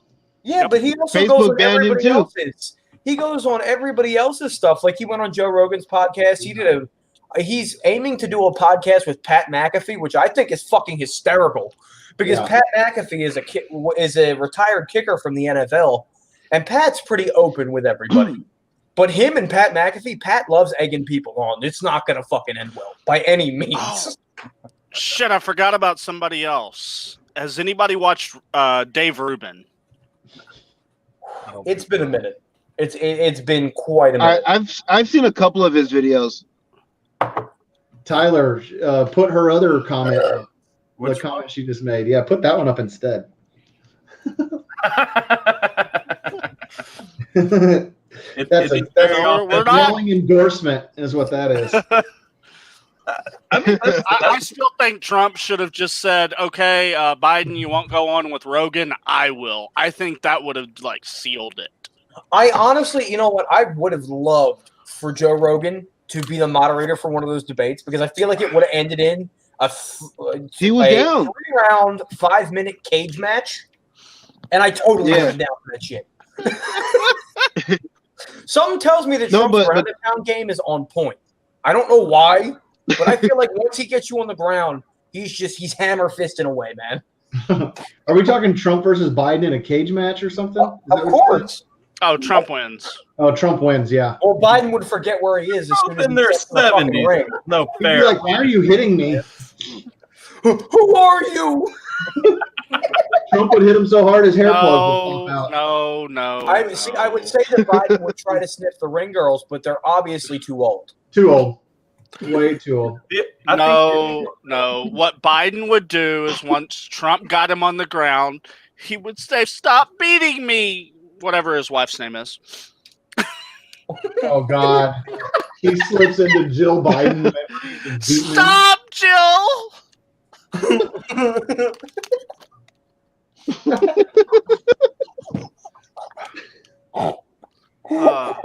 She wears the pants in that relationship. Well, someone has to. He obviously forgets to put his on.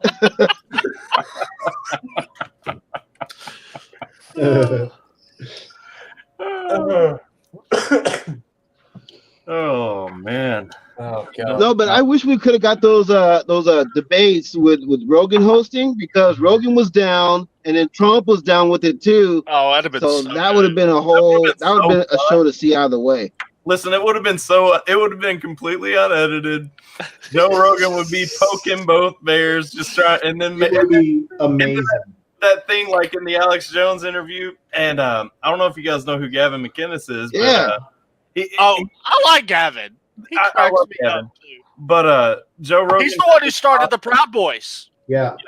Joe Rogan did this awesome interview with Gavin McInnes, and like every time Gavin would go take a piss, like Joe's like, "You hear that effing guy? Like he's crazy. He's out of his mind." And then he'd come back and he'd be like, "Oh, okay, so back to normal conversation." It was so fucking funny, dude. I pictured the debates being that like they're going at it, and Joe's just looking over at his camera guy like, "What?" I don't know. It would have been better than Chris Wallace.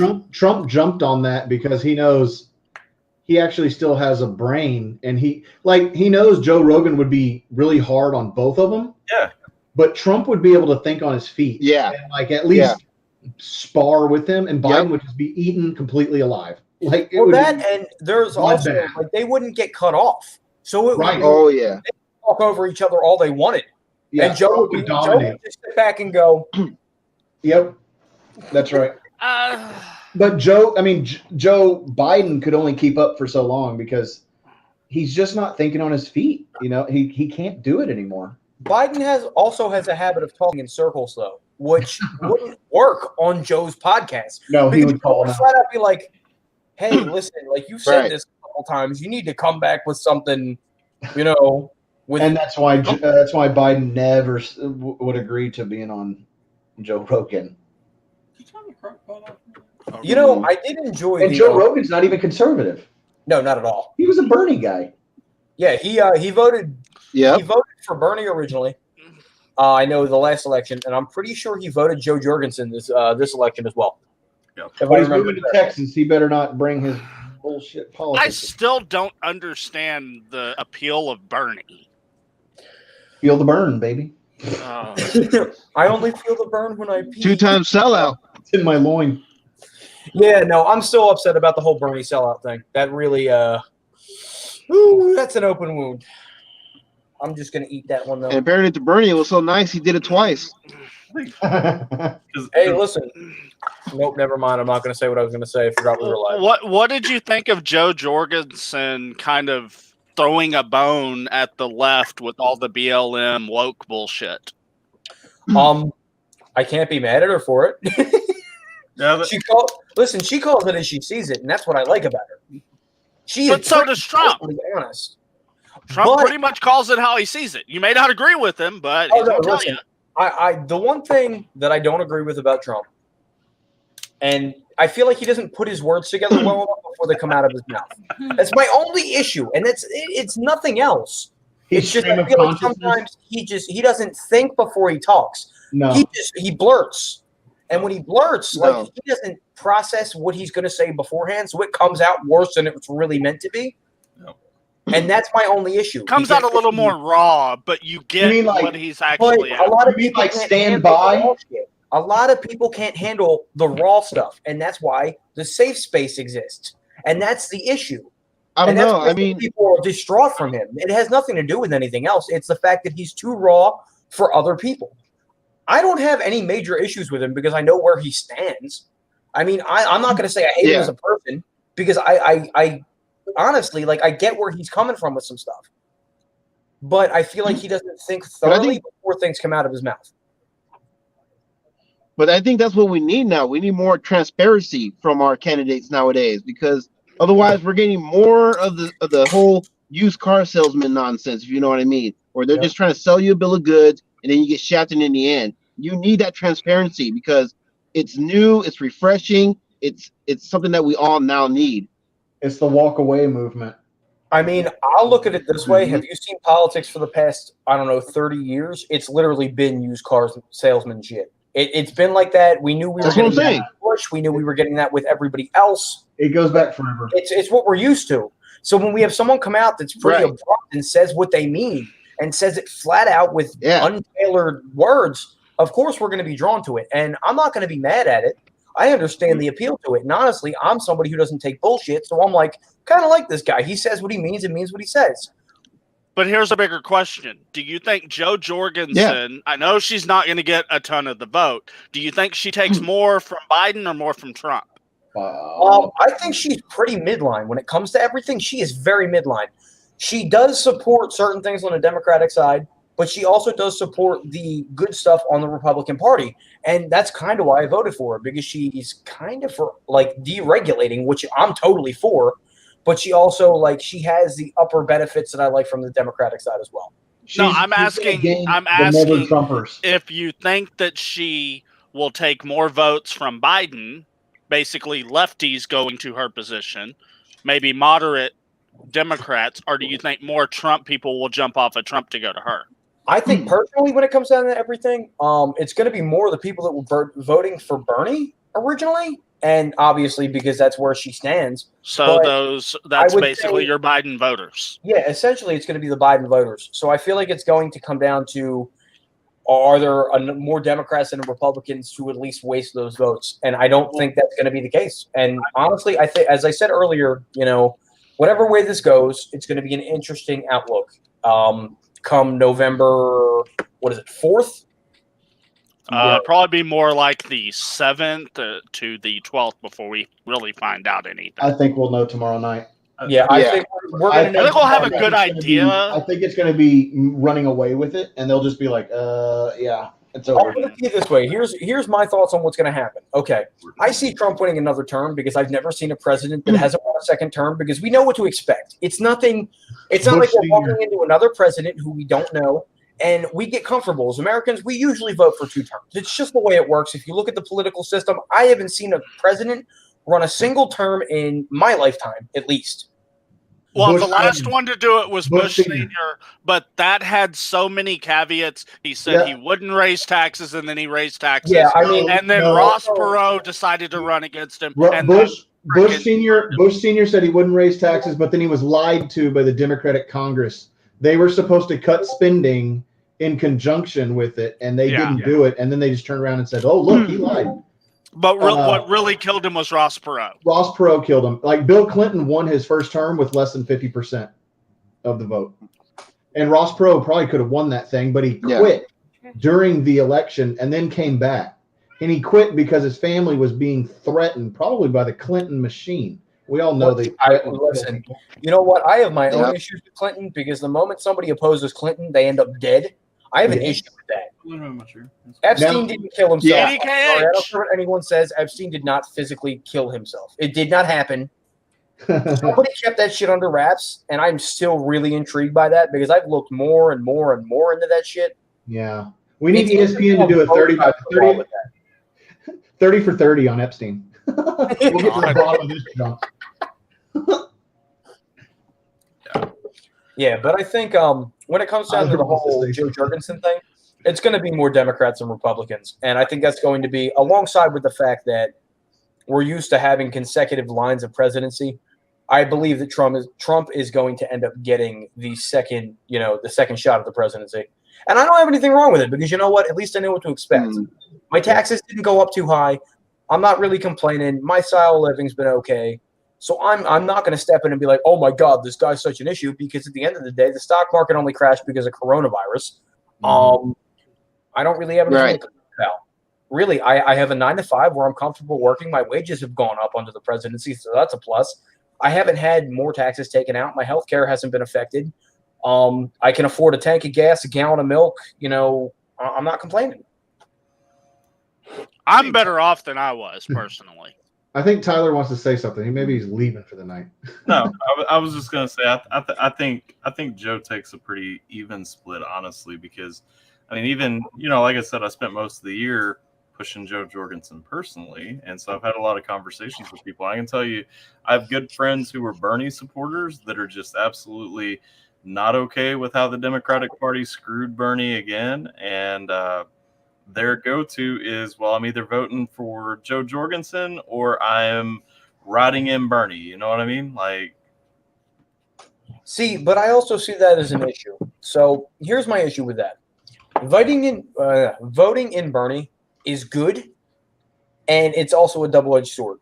If enough people aren't voting for Bernie, you need to be willing to stick to that third-party candidate if that's really what you believe in. And I feel like, I'm not trying to nullify anybody's vote, but I also feel like, that's going to come to a drawback, and it's really going to be the lesser of two evils, as people like to put it. And if you believe in the third party and the third party vote in general, you should stick with the candidate they have and run with it. Because you can't tell me that she's not going to get with Bernie at some point and be like, hey, like, what do you think on this? It's going to happen. I don't think she's going to draw too much from Trump because he now has a 95% approval rating amongst Republicans. Oh, and of course. Some of that 5% is still going to vote for him because they can't vote for Biden. I think the biggest surprise is going to be Democrats who vote for Trump. Yeah. Okay, so I couldn't in great conscience vote for Biden. And I know that sounds really weird because a lot of my fan base probably thinks, oh, he definitely voted for Biden. I couldn't vote for Biden even if I wanted to. I have this eerie feeling, and I'm not voting for a vice president. Like with him, I get that feeling I'm voting for a vice president, whereas with Trump, I'm voting for him, not his vice president. And as much as I'm not too big a fan of Pence, as I said to Tyler in my interview prior, I'm not a huge fan of Pence, but I know that Donald Trump would at least make it through his 4 years. Yeah. That's my. Who do you think won the vice presidential debate? I would say Pence, hands down. Personally. I mean, he had his facts lined up and he had everything. Oh yeah, easily. And listen, that's coming from somebody who doesn't even like him. I mean, when you have your facts and you have your stuff lined up, and you know where you're coming from, I'm supporting that 100%. You did your research before you came into the party.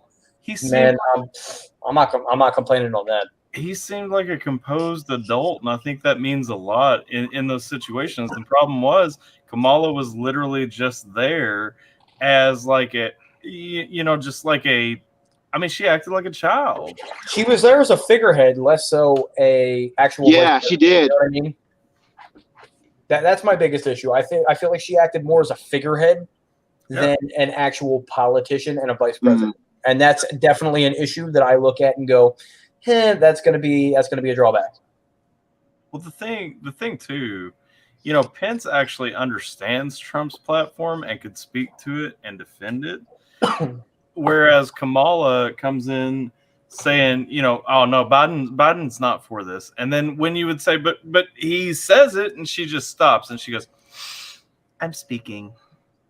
Oh God, that was annoying. Oh God. Yeah, no, that. Oh yeah. It's not mansplaining. It's called whipping your ass in a debate. That's what Pence was doing. Yeah. Facts. Pence was on a mission. He's like a little Terminator with perfect hair.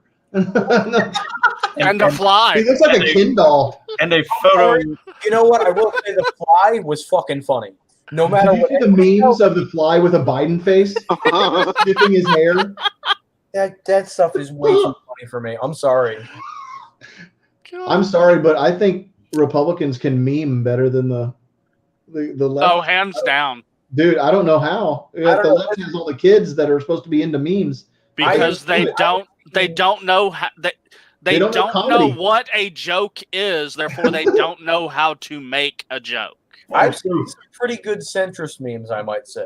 That's all I'm gonna say on that one. What it comes down to with the left is the cancel culture is too rampant. You have to cancel anything that is offensive, and the funniest humor is offensive. I'm sorry. Yeah. Hold on a minute. It's funny to bring up cancel culture because I have songs that I can't drop because of cancel culture that I made before this existed.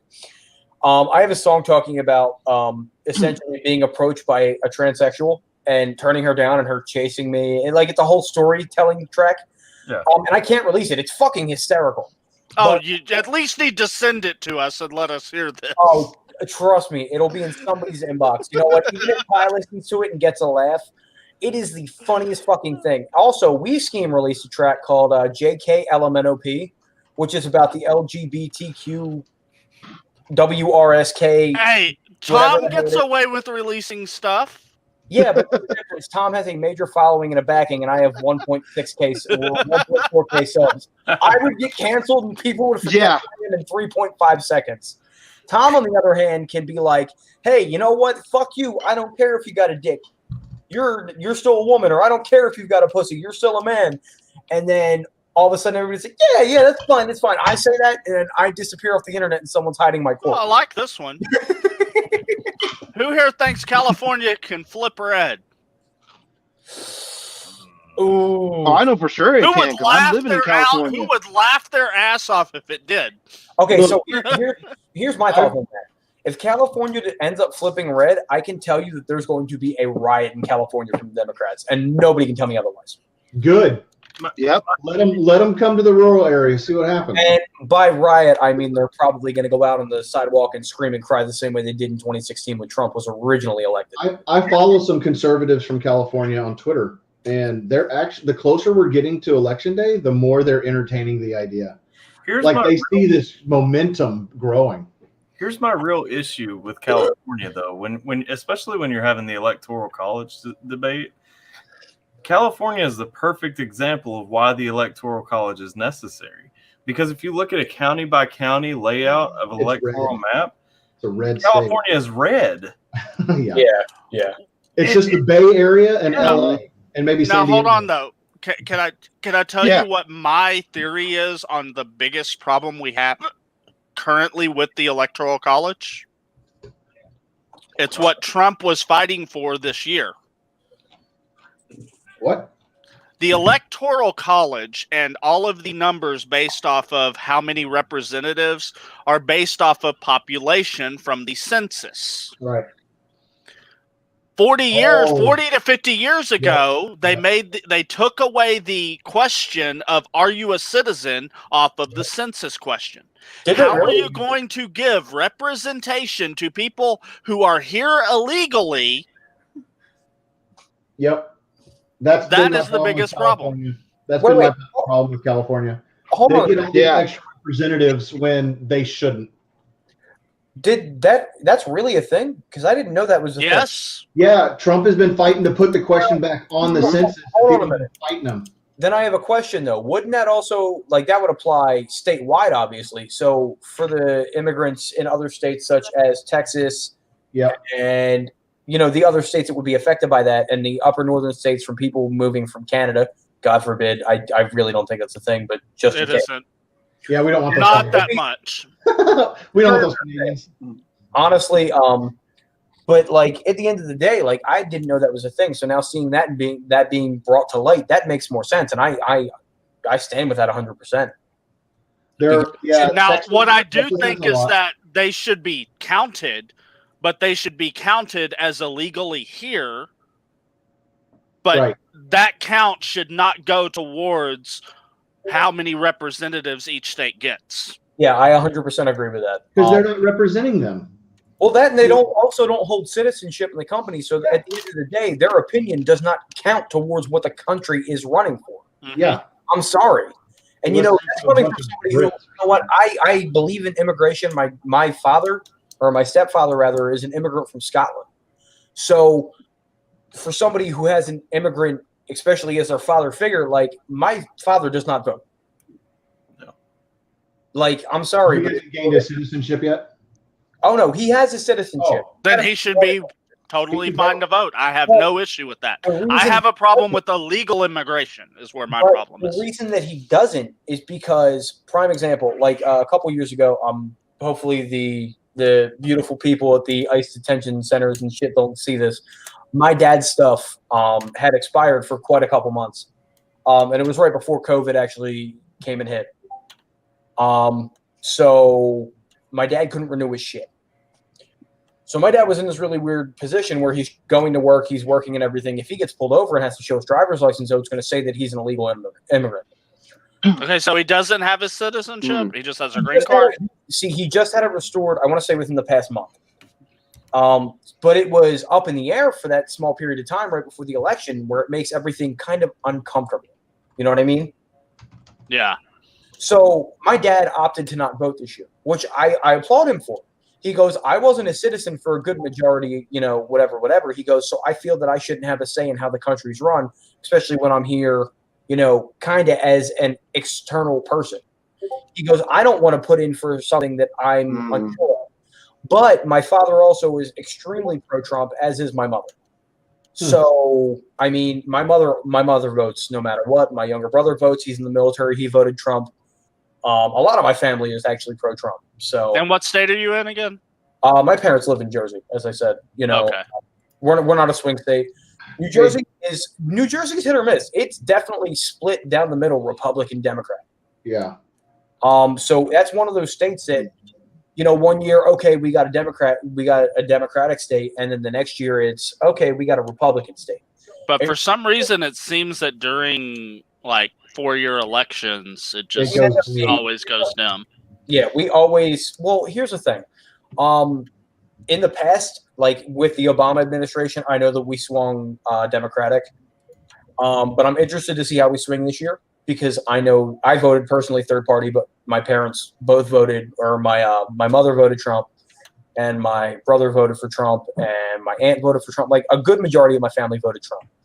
So were they voting Trump 4 years ago is the other question. Yes.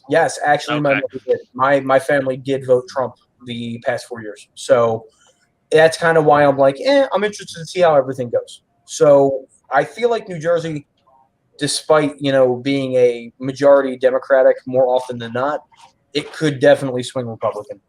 That would kill them. Let's see. I mean, I think Jersey's only 4 electoral votes? Jersey's 16 11, or something. 12? Yeah, it's up there. Hey, Jason, is it true? You're in California, right? Yeah. Is it true that a lot of this like push for Trump Yes, sir. is coming because of Gavin Newsom? Like he is such a bad governor that Yes, people are because yeah, go ahead. oh, he's a horrible governor. So much so that there's a petition going on in my state about pushing him out. I mean, that's just how terrible he was doing. It's funny. He was talking about how we don't have funding for all the things we need, like our schooling, our roads, and all this and that. But yet, he somehow came up with funding to give the illegals a stimulus package, and that was one of the things that kind of set the state over the edge. Yeah. Now, I have a question. Is Newsom a Democrat? Yes. Yes. Yeah, then I can understand the flip Yes, he is. of going red. And I think it's pushing. I think it's pushing. Well, no. Well, to Trump. Yeah. Well, no. Here's the thing. We just elected a congressman who goes by the name of Mike Garcia. So here is a person of color, but get this: he's Republican. This congressman, Mike Garcia, is Republican. Yes, he is. Wasn't that in Riverside? Yeah, that was in Southern California. Riverside used to be a Republican stronghold. So, like when Reagan would win California back then, Riverside was a lot of Republicans, I think. So I just want to pause the conversation to say that unfortunately this is now empty, so I'm quite upset.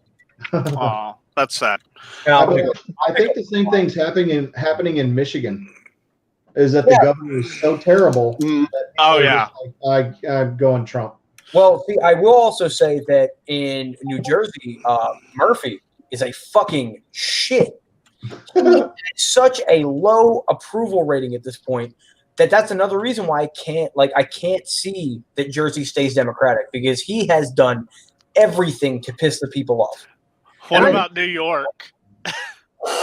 New York is like California. Upstate New York is blood. I know, it's red as hell. Let me put it to you this way, okay? I was living in PA, but still registered in Jersey because I didn't switch my license over and everything yet, so I was still a resident in Jersey. I waited with the stimulus plan for the COVID thing. I didn't get my stimulus until it was released in March, I think, or April. I got my stuff somewhere around there. I got my stuff around the end of July. Wow. And I'm in the lower end bracket of Jersey because I only make right around $30,000. So I was in the second bracket for Jersey, and I didn't get my shit till the end of July. Now, people like my parents who were out of work, my mom being a director of transportation for the public school system for the state of New Jersey, she makes like 75, 85 grand a year. So my mother was in the upper end of the bracket. She still. No, I'm sorry. What is it? October? She got her shit in the beginning of October. When did you file your taxes? Literally the end of February, as soon as I got all my tax information back. Yeah, because they went by the 2019 return and then to the 2018. Yeah. I file my taxes literally either March 1st or the end of February every year, as soon as I can get all my tax information, because I've worked the same job for the past 6.5 fucking years. Yeah. So I got one tax document. That's what I do too. But I file as soon as I can, and I do everything, my own way through online tax stuff, because I don't want to deal with other people doing my finances. I don't trust it. Yeah. Plus, I'm not paying somebody to do Smart my taxes. man. I can do them myself. No, thank you. I have another question for Jason I'm curious about. So, since you live in California, I'm pretty sure you're familiar with Proposition 5. Oh, God. Remind me. Honestly, I haven't really been paying attention to all that. Proposition 5 was basically the anti-gig law that said everybody in the state literally had to be employees. Yeah, They I didn't hear put about in that a few one. exceptions, but basically the idea of what it really affected, it really affected places like any of the Uber, Lyft, any of that, because they couldn't hire them as independent contractors. It also affected a bunch of other typical places that you hire people on for a few days as independent contractors, so you're not paying them as, all the extra stuff. But there's a actual proposition this year called Proposition 22, which would exempt anyone from any of the driving services. And I heard an interesting thing. I heard somebody from California talking about it, and he said, part of me basically wants to vote against that. He said, because I think that the state is so damn stupid that they voted for Proposition 5 that they should have to sit and deal with it. And we shouldn't just be exempting groups of people such as Uber, Lyft, and them because they have enough money to get it onto the onto the voting thing. Ballot. Thoughts? Yeah. Okay, the Proposition 22 I did hear about. I saw that through various ads about the drivers, they want to remain independent contractors because I think their way of thinking, from what I've heard, from what I understand, is that if they're considered employees, it's because they want all the benefits that employees would get, such as like the health care, insurance, and all that. Mhm. So, I don't know. I would have to read more into that because I've only heard like little tidbits here and there of what consists of all that. You know, the most I interesting. mean, I'm an independent contractor. I work for a security company, and I know that even though as an independent contractor for a security company, my company they offer me like insurance coverage and things like that, but then they also give us the option of if you want to get coverage through somebody else that's not through them. Yeah. I guess the basic thing is it better to pass a law that basically negatively affects a bunch of people and then have the people who are rich enough to fight for their exemption for it? Do you think that's the right way to go? Or do you think that, well, I guess it's kind of a mean thing, but the idea of if people are going to pass this, then they need to live with it. You know what I mean? Well, no, I mean we need to stick with I think it depends on what people vote for, what the majority votes for. They're against it. You know what I mean? I think that's why we need to keep that democracy system in our state. You know, so anything that affects democracy, the democratic system, no, I'm totally against. I may just be explaining it bad. I don't know. Maybe Alan can explain it better than what I'm trying to get at. Me? No. So, I would say the most interesting proposition on Jersey's ballot is the legalization of marijuana for recreational use. Something that, honestly, I look at it this way. Alcohol is legal. Cigarettes are legal. I don't care what you do in your spare time as long as you're not going to your job stoned off your ass or driving your vehicle stoned off your ass. I believe you should be able to do what you're going to do. It's very interesting to see Jersey move in that direction, though, because for a while we had Chris Christie, who, if I remember correctly, was Republican. So it is a big step for Murphy, but it has caused a lot of uproar, which is once again why I go back to the fact that I think that Jersey is going to end up swinging Republican. Because there is a large disapproving crowd, especially the older crowd, which is predominantly Jersey, that is aiming against that. So I'm very interested to see where everything swings with that proposition, for sure. I'm torn on that, and here's my reasoning. It actually has nothing to do with where my thoughts on marijuana. I've never done it, but I know a lot of people who smoke. And they're normal, regular people, but it affects different people in different ways. But here's my caveat. I don't have an issue with it being legalized for personal use, but at the same time, here's my biggest caveat. If you are working in any industry that involves you having to drive around, if you're working in any industry such as manufacturing, it should be totally up to the place that you work for. They should still be giving you a marijuana test before they hire you, and any accident, you should get a marijuana test. I have no issue with that because that's a safety issue. See, I also have to agree with that. This is where I stand with the legalization of marijuana, especially in Jersey.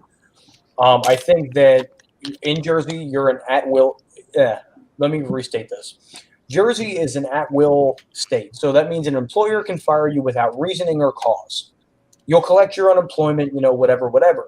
I think the mandatory drug test should still be super, put into place.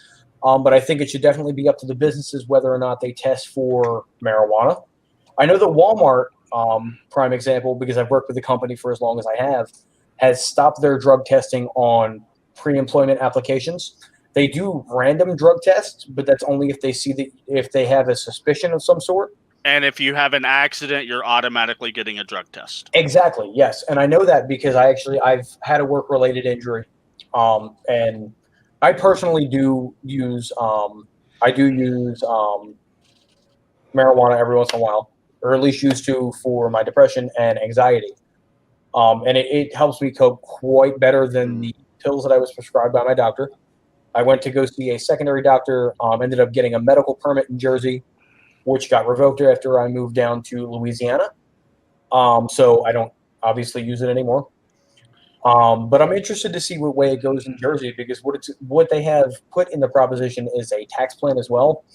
And the tax plan's pretty clean cut and dry. It's like a 25% on whatever your purchase is. So it's a very hefty tax. But I'm very interested to see if it passes. I think that, as long as the employers are able to keep their drug, their opinions on the drug to themselves and do what they plan on doing with it, I think that, it's fair. Most of that is from insurance companies anyway. Oh, absolutely. I know, like with the Walmart insurance company, especially with the insurance company that we run through, they prefer that you don't even smoke. Obviously, because that's just insurance companies, and you're a higher rate if you smoke, and you have more ailments possible, and all that other shit. I worked for 2 years for Walmart, but I was working in a warehouse, which is a totally different thing than working at a store. Yeah, no, believe it or not, the warehouse insurance is much cheaper because of the probability of injury being higher. They're required to make your insurance cheaper in case you do get injured on the job. That's a little fun fact for you. But the insurance in store, like prime example, I want to say it's $50-something a paycheck, which isn't bad by any means, and I have full coverage. I go to the hospital, I pay my deductible or my copay, which I think is like $250 max. And for a primary care doctor, I'm paying $35 out of pocket. My dental, I pay, I want to say it's $75 because it's specialist. Can't complain at all. Like my deductibles are very solid for working for such a large scale employer. And I pay one of the cheaper plans. If I paid the higher end plan, which I think is $100 and some odd a paycheck for, one regular adult, I want to say my copays go down to almost nothing. So like I can't complain. Walmart's insurance companies, for like the dollar amount, especially for one single, a single mail, is really well put together. But I think I paid $27 a paycheck, but this was also 11 years ago. Yeah, they moved, and it was before Obamacare, and I don't care what anybody says. The problem with Obamacare is that while there are places where you can get the coverage for less money or equal money than what you could before, the issue is what's happened is to enable that. What they've done is they've taken the deductible and just put it through the roof. Oh, absolutely. The deductible. Obamacare was a scam. Oh, dude, unbelievably. So when I lost my insurance through my job, I actually had to get Obamacare because I was out on medical leave for 9.5 months. I was paralyzed from the waist down. This was back in like 2015, 2016. I was paralyzed from the waist down for 9.5 months. I got hurt. Damn. I got hurt at work. Walmart actually footed the bill for my physical therapy, which was $757,000, right around. I was in a physical facility for right about 9.5 months. How'd you get injured? So they said that I overworked myself. I was working 2 jobs. I was working 20 hours a day, getting 4 hours of sleep, and eating 1 meal a day. So my body eventually got so physically That'll exhausted. do it. All my muscles and my the tendons in my body all tensed up at the same time in my lower back, and crushed the main muscle that goes, or the main artery that goes through my spinal cord. So I had no feeling from my waist down at all, and I didn't know, because I got up to go to work one day, stepped out of my bed, put my feet on the floor, and fell right on my face and knocked myself out on my windowsill. I woke up 4.5 hours later to an ambulance and my mom in the room. And the only reason my mom was there was because I didn't go to work, so they called the emergency contact number, which was my mom. And my mom knows I don't ever miss work. Like I don't call out, I don't call in sick. And if I'm sick, I just go in and deal with it. So my mom got worried. She drove over. I only live 15 minutes away. But she drove over, let herself in, and I was passed out on the floor, and the side of my head was all cut up and everything because I cracked it off the windowsill. Oh, damn. When they got me to the hospital, they said that I was paralyzed from the waist down because of my tendons being overswollen and my nerves being overswollen going down my spinal cord. In the course of that time period, of the 7.5 month time period that I was overworking myself, a mass also formed on the middle portion of my back, which was the size of a softball underneath the spinal cord. So they ended up pulling fluid from that because they were terrified it was cancer-ridden. But thankfully, it was benign at the moment. I haven't gone to a cancer screening in about 3 months, though, so I'm hoping that's still the case. But yeah, they were terrified it was cancer because it was like the size of a softball, but they can't operate on it because if they do, then I have a 85% probability of being paralyzed, is what they told me. Oh, damn. Yeah, so like I take as I said, I take every day with a grain of salt. I get up, put my feet on the floor. It's a good day. My injury's nothing compared to yours. I just slipped 2 discs in my back. I mean, well, alongside of the having to relearn how to walk and everything, like they swore to God when I went to the hospital, they're like, you overworked yourself so badly that we don't see you walking again. And I looked at the doctors. I went physical therapy 9 to 5 or 8 to 5 Monday through Friday for the foreseeable future. I went until I'm able to walk. I want Saturday and Sundays off so I can kind of recoup. I went and then Monday through Friday, 8 to 5. I'll stop for lunch. I'll eat my breakfast before, and I'll have dinner when I'm done. I went, and if we're not okay with that plan, then I don't know what's going to work. And the doctors looked at me and they went, "You really want to walk again?" And I went, "Well, duh," because I work on cars. At that point I had a I want to say it was a 2011 Infiniti G35X. So I loved my car, and I'm sorry I can't shift gears if I can't do anything from the waist down. And that's an issue with me. I wouldn't be able to go out fishing. I wouldn't be able to go out, on the boat. Wouldn't be able to do anything, especially in a wheelchair. And, at the age of 20, I was 22, I guess, at that point, or 23. That's terrifying because that's like the beginning half of my life. No shit. Yeah. So and this, mind you, was coming after a breakup with a girl that I was with for 4 years.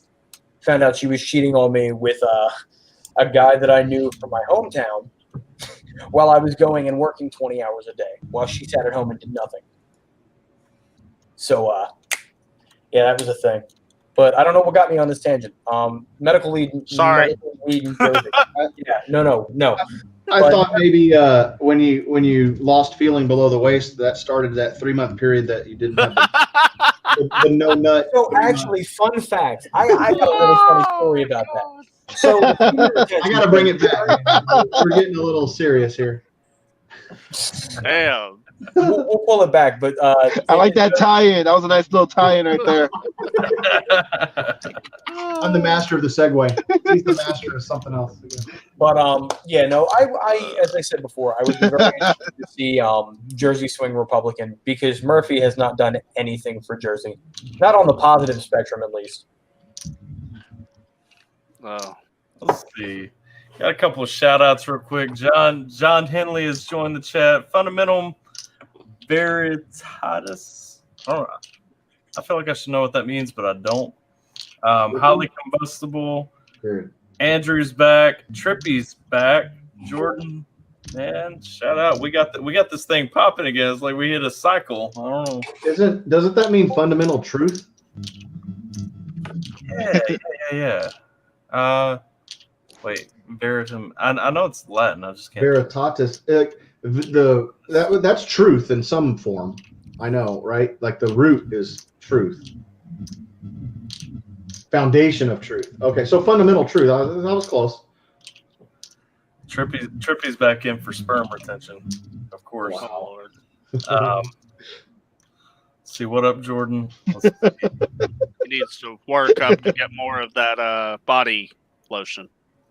Let's see. So, John, I think John, you're from England, right? I know you. I know you're European. I can't remember specifically if you're from England. Well, he's got a soccer. We don't know if he's in the restroom. Come on now.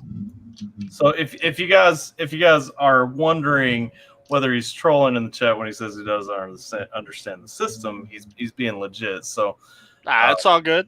I just want to stop any negative comments because I know how hot-headed you guys are, all except for Ed. Well, he said, doesn't Biden have a better future for America? No. No. Better future for the world compared to America, but no, America first. I mean, I look at it this way. I think that Biden's. Biden don't even have a better future for himself. I look at it this way. Biden's idea of what America should be and the base freedoms of America are so far apart at this point that I couldn't see a reasonable election, if he got elected, going well.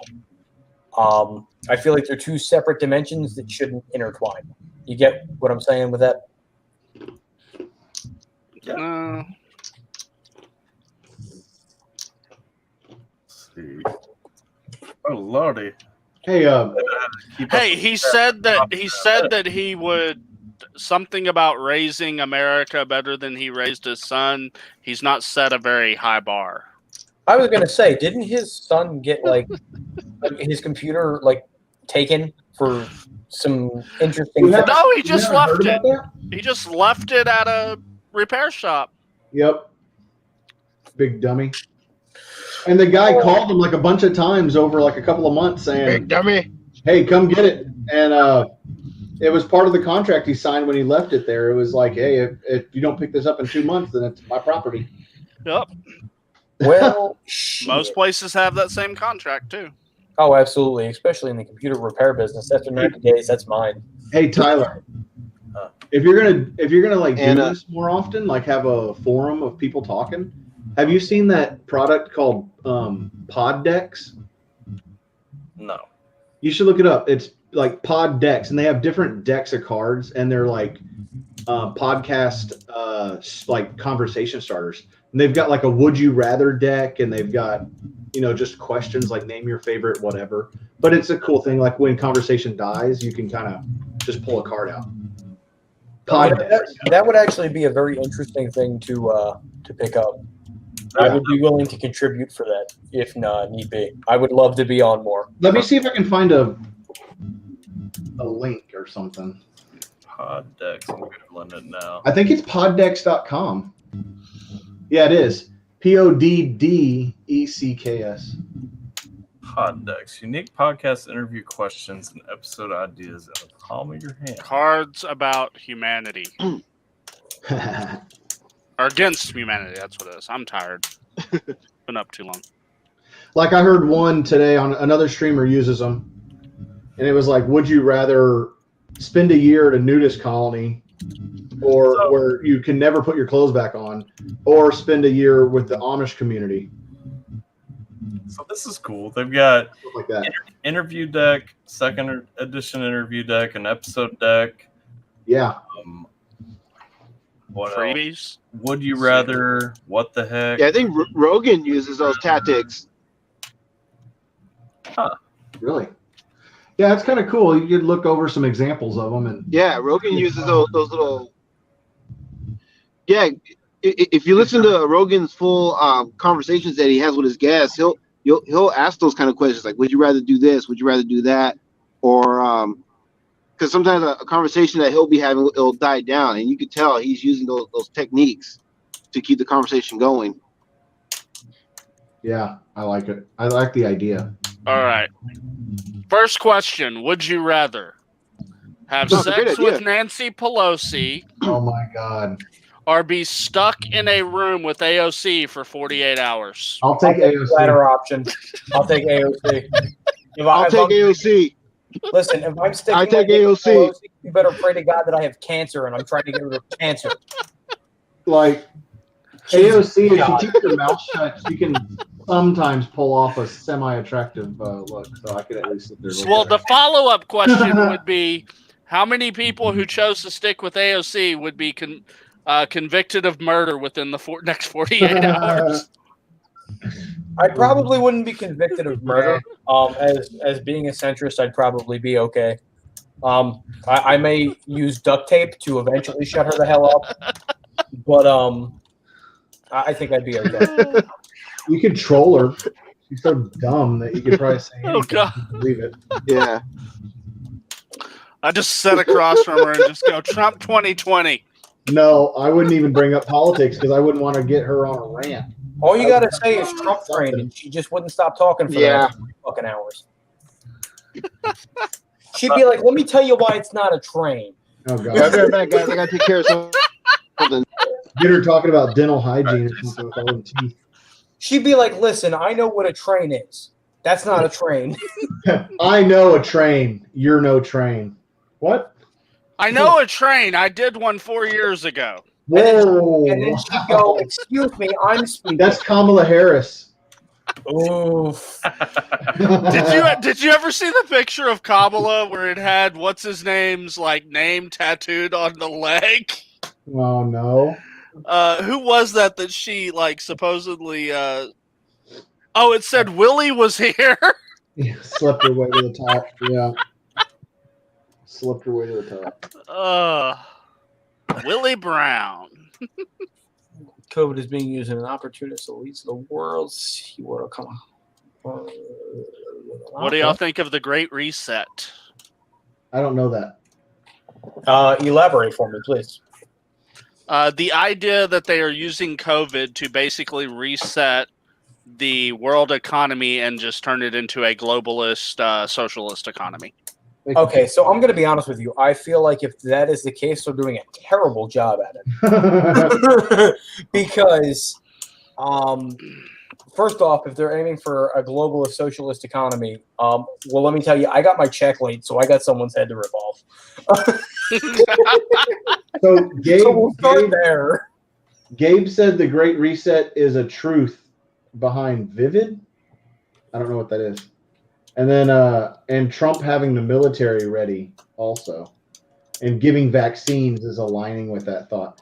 Like, I'm not taking any vaccine for COVID. It's pointless. I mean, I'm not going to get a vaccine for something that's got a 99.97% recovery or whatever it is. Yeah. I'll be honest with you. Okay, so I had a positive COVID affirmation a while back when I was still in PA. I have breathing issues to begin with, and I didn't have any issues getting through it. It felt like the normal flu to me, and they said that I had a bad infection and wanted to keep me hospitalized. And I told them if they didn't let me go home under my own personal rights, I would get a lawyer. I went home, stayed quarantined for 14 days just to make sure I didn't get anybody sick, and went back to work, and I was totally fine.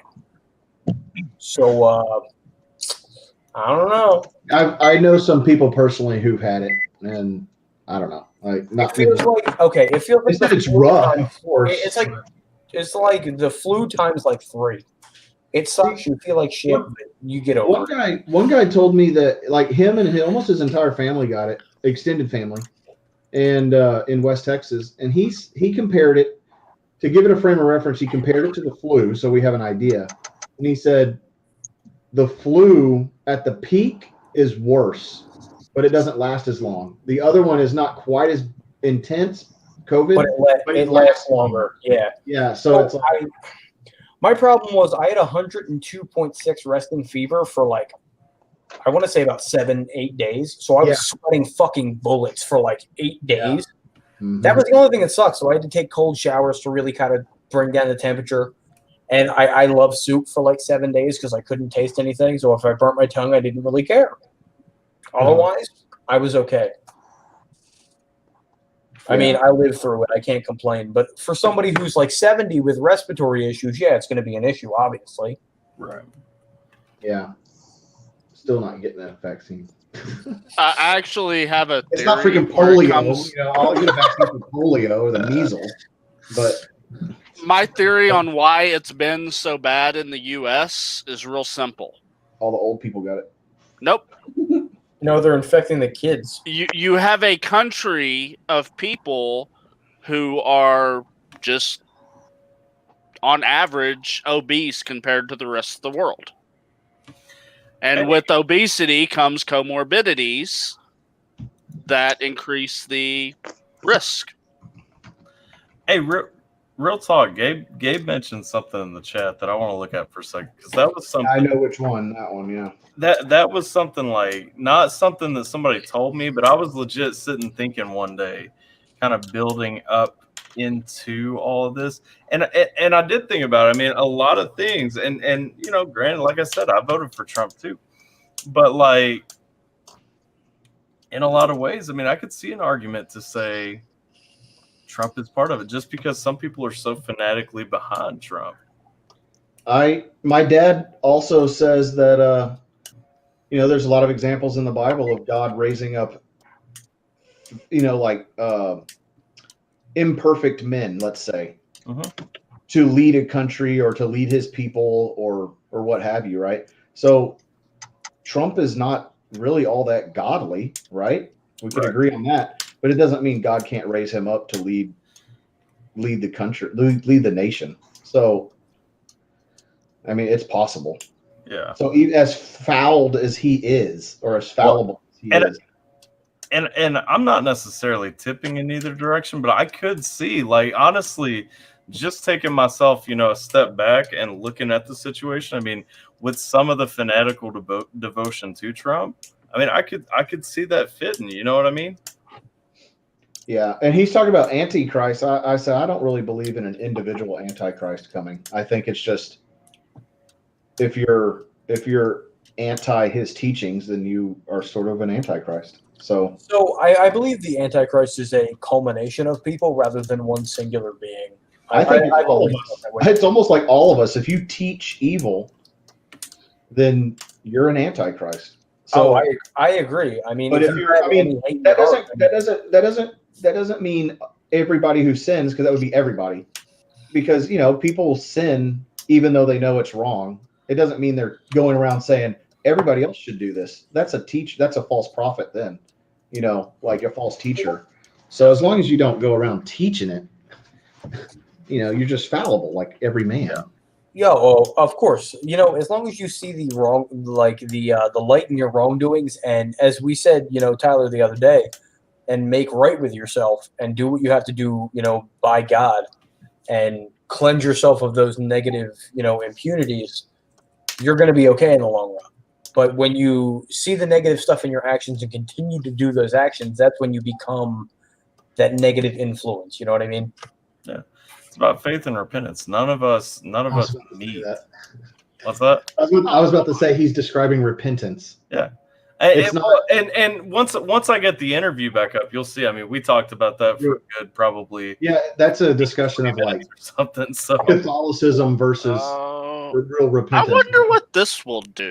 It's not doing Hail Marys and then going back out and doing the same thing again. Well, see, it's very funny that you mentioned that. I was raised Roman Catholic, so you know, I was taught you go to confession, you say your piece, you're given a way to reconcile for your sins, and you make up for your sins that way, and you do better to you do right in your conscience to do better by yourself in order to make sure that you're following the 10 Commandments and living by God's will.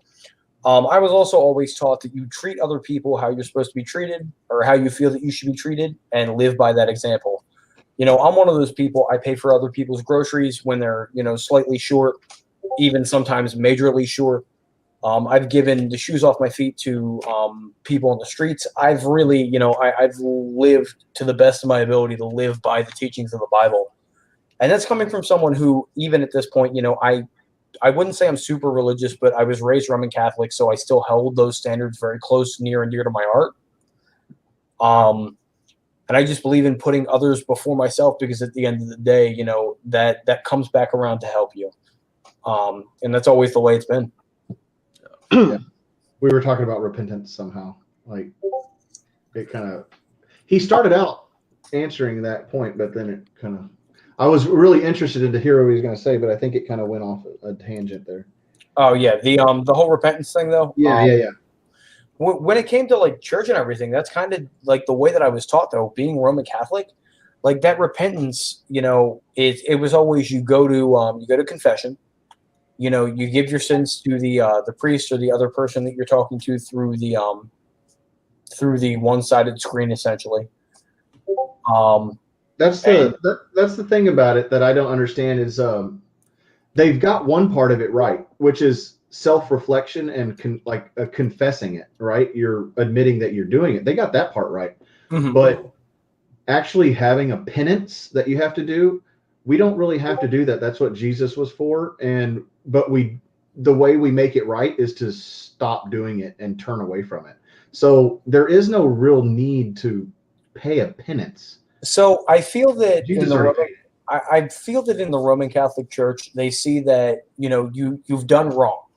So this is how you should go about making it right. You should do as you would expect, but also make sure that you understand that you've done wrong, and this is your consequences for paying that price. You say these prayers to God in hopes that he will understand and forgive you for who you are, and you make the improvements from there. That's kind of the way that I always looked at it as a child, but now coming back to it as an adult, I see the flaws in that and go, God is all forgiving as long as I understand I've made these mistakes and I understand that I need to do better in my future endeavors. That's another question. That's another question I have about Catholicism is you said say these prayers to God, but they're all rote memory. Like they do the Lord's Prayer or they do a Hail Mary or what? Does it lose its meaning if all you do is just like a robot spit out? Like even the Lord's Prayer, he says this is he basically said this is an example. Pray like this. And don't pray exactly this. So unfortunately, the one thing that I have also learned with the Catholic religion, specifically the Roman Catholic religion in itself, they take everything in a very literal meaning. Right. And with taking everything in a literal meaning, it doesn't leave any space open for adjustments, I guess. And when you take a deep breath and you look at everything from an outsider standpoint, from any other religion, whether it be, Baptist or Lutheran or any other religion from that standpoint, you really look at it and you go, wow, the Catholics are very fine point, do and do not. There's no gray area. That's funny you say that. And it's honest. Worms, Tyler. But living in a Roman Catholic household, my parents were always, do this, don't do this. There's no in between. You either do right or wrong. Right. If you screwed up majorly, not somewhat. You need to go to confession. You need to repent for your sins. And you need to realize that you have done wrong and improve on yourself so you can be a better servant to God. And it was harder for me as a child to realize that because I was always such a forward-thinking child. And my thought was, why do I have to go to someone, repent my sins, and then say a pre-written rote prayer in order to pay my way to forgiveness? Can I, at the end of the night, be like, I know I've been very, out of myself, and I haven't done this, and this right, but God, I pray for your forgiveness for this, and this, and open, closed. I just do better the next day. You know what I mean? You're setting your roommate off. He said exactly. F serving anyone other than myself. Tyler, I think I figured something out. What's that? You ready? Yeah. Hold on. Who's F? I don't know. That's what I was about to ask. What the hell? F, welcome to the chat. Who are you? What's F up? in chat. F in chat. Hello. Okay, that's interesting. Give me a minute. Let me open hang on a this second, guys. screen. Can you hear me? Yeah, we can hear you. Who are you? Fundamentum. from. Oh, okay. Hey. Veritatis. Yeah, so I'm Catholic, but I was just gonna say that the point of penance is more of a purpose of correction. So it's the intent behind why you're confessing your sins, and then you're trying to make a purpose of amendment towards satisfaction to God for the correction of error of whatever list of sins you may have committed. So the penance is mostly just it's offering it up to God, whether it's prescribed prayers like a Hail Mary or Our Father or whatever the priest gives you, but you're saying it with purpose. It's not supposed to be careless and empty. Now, can people say it carelessly and in an empty way where they don't maybe mean to have or want forgiveness or see their error as sin? They're just kind of doing it, um, in a superficial way. That's totally possible, for sure. But having the intent behind it means a lot, and that can give grace to a person with having that intention behind it. So I don't know if that made sense. Hopefully it did. But So I do have a follow-up question, especially from someone coming from the Roman Catholic religion itself. and I'm not a theologian. I'll just put that out there. So I don't want to seem like I'm some expert or anything. No worries. But I also do have a question coming, especially from the Roman Catholic side of things. So from a younger childhood, I had the prayers drilled into my head, essentially through rote memorization, doing the rosary in class after lunch, kind of from a younger area where I didn't understand the reason behind them. So going into adulthood, I looked at it as this is a rote memory. This is what I was told to do. It doesn't mean I'm seeking forgiveness. I will seek forgiveness in my own time and in my own prayers to God to make sure that I am in the right mind state to do so, and I'm able to put myself forward and give my full, self in hope for forgiveness. So that kind of pulled the passion, so to speak, out of going to confession every week. And there was a point where I actually stopped going to confession for that reason, because I felt that the rote prayers and the Hail Marys and the Our Fathers and the, all the other prayers that come along with it felt more rote than the, the daily morning prayer, the daily, before dinner prayer, the before bed prayer, where I would seek forgiveness, understand that I had, made mistakes. What I'm coming down to is, do you think that's possibly because I was from childhood learning those things and didn't understand the amount of influence that would have in the long run? I mean, there's a point of catechesis. There's a point of, what's the emphasis your parents are placing on the prayers.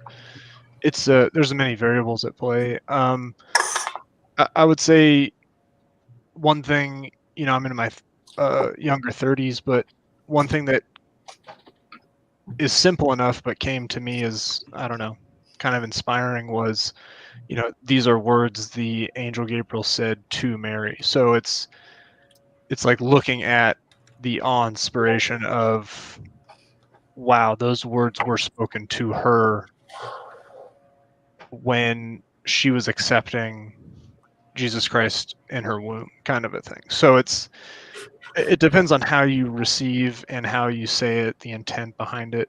So I could understand, like, if the depth wasn't expressed to you and there wasn't a lot of I don't know, definition behind it, it can seem empty. Like, I get that. So it's kind of like, if maybe it's a bad analogy, but if people are saluting the flag or the Pledge of Allegiance, for example, people might just do it in a robotic way and not really appreciate the country they live in. So, but if you talk to someone in the military, they may say completely otherwise. They may have a deep appreciation for the Pledge of Allegiance. I totally understand that. I mean, I look at it, from this perspective now. I do go back and read the Bible from time to time, quite often. I have a highlighted Bible actually put away, and I know that's like sacrilege because you're not supposed to highlight the Bible. Oh, is that but true? I didn't know that. Yeah, We're told to go ahead and highlight it, write in it, whatever. So I was told, at least in the Roman Catholic community, it is very sacrilegious to highlight anything in a religious book. I actually got in school suspension for quite some time, but I went back. I highlighted, especially in Proverbs, things that keep me strong, things that keep me in the right way, and that keep my mindset in the best place. Mostly to understand the meanings behind the penance and everything of that nature. And since I moved down to Louisiana, I haven't found a church that that was predominantly Roman Catholic, but I am aiming to do so. But I do plan on continuing and hopefully finding a parish down here where I can continue my religious beliefs and everything of that nature. If I don't know what's in Louisiana, but FSSP usually has some pretty good priests. There's a lot of Catholics in Louisiana. I don't know if they're Roman Catholic, but there are tons of Catholics because of the French influence. Yeah, it's a lot of Roman Catholics, if I remember right. So, Alpha, did you see what I figured out? You actually switched to it a minute ago. Yeah. So my thing, because I want to stick on the faith thing for a second. Oh yeah. Totally. For the it still sounds like though, and this is kind of what I try to tell everybody, because we really get caught up in the differences between denominations, between different sects of religion. But I mean, at the end of the day, I mean, no matter what, no matter which of us is saying which part, it still comes back to the heart. It comes back to that real true spirit of repentance. It comes back to the intention, the mindset behind it, not what you are professing, saying explicitly. You know what I mean? I agree with that 100%. At the end of the day, we all embody, not only what we were taught and raised, but the ways of the Bible, regardless of religion. So I definitely agree with that 100%. Yeah, I mean, I think there's elements of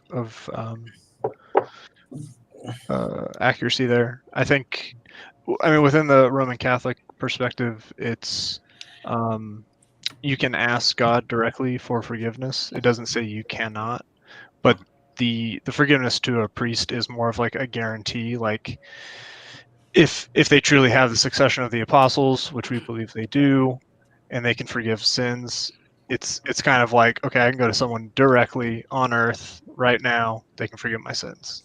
That's Jesus like gave us that guarantee. Yeah. So, but it doesn't say that you can't ask God directly also. But trying to get into minutia, there's venial mortal sin. Certain exorcists, certain priests will say that if you're in a state of mortal sin, your prayers may not be heard.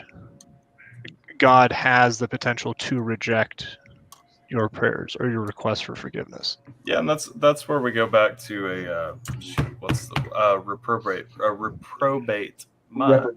Reprobate. Yeah, words are tough. But yeah, that's where we go back to the reprobate mind. I mean, there is a point where you can cross the line and get to the point that God will no longer hear you. He hardens your heart. Yeah, and he gives you over to a lifestyle if you keep pushing him away. Yeah, certainly, absolutely. I mean, especially if you're continuing to go through with a sin that is a sin. I'm not talking like, oh, you're consecutively, lying about something, but like if you're sleeping with your friend's neighbor or with your friend's wife and it's on a repeat basis, God's probably looking at you with a side eye and going, hey buddy, you probably shouldn't be doing this. The first time he's like, okay, you slipped up, but the second time he's like, come on, dude, like, probably you shouldn't be doing this. Like, come on, man. I don't know. Side note, don't move into my neighborhood.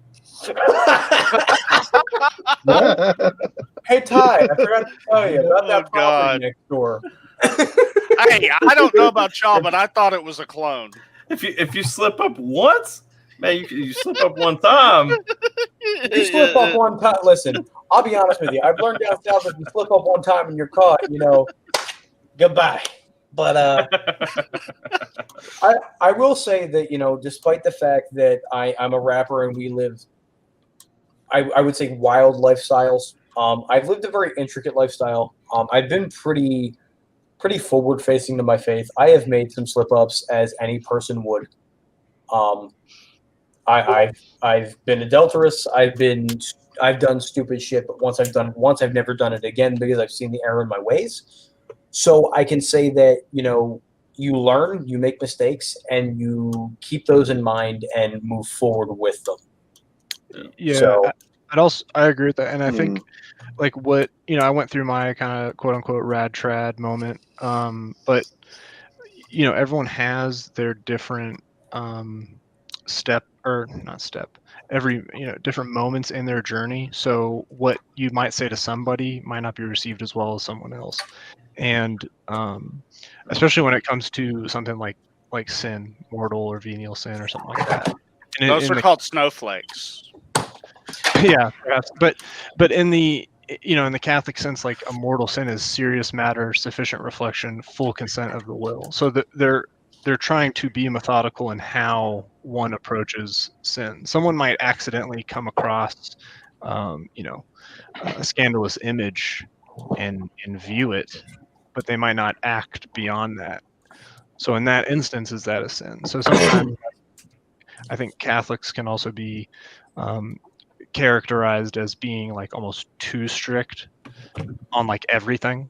So I will say, because where I grew up and all that, we don't see Catholics as all that strict. But I think that's because I come from an extremely strict background. But, Well, I I guess will say, it depends you know, on. my I can preacher, agree with that. yeah, Is my- anybody here Catholic? Just curious. I am being raised Roman I am as Catholic. well, yeah. I can tell you that if I did so much as swear in the house, my mom was whipping my ass. I just mean, yeah, that's a different kind of strict. But also by the church, I mean, Our anything- preacher is actually former Catholic. Like So he was what- raised Catholic. He's a Hispanic dude in Texas. It's almost always Catholic. And he broke away when he was like 16 or 17, and he got basically disowned for years by his entire Man. So it's very interesting. I thought you were going to say left because of the current pope. Well, there's No, this is years ago. He's in his 40s. So there's definitely factions though within Catholicism, especially right now, where you've got. I hate using the word because it just marginalizes, but you've got the quote unquote trad Catholics who try to be probably what you're kind of alluding to, which is like strict or maybe rigid, which I don't think is necessarily a bad. Oh no, word. no, we're not. I'm not Catholic. No, I understand, but I think Oh. you're saying that the preacher you're talking about is more rigid, correct? No. Like Oh, he's we not. don't. So where I come from, we don't exactly. Like a preacher is just a preacher. Like we don't call him reverend. He's not a priest. No. He's What I mean by rigid, I So mean is if his faith more rigid? Like the way he Mm, lives his life is more strict in the sense of, I guess avoiding sin. of his teaching. No, just in the way his example. Mm.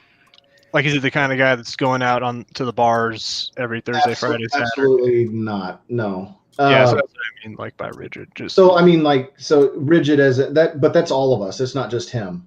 It's just the way we're taught, because no, which is great. Yeah, but I'm just saying, like, rigid gets a negative connotation, which I think is ridiculous. But we're all teetotalers. Like we don't drink alcohol. yeah, that's awesome. But I guess what I'm saying is, in the Catholic culture, so to speak, there's like the rigid Catholics that they're looked at as naked, like it's negative to be rigid. For example, like we don't drink alcohol, like that's looked at as like, oh, you're crazy. And then you've got the more like kind of liberal Catholics who just kind of have a bend or a skew to what's wrong, what's right. I can't remember the exact word, but we're called. Tyler probably knows. Is it called? Is it legalists or something like that? What's that term they use? Like because they say, oh, you have to have book, chapter, and verse for every little thing you do. You're a legalist. I can't remember if it's legalist or something else, but a purist? No, it's not purist. That sounds more like of the heart, but it's like it's a derogatory term. Like people say, oh, it's almost like you're a lawyer of the book. It's like you're a legalist. Mm-hmm. So, and I was like, yeah, technically we probably kind of are, but we don't really see it as a negative. Well, so you're basically living life in the sense of not trying to conform to the world, and then that's looked at as a negative attribute. I wouldn't say I am. Like I am very. Well, that's the intention. Like that's the goal, I suppose, or the. Well, I'll just tell you where I go. It's the Church of Christ, but not Mormon.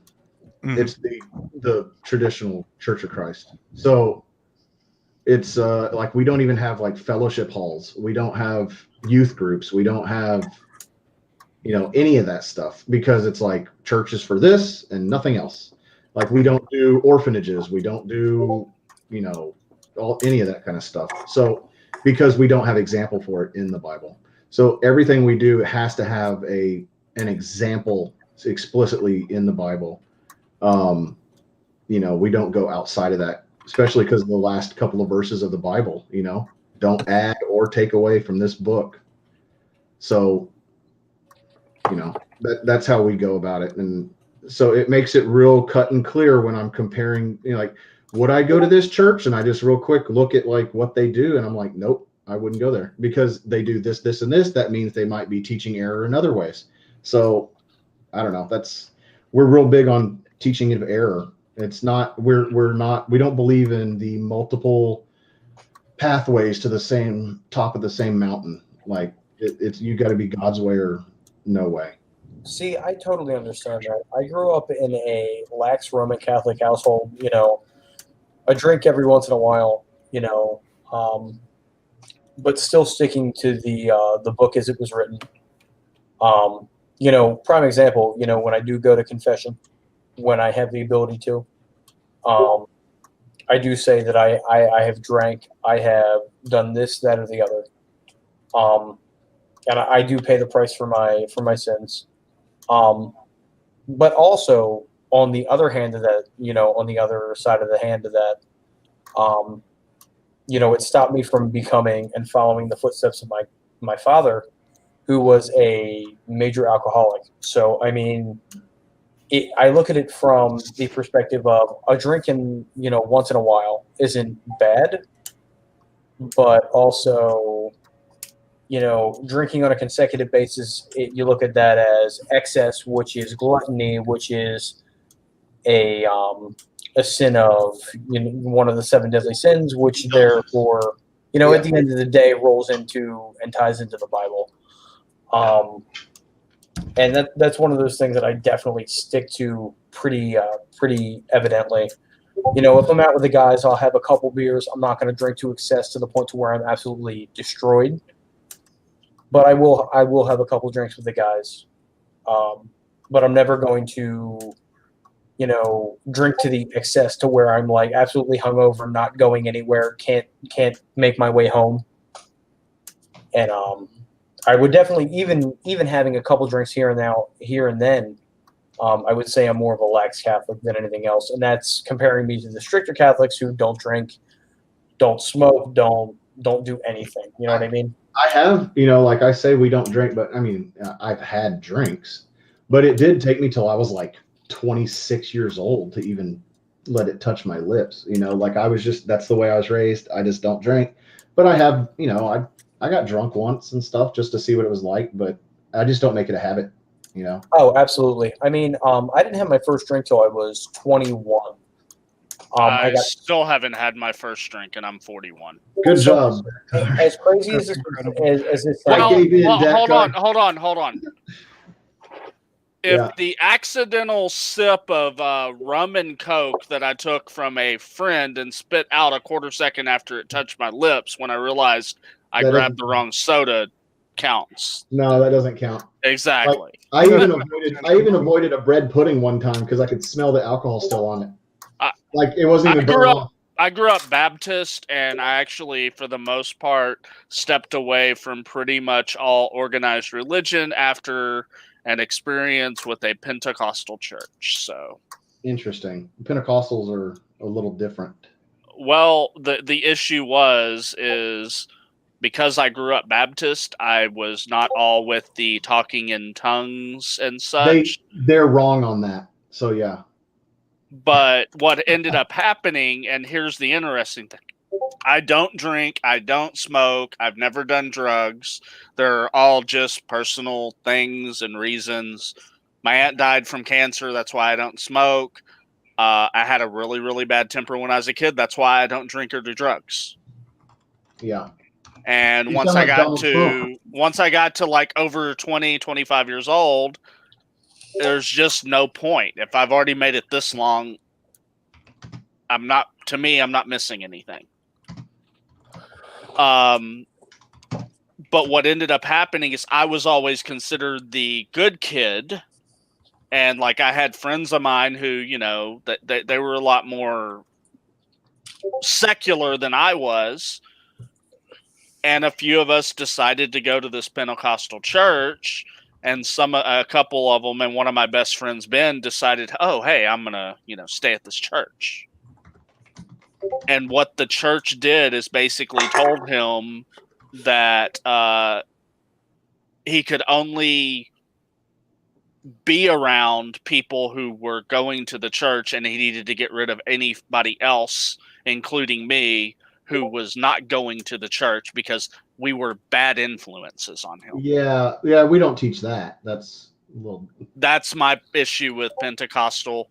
And I have another basic issue. I think probably to me, the biggest issue I have when it comes to religion is I don't know if it's a misunderstanding, but it is the abuse of one of the things in the Bible that is read, and that is thou shalt not judge. It is not my job to judge other people. That is God's job. And I think that there is a very, very large percentage of Christians of all faiths and other faiths who judge other people, and that is not their place. The Bible actually does say use righteous judgment to judge others. You judge them by their works, not by their heart, because we can't know their heart. So we are told by God to judge. So, I mean, you can be judgmental. That's not a good thing, but you can judge someone by their works. Well, I get that, but I'm talking about just as long as it's righteous. There's so many what I consider. Yeah, I mean, if they're being false negatives on it, like you said, that kind of judgmental outlook is not good. Like, hey, get rid of all your friends if they don't go to church here. I mean, how are you supposed to reach anybody? If you think they're lost, how do you reach them? You just cut them out of your life. It's stupid. From a Catholic perspective, we call it spiritual works of mercy. So, like, instruct the ignorant, counsel the doubtful, admonish the sinners, bear patiently those who wrong us. Cool word for it. There's others, but yeah, it's kind of like approaching it in a constructive way versus like saying, "Oh, you're bad. You're gonna go to hell." Like, obviously, that's bad, but that's not gonna do anything. Right, but you can say like, "Hey, your bad actions could be leading you to, you know, we compare it to salvation or something like that." We compare it to a parent and their kid playing in the street. They're in danger. Do you say something to them, or do you just allow them to keep dancing in the street? Like, do you tell them they're in danger and to get out of the street? The same way with, you know, your faith or whatever. They're like, hey, you are in trouble. You're about to get hit by a truck of life. You might need to move. You know, hey, but I got a joke for Tyler. It's the 3 fundamental truths of religion. Have you heard this one? No. Okay. So number 1, Jews don't recognize Christ as the Savior. Right? 2, Protestants don't recognize the Pope as the Vicar of Christ. Right? And 3, Baptists don't recognize each other in the liquor store. I'm unabashedly I'm unashamedly non-denominational. So you can throw all these jokes that you would like. I said I was What's the other joke? so I What's the laughed. other joke about taking Baptist fishing? Don't take one because they'll drink all the beer. You have to take two so they don't drink any of it.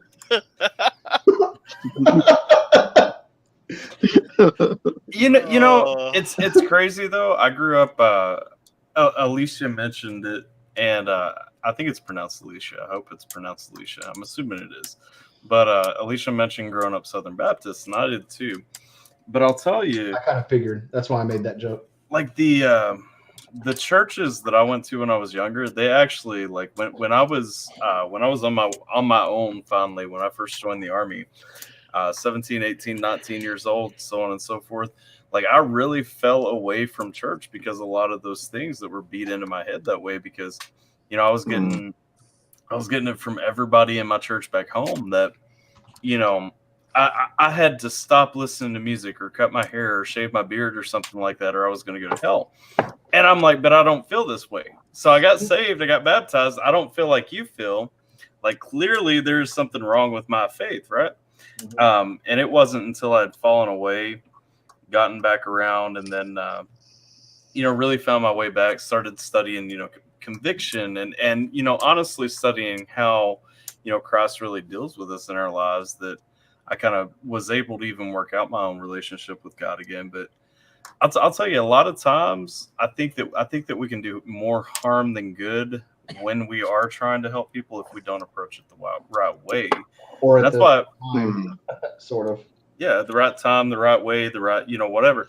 And one thing that I've always really enjoyed is, you know, really just letting people see God in me, let people see the happiness that Christ has kind of given me, you know, the confidence that Christ has given me, kind of where I'm at in my walk and how I conduct myself in my life. And when they come looking for that, then that's when you open up and you say, hey, you know, I've had multiple preachers use that example of like the single mother, or maybe a mother who just doesn't have a husband who goes to church, and they see her every Sunday morning getting up early, fighting with her kids to get them in the car and going to church, you know, going to church and coming back. And they see it every Sunday over years.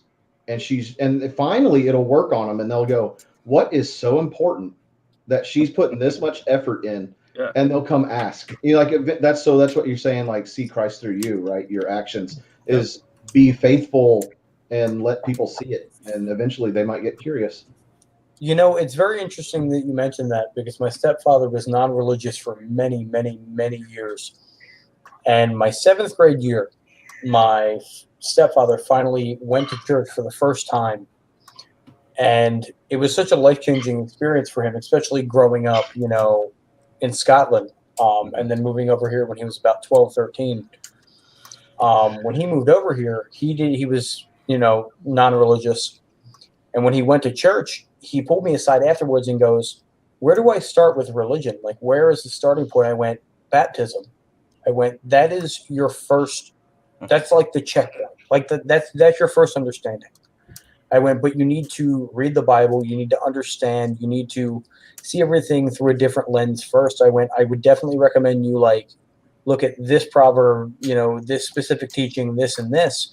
I went, and then if you understand and you congeal with those general teachings, look into it further. And it's funny because my father and I made confirmation at the same time. And it is a very, very great feeling to know that I had the ability to help my father find his light. And that's coming from someone who at this point is more of a lax Roman Catholic than anything else. So I got a story similar to that. My dad's mother was not religious her whole life, because as a kid, I don't know, she was afraid of water, so she never got baptized. Really? And he was talking to her one day. She lived next door to us because he built like another house so she could live, because she lived to be like almost 101. But when she was about 91, he was standing in her doorway and he was saying stuff like, well, I guess I've done a pretty good job. You know, both my kids are baptized and, you know, that kind of stuff. And she just kind of piped up and said, and me too, with a question mark. And I got to help my dad baptize my grandmother at 91 years old. Nice. And we got her down in the water, and I mean, she was literally shaking like a leaf on a tree. Like she did not want to be dunked underwater, but she went ahead and went through it. I mean, she knew what had to be done, but she was just scared of it, and it took her 91 years, but she still did it. And so that was kind of special. So you're saying going through confirmation, with your dad, and I actually got to hold her and put her under. That's kind of cool. It's very interesting because going through confirmation, especially with my father, the person who was there for me for, at this point, 26 years of my life. He's my stepfather and all, but my biological father walked out when I was quite young. This man raised me, and for me to be able to give back to him and help him find his way, especially through religion, it makes me feel like I've definitely done, my job as as someone who practices my faith. And that makes me feel, like I've given back, so to speak, and I've helped spread the word. And that's very important to me, especially, I don't show it very front facing, but I am very proudly Roman Catholic and very religious myself, especially in my alone time. He's going to do a Catholic rap. feature with Mises, baby. Yeah. You know what? I don't know what his feature prices are. I would love to work with him one day. I love how honest and forward-facing and just himself he is. I would love to work with him. It's $1,000 is his feature price. I can tell you. Listen, it would be $1,000 well spent. But he won't do a feature that he doesn't feel like makes sense, even if you have the money. Well, you've heard my music. Trust me. If I sit down and actually write, my stuff has a meaning. Yeah. But like I'm not even talking about that. I'm saying like he won't jump on a track. He said many times he won't jump on a track if he doesn't feel like it makes sense, like what he's got to add to it, all that. So I would love to see you guys link up. I would love to see like a track that would come out of it, because I mean, I told you, I always get in this point where I'm not trying to downplay anybody else, but like I told you, when I checked out that Kill You track, like no offense to Maniac, because I think he was good, but like I really focused in on you guys a little bit more. You know what I mean? Like, and I'm not, like I said, I'm not trying to go there. I'm not trying to like word that in any way that makes it sound like, but rap's a competition. When you hear three people rap on a track together, you in your mind will automatically say, okay, well, I like this one a little bit better here and there. And, from that track on, and then all the tracks that I've checked out since, I've been really vibing with you. I really like Trippy too. Like, all jokes aside, all the spirituality and everything aside, like, I'm sure you've heard Trippy. I did a reaction the other day. I'm sure you've heard his new track though, Headspace, and like listening to Trippy, like, honestly, like, all the jokes aside, all the BS and everything that you throw up there and everything, like, dude is just so talented. He, what, when I think about Trippy and I talk with him, and I really like, when I get in a bad headspace, I pray, of course, because that's my religion and that's what I stick with, and I look to God for answers. But at the end of the day, when I'm really like stuck in a headspace and I need someone to talk me out of the headspace, the first person I turn to is Trippy. Yeah. He's like 20 years old. Yeah. But this kid can talk to me like he's 50. And it's insane. And this kid has so much life experience for someone who hasn't gone through the motions of life yet, that he culminates like this. I don't know how to explain it. He culminates like this inner being in yourself, so you know that you can get through the hardest of times no matter what.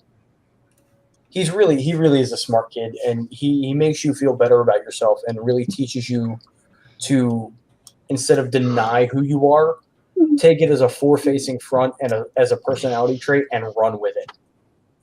And like as I said before, I don't like doing interviews. I don't like, the whole publicity thing. I'm very behind the scenes when it comes down to everything. So for me, like, prime example, like even being on the live right now, like it's weird for me, but I'm here because I know that I need to embrace it. And it's an opportunity. It's something that's here for me. And just being able to be here with you guys, like that's a blessing. And I have to remember that, you know, these opportunities don't come all the time. It's a once in a lifetime thing, and I got to learn to reach out and grab it. Once in a lifetime, Tyler, are you not going to do this again? Yeah, I got so used to doing stuff with the bar for so long, doing live streams, that it doesn't bother me. It's too much of a hassle for me to try to set up a camera because I have to use my phone to do it. So I used to be like deathly afraid of like speaking in public, but the older I got, the less I cared. The less I cared people think. But you know what really helped me with that?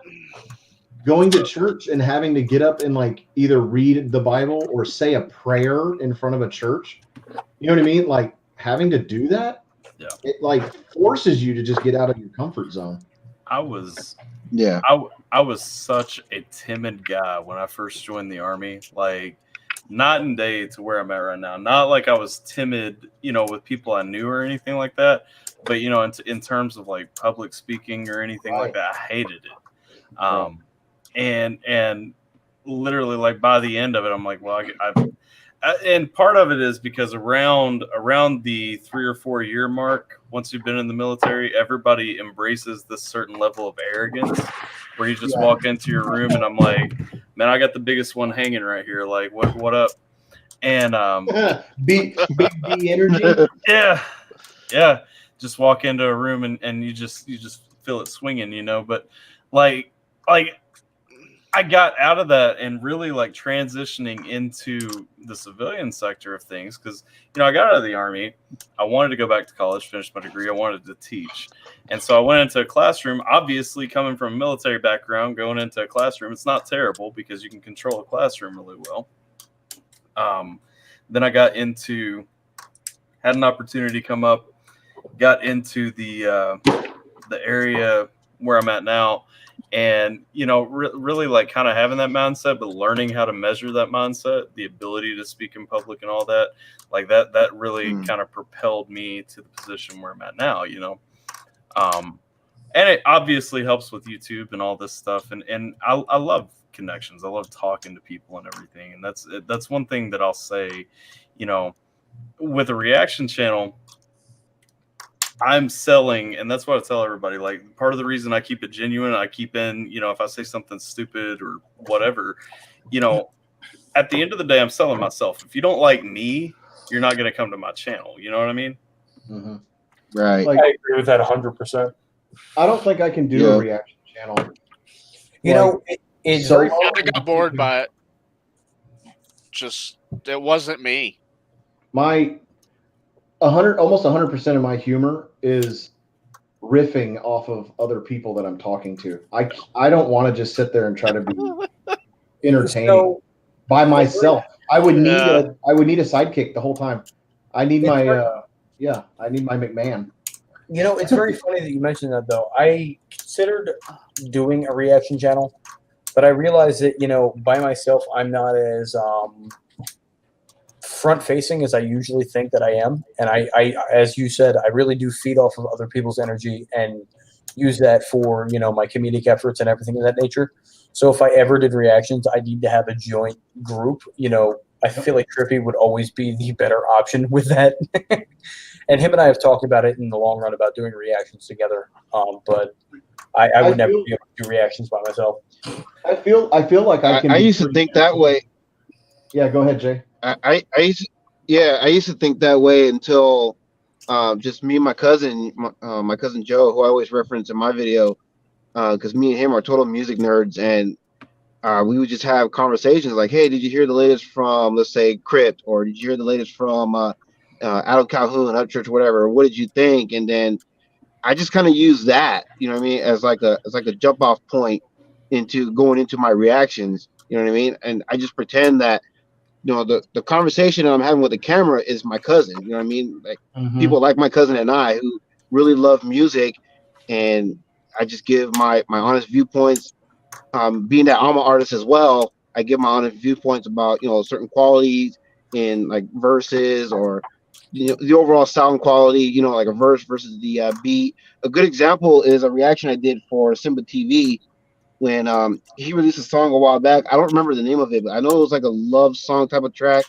that he did with an artist named Rev, and I was able to point out that that track, it sounded good for the most part, but the one thing I always noticed about this, and this was something that I was able to point out as someone who, like I said, produces his own music, mixes and masters his own tracks, that Simba's verse, it was starting to fade in and get lost into the beat, as his verse was going along.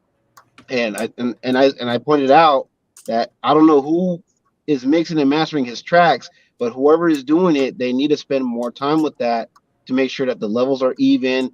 And before you just put it out there, try testing it out on various stereo systems. You know what I mean? To make sure that the quality is there before you just put it out. You know what I mean? Make sure it's quality over quantity. And then I try to give my viewpoint from a listener standpoint and try to relate to what it is that they're saying. And if there's a story that I can give from my own personal experiences that's relatable to the content I'm reacting to, then I do that. You know what I mean? I'm just having like a regular conversation with, like, I'm pretending that camera is my cousin and I'm just having a regular conversation with them. That's my approach in doing it. That was where I came from, because I've been playing music in some form for over 20 years at this point, and I kind of came into it. I'm like, okay, I'm a DJ, but why should I just talk about playing other people's songs or remixes or whatever if I can talk about I'm a drummer. I've played the drums for 20 years. I'm a bassist. I played the bass for 20 years. I played the piano for something like 15 years or something like that. So I'm like, why not dig into these other things that are relevant to what I'm doing, where I've been, what, all that stuff. And so I think though, it's a combination, and I'll tell you guys, cause I'm rebranding like my logo. I'm rebranding like my whole channel. I'm working on like an opening animation and all that stuff. And I'm working with a friend of mine who does graphic design. And so he's going through, because professionally he does it, and when he was picking apart, one of the real interesting things for me was when he was picking apart, watching samples of my video, kind of digging into what my channel's identity was, like some of the things that he was throwing at me. I'm like, okay, because he was talking about kind of that educational piece, that experience piece, and all that, and kind of where that set my channel in his mind apart from other channels. And I think that does resonate with people in the long run. And I'll tell you too, I have a ton of subscribers from Indonesia, and a big part of it was I hit up this EDM group from Indonesia, and literally it's at like 250,000 views or something like that. Literally like that video, when it blew up, like everybody was coming in, they're like talking about how I was going into the transitions, and that's EDM, but it's all because you're genuine, authentic, and you're not trying to BS people into thinking you know something that you don't know. Right.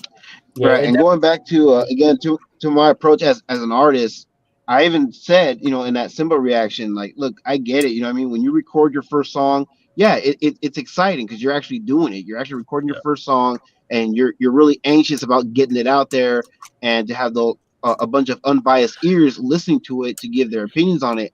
I get it, but you got to take your time with it to make sure you get it right, because just like anything in life, whether it's a 9-to-5 you go to and you're in a job interview, you only have one chance to make a solid first impression.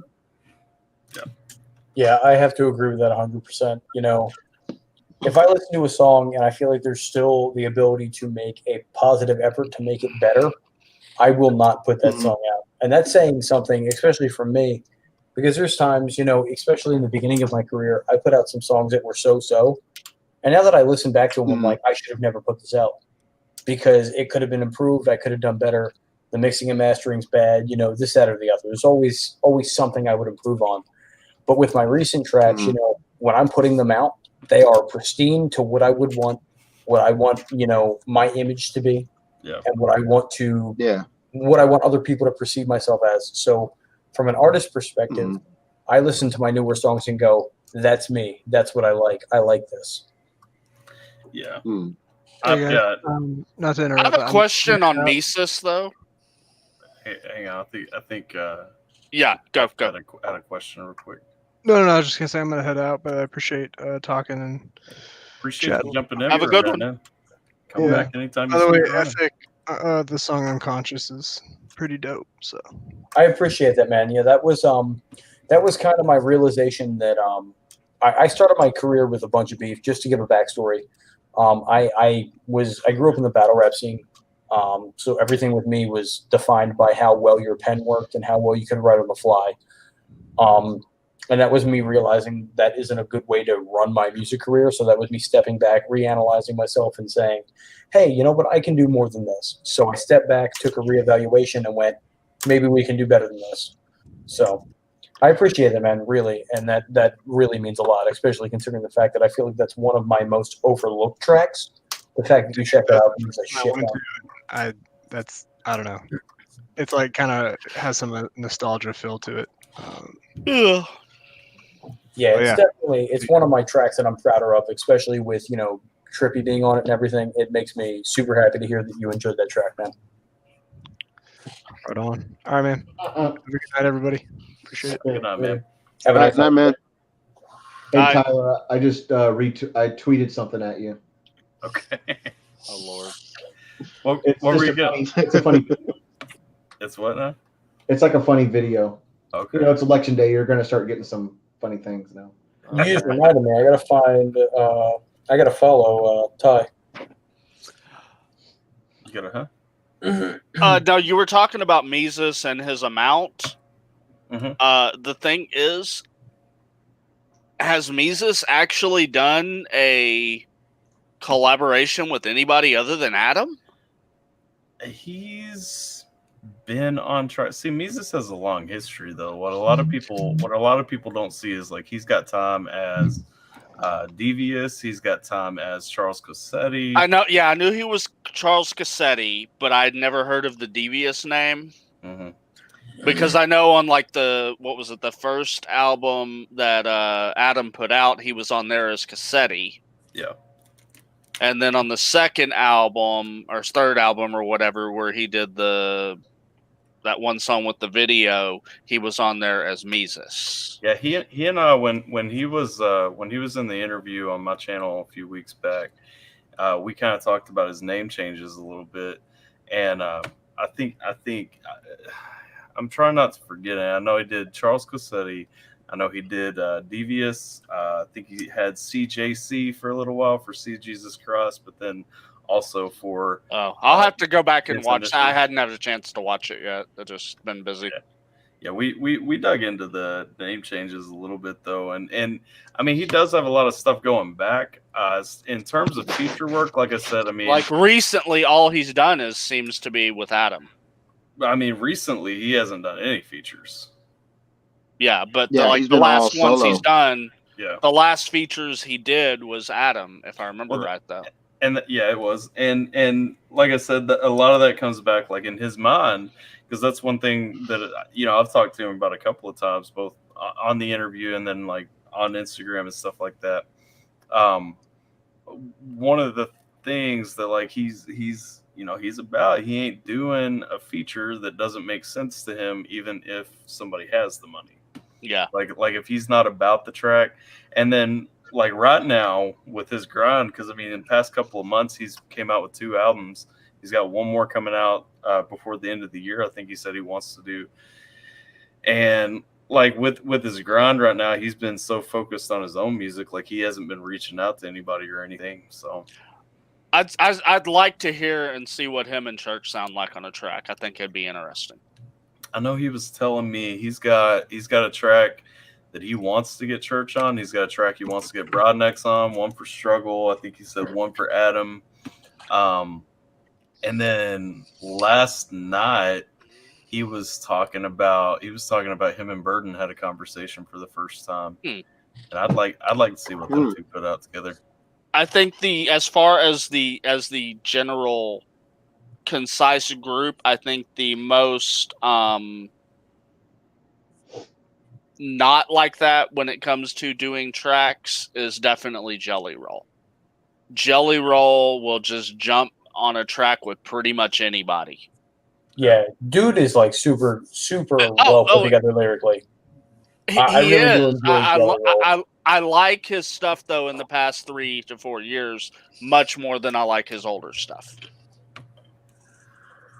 but it's just I think it's more of a maturity thing with his lyrics of what he's talking about compared to a lot of his early stuff, which is nothing more than another version of pretty much anything Southern rap that was going on anywhere between 2005 to about 2012, 2013. Yeah. You know, let's talk about the trap. Let's talk about bitches and hoes, and it just. I think I'm always kind of surprised about just how many people Jelly has worked with, because like, I mean, I like Twisted. Oh, it is like crazy how many people he's worked with. Like I know Twisted kind of falls into that, you know, psychopathic and people want to shy away from like the Juggalo scene and everything. I still remember the first song I heard from Twisted, "Fuck on the First Date." Yeah, I go back with Twisted. Like I've got their original Most Tasteless on cassette still, you know, like Jesus. I'm jealous of you. Like, oh man, it goes. I've CP album. I'm just curious. I'm not an ICP fan, man. Really? Like I was for a long time. I had a long. When time you where were, what was your favorite album?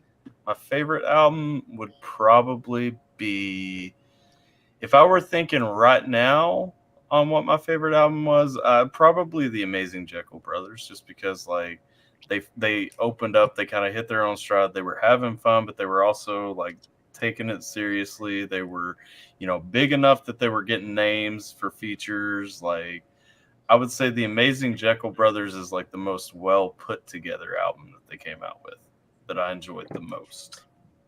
So it's super funny that you brought up a For me, it would actually have to be Great Malenko. I don't know why. I just love that track or that whole album. It's a very well put together album, by the way. Yeah, it is. So it's very funny that you brought up a cassette, because the one cassette that I have somewhere in my room is the Angelic cassette from Tech 9 from 2001. Yeah. Okay. Oh, that's a good album. That's early Tech 9. Yeah. And That's the best Tech 9 you can get. so what's even funnier though is that cassette, like the actual like box for it is signed. Damn. So I bought that from a close friend of mine for like $30 because he didn't want to get rid of it. And I looked to see how much it's worth online, like, you know, out of shits and giggles the other day, and it's going for like $600. And that's in my collection of like memorabilia. Like I have a Wu-Tang 36 Chambers actual disc, one of the vinyls that's signed by most of the members of Wu-Tang. Nice. And METHOD, man. METHOD, man. Oh god. But yeah, dude, that the 36 Chamber album that I have, I will never get rid of. I love Wu-Tang Clan so fucking much. I've got Torture. Probably the weirdest thing that I have. Not the weirdest, but the most irrelevant. But since we're talking about cassettes, I'm going to throw it out there. I have my rap album on cassette, if that tells you how long ago it was. Oh my god, we have got to hear this sometime. Probably not on stream. Sometime. I mean, I've thought about what was your rap name? That is the serious question. Tasteless. Yeah. Tasteless. Okay. It's perfect for Corona. I have no musical like anything musical, so you should make a comeback right now. I've got legit. I finished recording a song probably like 3 days ago. I'm not done with it. I haven't decided if I really want to go with how it sounds. Is it something you'd want to get me on if you have a spot?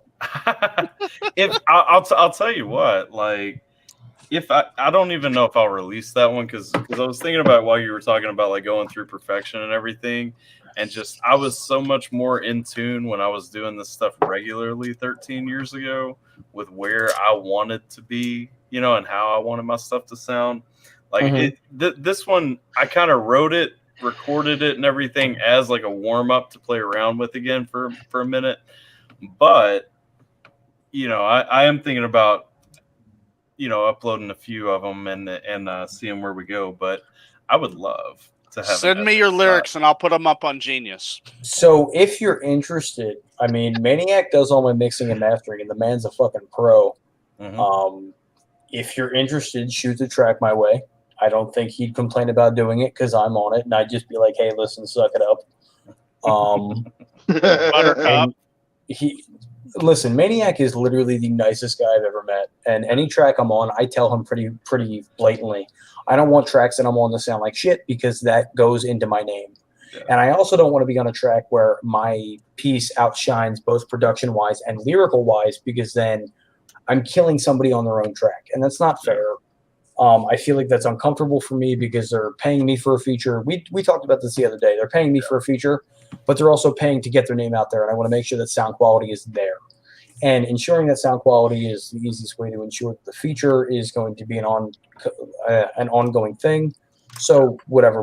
But anything that has my name on it always has a good sound quality. So if you're interested, I'm here. I'm not going to tell you no.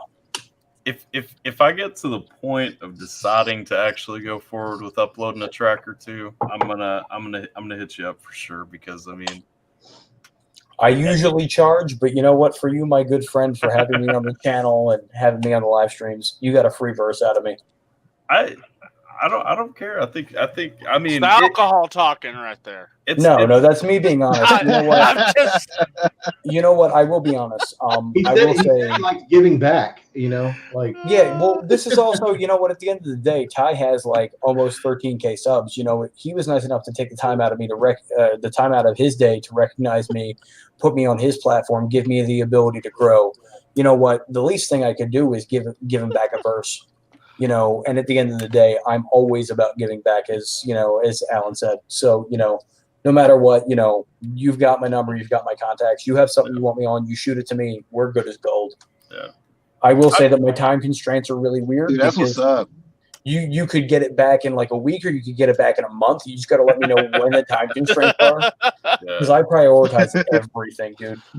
Dude, I mean, it's nothing but love. It's like I told you, I told you the other day. I'm wishing this friggin' interview wasn't blocked right now because, like, I feel like so many good things came out that I want to like be public right now, and it's taking me. I am kind of hurt because I went to go to your channel to go rewatch the interview to see how much of an ass I made myself look, because I was slightly buzzed during the interview. I was too. And once I went to go check your channel today, I'm like, dude, it's been 2 days. It ain't still up. I'm like, something had to have gotten blocked. I got to check in with them. And then here we are. And you're like, yeah, something got blocked. I got to cut it and chop it. I'm like, listen, you know what? You can cut out the dumb shit that I said and just put it in the No, it wasn't you. So I kept streaming because, I was doing like the Halloween special. And so we were going on and we were doing some other things. I reacted to a song, Ice 9 Kills, and like the whole video and everything got like a full-on straight block. And so because of that, everything from the live stream was taken down. It's blocked. And what I said was, I could go in because I've already downloaded and started like chopping a little bit. I was like, I could go in and chop out just the part where you and I were talking, re-upload that. But like, I'm going to go in and like overlay it with your tags and stuff like that. And I'm going to put like the around the music tag on it and everything like that. And so like, if I'm going to do all that anyway, why just chop it, upload, and then go back and upload again, Yeah, I got you. Yeah, I totally feel that. I mean, just as a heads up, now you know, but Ice 9 is one of those few heavy metal bands that will happily copyright shit, which I never understood. I mean, it's so stupid. Well, and that, like, they're not huge. Like, that's the thing that bugs me. It's like, usually because I can get why Eminem would block, like, my reaction to his song. What does Eminem possibly gain? I don't think Eminem blocks anything, though. It It's doesn't. 100% his label. That's the problem. The label, it's his label and his like that. They are the ones who do the copyright. Yeah. Those distro services are fucking brutal. And prime example, like I had somebody react to one of my tracks a while back when I was going through DistroKid, and DistroKid blocked it and gave me the money. And I contacted DistroKid. I contacted the reactor and was like, listen, fight it. I'll accept the claim. I want you to make sure you get your money because that's not right. I'm like, you reacted to me. I'm a smaller artist. I don't want to make money off your channel that makes 50K views a fucking video. Yeah. I'm like, that's not fair to you. I'm like, you're reacting to my track. And I ended up, forwarding the money on them to the back end because it paid it out to me originally. And I PayPal'd them. It was like fucking $2,000 worth of money. And I was like, yeah, no, this isn't mine. This is yours. Yeah. And I felt fucking terrible because at the end of the day, it's not my money. You worked for that. You reacted to my track and all that. But that's your money. That's your fan base. No, that's not mine. That's not mine to gain. I mean, it's a weird double-sided sword on that because while I get exactly what you're saying, it's also the other side is take a look at a couple of the the what you would call some of the mid-range artists like an Upchurch or a Tom. They actually, a lot of people will send in whatever and they'll just accept them and not worry about it.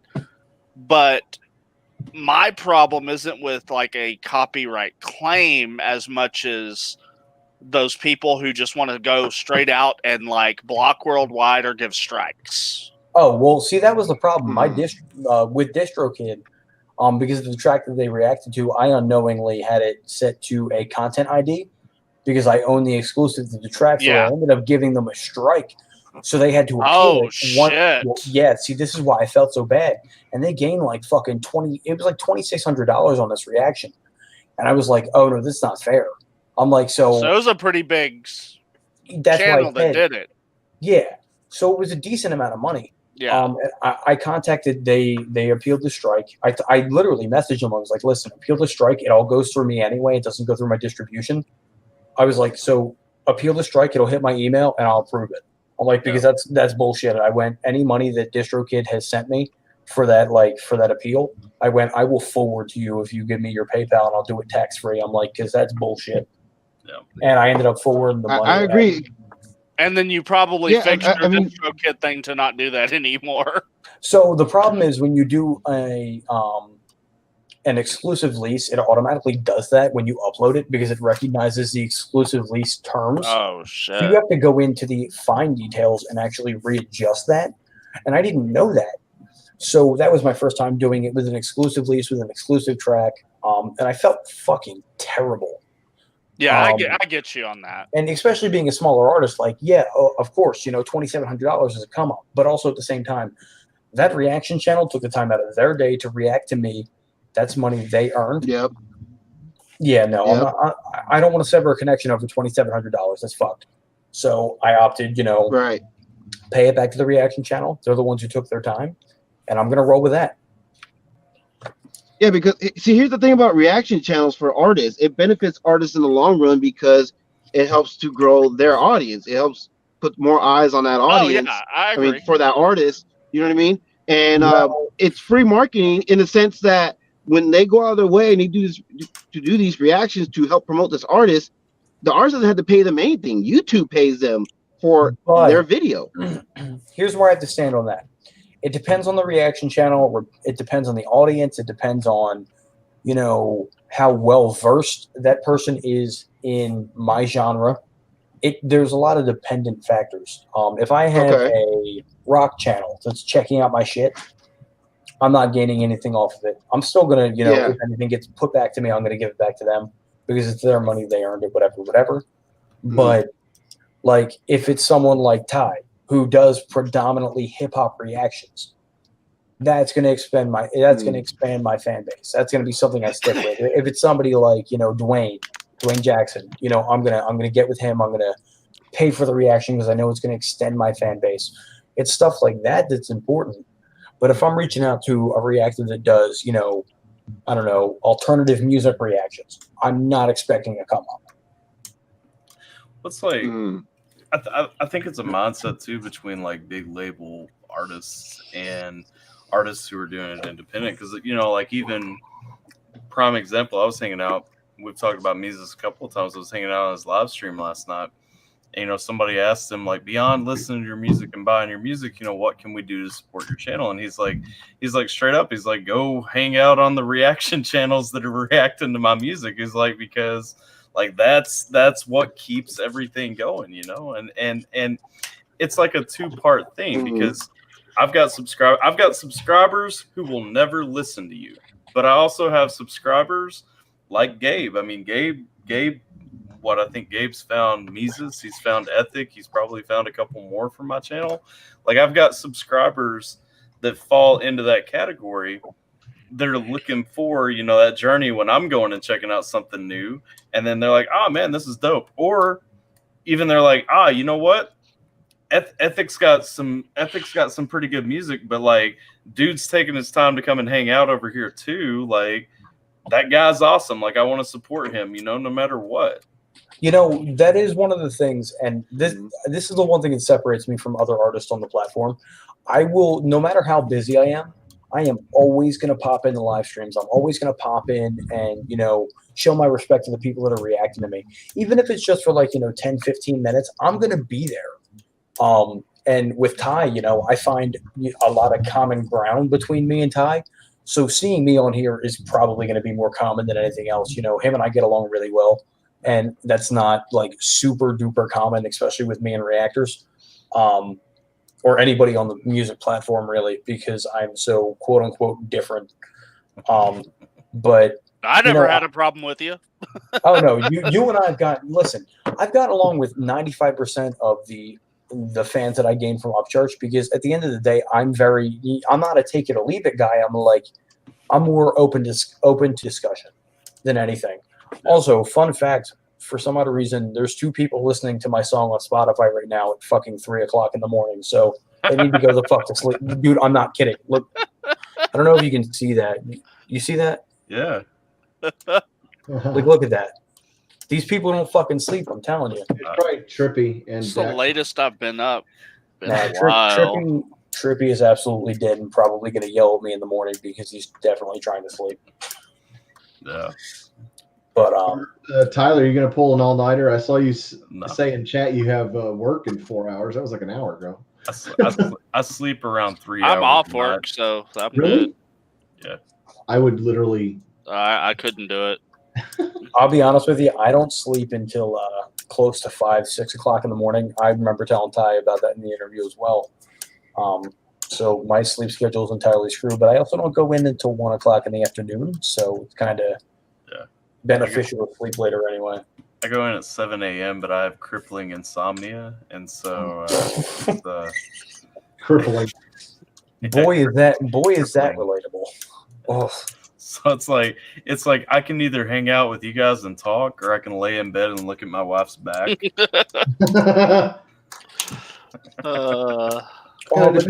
That's super romantic, Ty. So this is how you get so many videos done: is you have crippling insomnia, yes, and you just have nothing else to do. There comes a time in the evening where my daughter is asleep and my wife is asleep, and my dog is looking at me like, "Dude, you ready to go to bed yet?" And I'm like, "No." So I take him upstairs. I put him in bed with my wife, and then like I sit and I'm like, "What sounds good?" And I go. That's also how I managed to. Until extremely recently, how I've always managed to reply to and read every comment that comes on my channel, because I'll go through these rabbit holes and start watching random YouTube videos, and I'll just be scrolling through, you know, off to the side, scrolling through all this stuff. But definitely, it's not necessarily like an increased grind so much as it is I just don't have anything else to do. You know, it's very interesting that you say that, because even on my channel, you know, everybody always says, you know, you always like my comments, you always comment back, this, that, and the other. And it's like, you know, no disrespect to anybody who makes comments on my channel or, you know, takes the time to drop a comment or a like or subscribe or whatever. But because of my lack of sleep, I go through my YouTube channel probably more than anyone probably should. Yeah. So I end up just responding to random people at 4 o'clock in the morning. They're like, homie, you should be sleeping. Like, hold on a minute. Yeah. Like I've responded to Instagram messages about features at 4:00 in the morning, and then gotten a text the next day from that person where they're like, are you sure you want to do this feature? I'm like, yeah, no, I've listened to it. I really like this. I think I could fit a really good scheme here and here. And they go, this was like 4:00 in the morning. Are you sure you were awake? And I'm like, yeah, 100%. I heard the whole song. You said this, this, this, and this. And they go, oh shit, he was really awake. This guy doesn't fucking sleep. Yeah. Yeah. That used to be my schedule. Literally everybody goes, the first thing I get more often than anything is that my work ethic is unfamiliar to some artists because they take time off, they sleep, they go to work, they focus a lot on their outside life aside from music. But the moment I'm in front of this computer, the moment I'm near my recording equipment, it's music. It's nothing else. Yeah. So that's kind of where my head goes immediately. And once I'm in that mode, I'm locked in that mode for 10 hours minimum. And it's super dangerous. Yeah. Like, prime example, before I jumped into the call tonight, I finished 3 songs. I got home at 6 o'clock from work. I finished 3 songs before I hopped in here with you guys. And now I'm here. So yeah. I mean, I feel you, man. Like I put in, I think I clocked probably around 9.5, 10 hours or so today. I got with my wife for a minute, watched a movie. At some point in the day, I found time to make taco soup. And then Taco soup.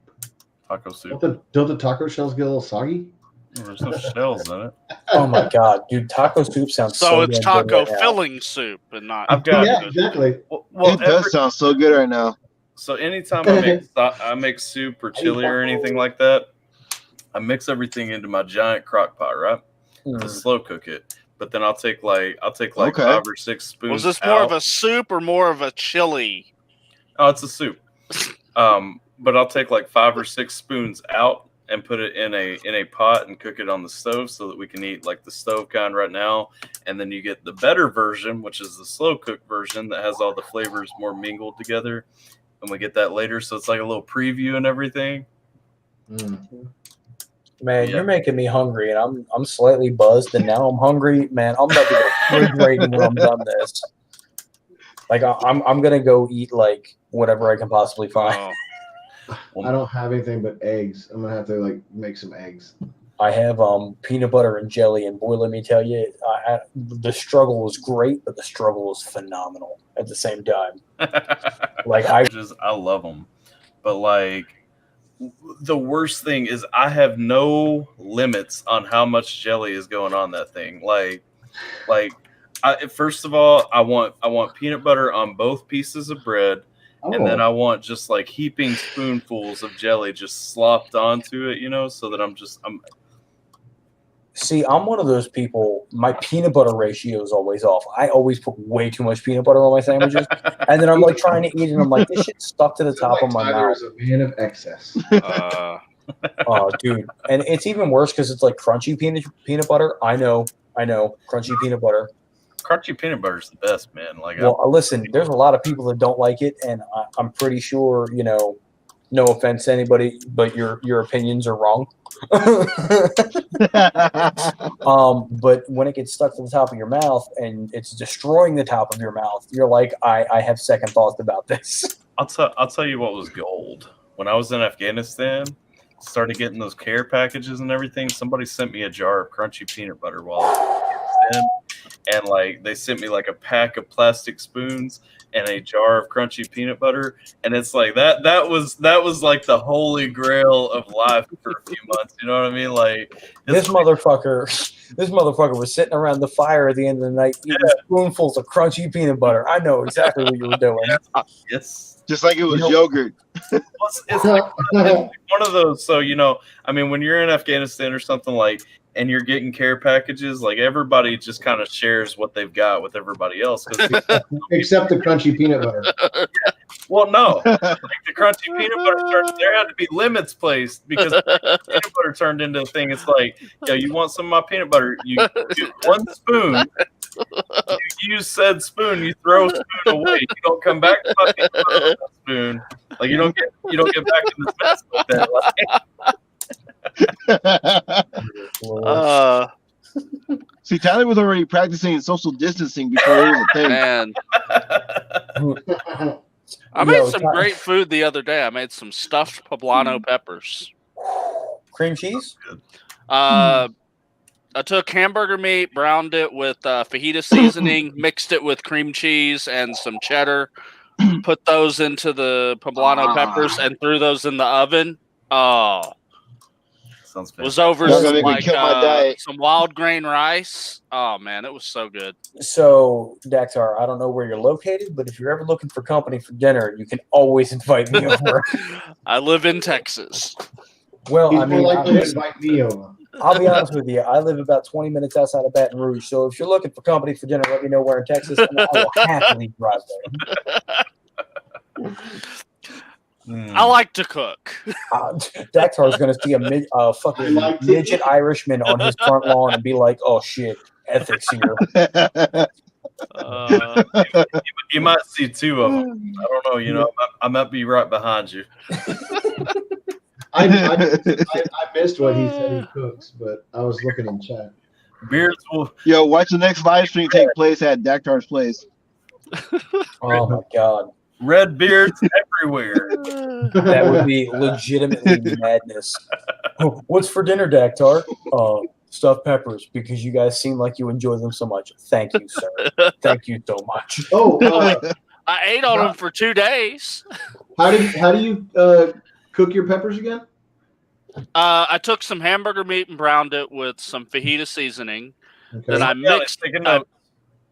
mixed that in a bowl with cream cheese and some just regular shredded, like, cheddar cheese or something.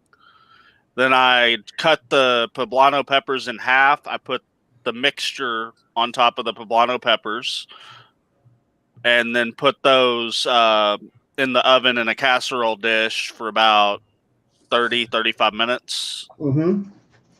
And I'd made some some long grain wild rice on the stove, laid that down, put the peppers over it, and that was what I ate. The few times I made those, I would do jalapenos and half them, and then put mix sharp cheddar with cream cheese. I've done that as well. And you put that in the jalapeno, but then the little topping, the topper is the little smoky sausages. Oh, you stuff that into the cheese with bacon and then smoke it. So that sounds good too. I do got to throw this pro tip out there, especially with me being fat and enjoying to cook. If you open flame roast the peppers prior to putting them in the oven, and then peel off the charred skin, that is fucking phenomenal. It brings out the amazing taste of the pepper. That mixed with the filling, oh my god, you are going to be in heaven, I promise you. Just like a quick 3.5-4 minute open flame roast. Boy, let me tell you. That was really good. I've seen like cooking shows do that. I've just never done it myself. I will tell you personally, it brings out the flavor of the pepper tenfold, and then it leaves. You know how you still sometimes get the crunchy bits of the pepper. Mm-hmm. It cuts the crunch and it makes it more of you can cut it with a fork with minimal effort, and it is so damn good. There's one restaurant I know of, and they do their bacon wrapped stuffed cream cheese stuffed jalapenos with the canned pickled jalapenos. So they're soft, but it's got that vinegar kick, and it's some of you're like, oh, that's gross. Actually, no, the acidity cuts really well with the pepper. Yeah. Oh man, I don't know. What place is that? I never thought of even doing it. I always use fresh peppers. But what place is that does that? Well, it's in San Saba, so it's I'm trying to think of where San Saba is. What?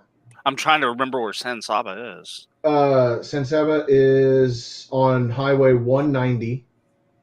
Okay. You just cross over the Colorado River, and it's right there. That San Saba is right there.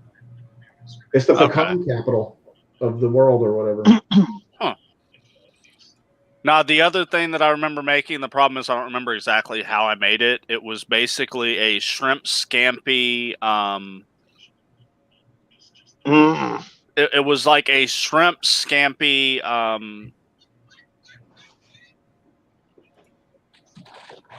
Kind of like. Man, I love shrimp. It wasn't an Alfredo, but it was like not using Alfredo. It was shrimp scampi with some a certain type of noodles, not spaghetti, but some other type of noodle. Fettuccine. It wasn't even fettuccine. It was like more like slightly bigger than kind of like an udon noodle. Mm-hmm. But what I had is I made a garlic butter sauce with a little bit of lemon with it. Oh my god, it was so good. I enjoy baking. Oh, and some roasted red peppers with it. Do you do baking? I do a decent amount of baked stuff in like the oven, but I don't really do like baking. Like I made a pear pie, so it's like an apple pie basically, but with pears. And the crust had Gruyere cheese in it, like in the dough. So I will say, I wouldn't be able to do that. I will say I can make a sweet potato pie unlike anybody else. And that counts for something because I'm a northerner, for fuck's sake. Yeah. So I can make a good-ass sweet potato pie. Is that like what Gabe and Jason would call candied yams? No, there's a difference between sweet potato pie and totally candied different. yams. How dare you? I'm just hold on a minute. You're from down here. Don't you dare. Just kidding. Oh, listen, I was about to go on a tangent. Don't get me started. I'm from the north, and I know the difference. I wouldn't dare. Is it pecan or pecan? Pecan. Yeah, pecan pie. Pecan pie. Pecan, but pecan. If you're from the north, pecan. Pecan. But I say pecan, and I don't give a damn. Tomato. It's pecan. Exactly. Thank you. Cucumber. Yeah. Pecan, caramel, mater, tater. If you're saying, how did you say cucumber? I'm sorry. I said cucumber or cucumber. No, hold on a minute. The last pronunciation, I'm not even going to try because I'll fuck that up.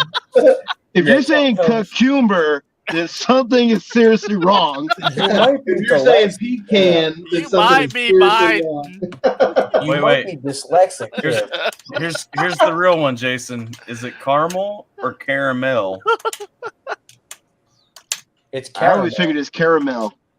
I say both. Oh, I hate all of you. Yeah, I sometimes say both too, but I mostly say caramel. All right, I'm sorry, but is it Kamala or Kamala? I'm lazy.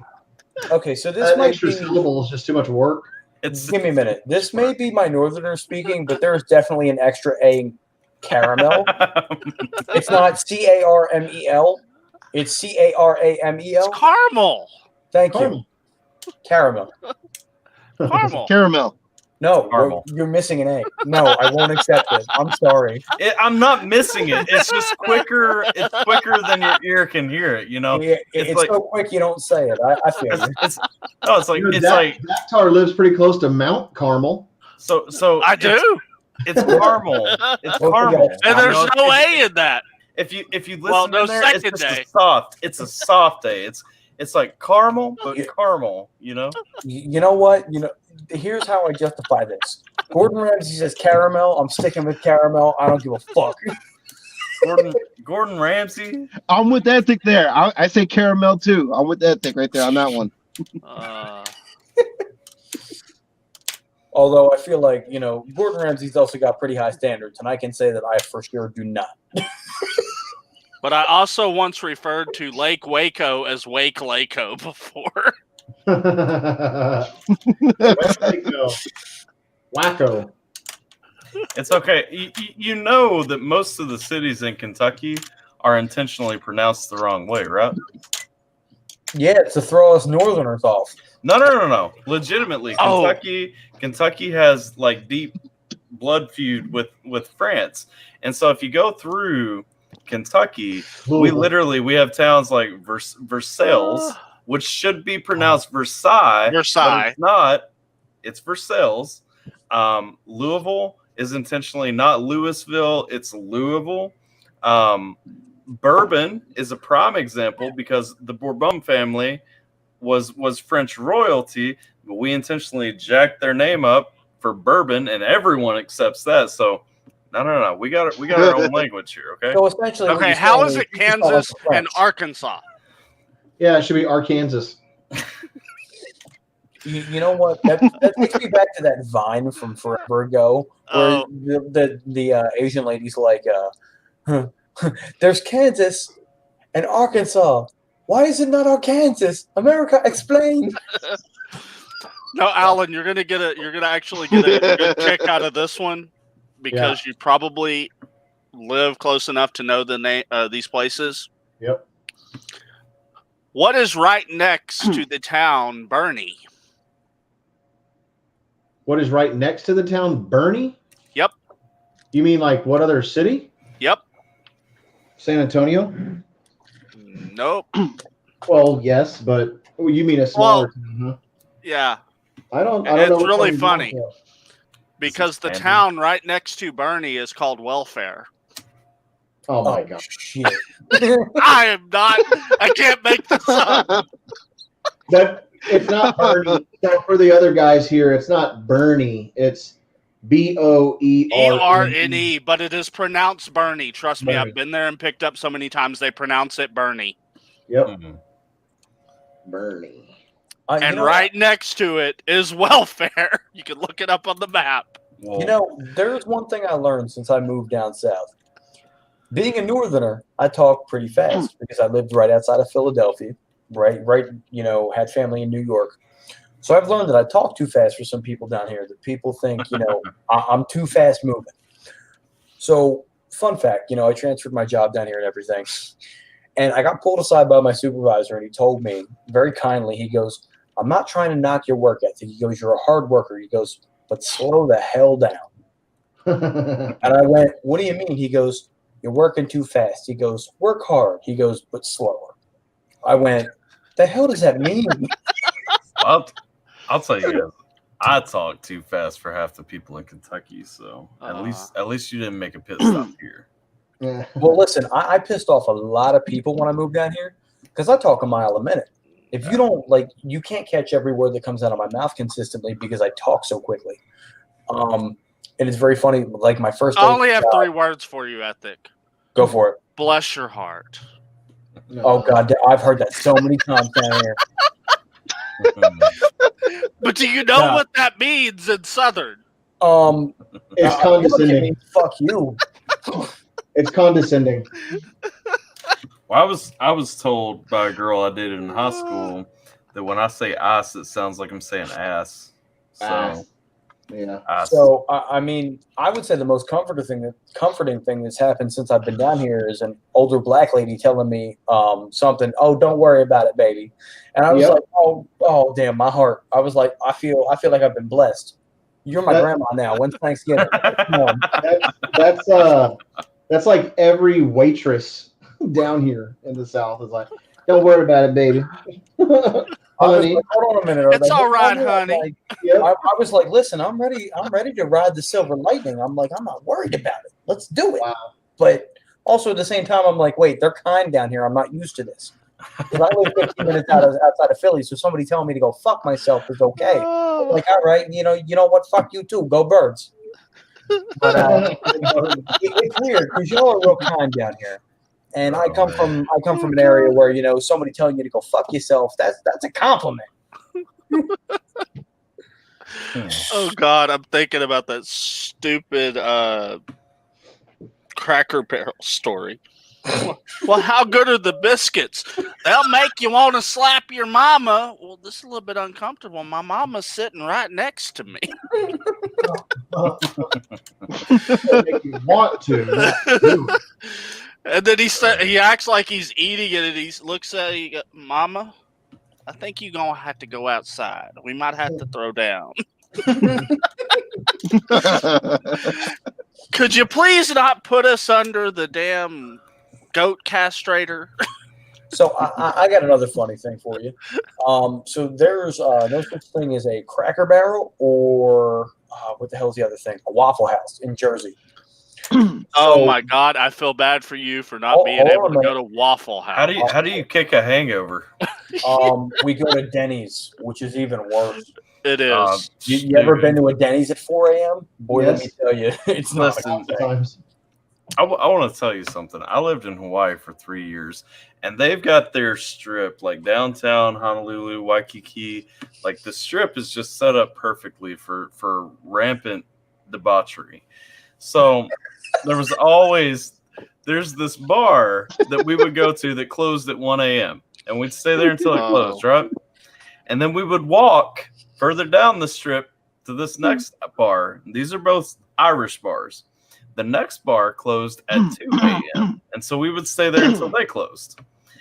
And progressively, they just get dirtier. Like nasty, filth holes. Are we I talking literally town dirty or? I turned 21 in Hawaii, okay?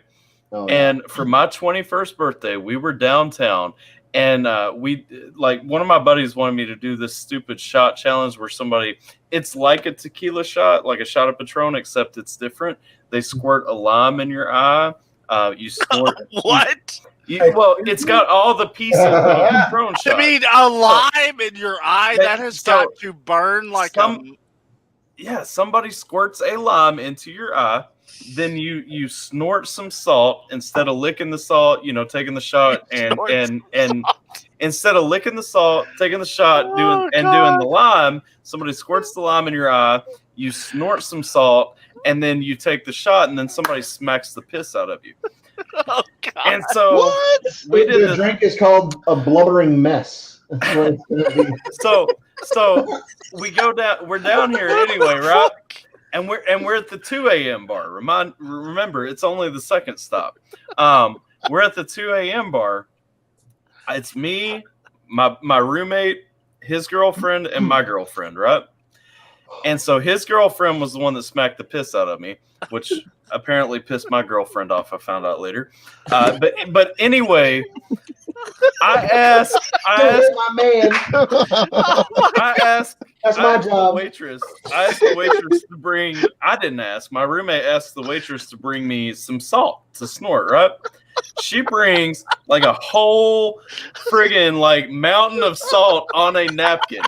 She brings it down. So I'm like, okay, I've got a mountain of salt. I'm just gonna line it up like it's Coke. I'm gonna snort the whole thing, right? Oh my God. So I go down the line and I rip the salt up my nose. If this tells you the climate in this bar, everyone around was turned around watching and cheering. And when it was all over with, they're like, "Oh man, I thought you were railing that much Coke. Like I thought you were the king." And I'm like, number one, say hello to my little friend. Number one, that would kill somebody. Yes. And number two, how are we in an environment where you guys just thought this was happening and just Watch this. Ready? Hey, buddy. Oh my God. Hey, that was in Hawaii. I got a question. You ever been upstate, like New York area? I've been there. Yeah. Okay, so have you gone to an actual Irish bar in New York? No, not in New York. Well, that's why you don't understand that, because in New York, that's a common thing, buddy, especially in an Irish bar. Yeah. I've seen a dude slam back a pint of Guinness, do a rail of Coke, and then come back for 3 shots of Jameson. Yeah. And we just look at him and go, "Oh yeah, that's Greg. He's the usual." Like, and that's what's upsetting. So that was stop number 2, and I'm talking about how the strip is laid out. God, there's more. Yeah. The next bar down is occasionally open until 3 a.m., but for some reason not all the time. And so usually, you snort pepper at this one. No. This is cinnamon. This is the non-Irish bar. This one is called Nashville's, and it's very country themed. And most people wear cowboy hats in there. And so, a grass skirt with like a whole cowboy hat. That's crazy. I'm telling you, and it's like it's right off the beach, man. It's right in the heart of tourist town. I think there is a mechanical wall. I never rode it, but I think there is one. There has to be. So you go in there, and it usually stays open until about 3 a.m. You try to skip it and find a house party to go to if you can.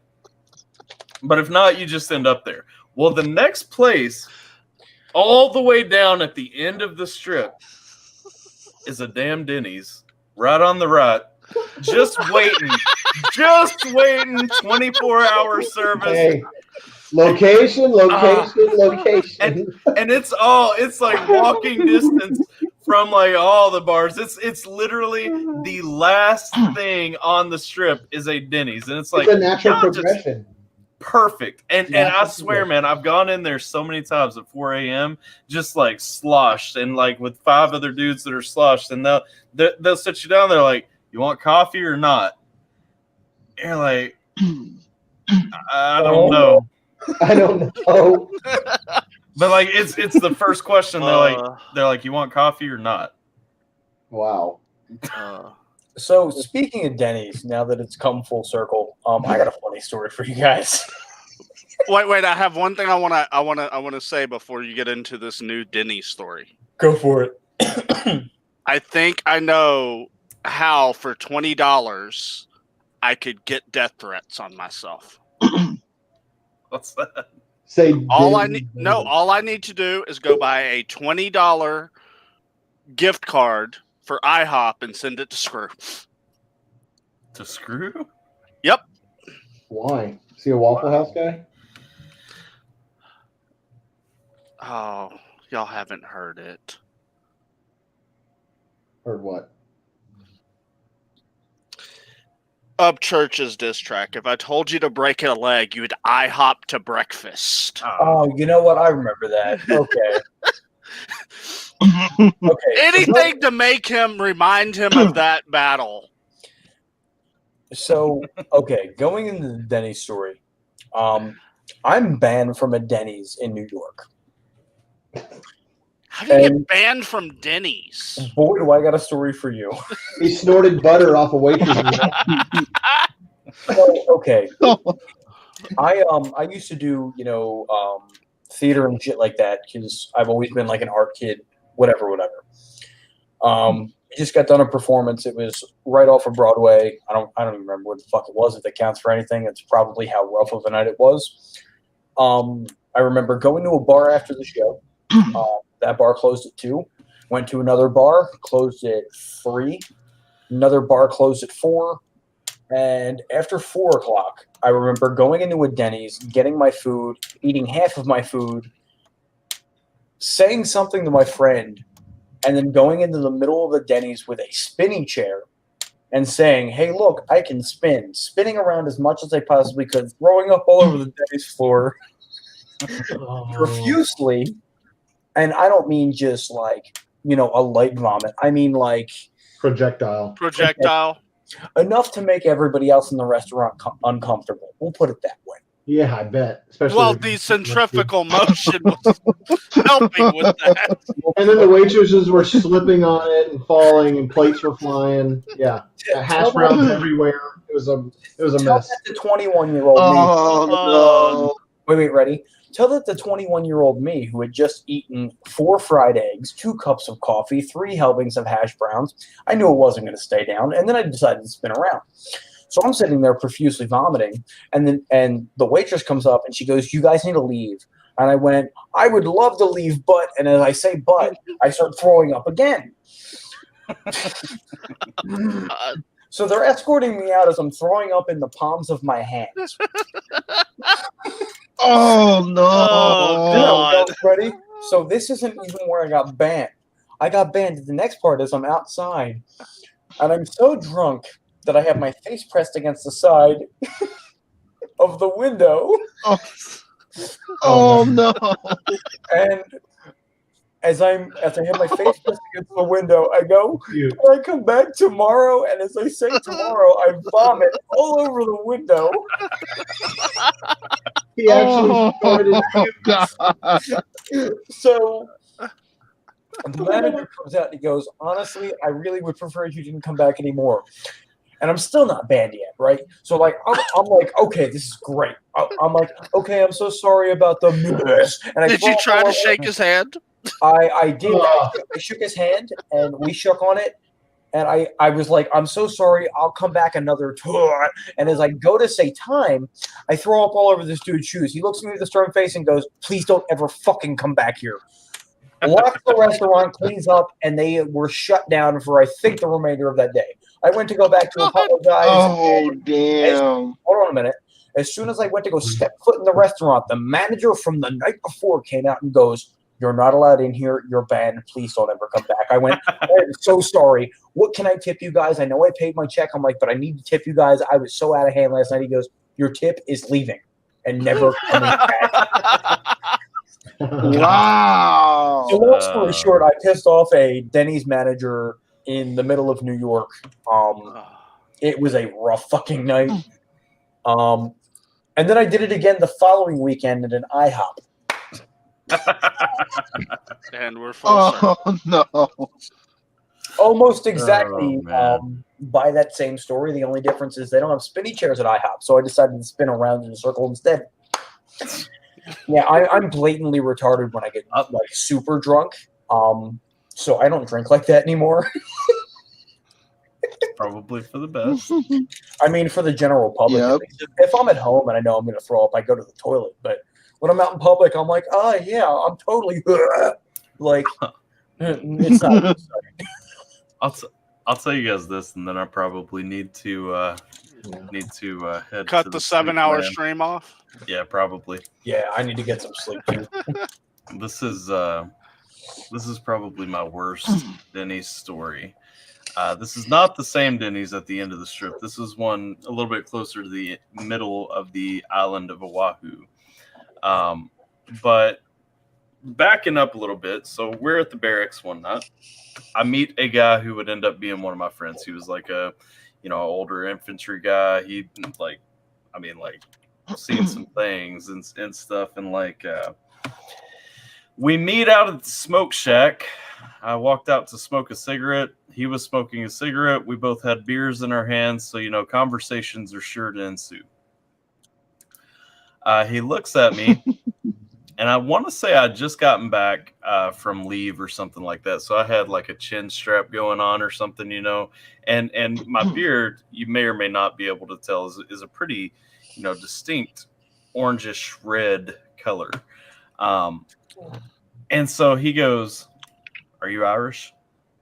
And I'm like, "I mean, like my heritage is." And he goes, "Do you like raw potatoes?" And I'm like, I mean, that's a really weird question.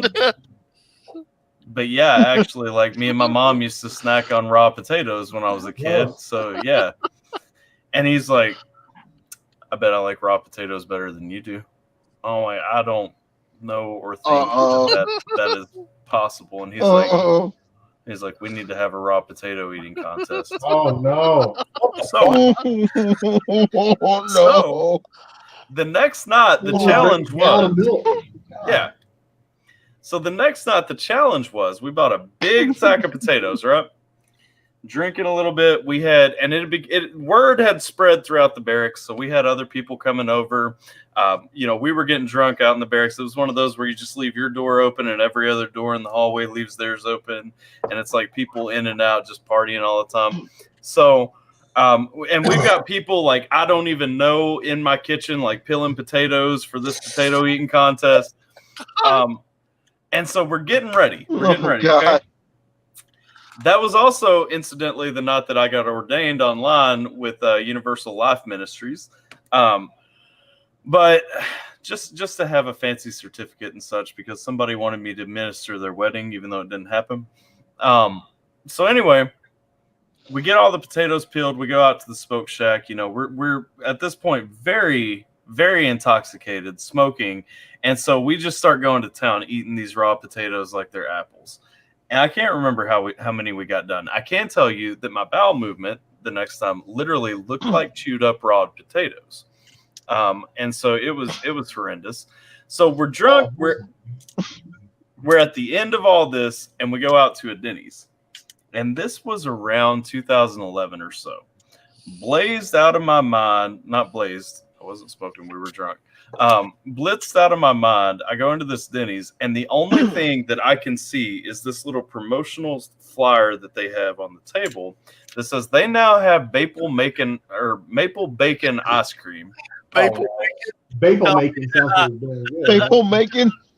It's like, Maple bacon ice cream. And so, of course, that has to be what I have. And let me tell you, if you've never had a stomach full of raw potatoes oh, with apparently a second stomach full of alcohol, and then introduced It was maple syrup. fermenting. Oh, yeah. And then introduced maple syrup, bacon, and ice cream into that situation at one time, you have never known pain and sickness. Yeah, and that I will tell you that dairy with usually any alcohol doesn't really go well. But then when you introduce potatoes, which are the main increment in vodka, yeah, you're obviously not going to have a good fucking time. Yeah, So brilliant move there. it was terrible, man. I thought my Denny's story was Damn maple bacon.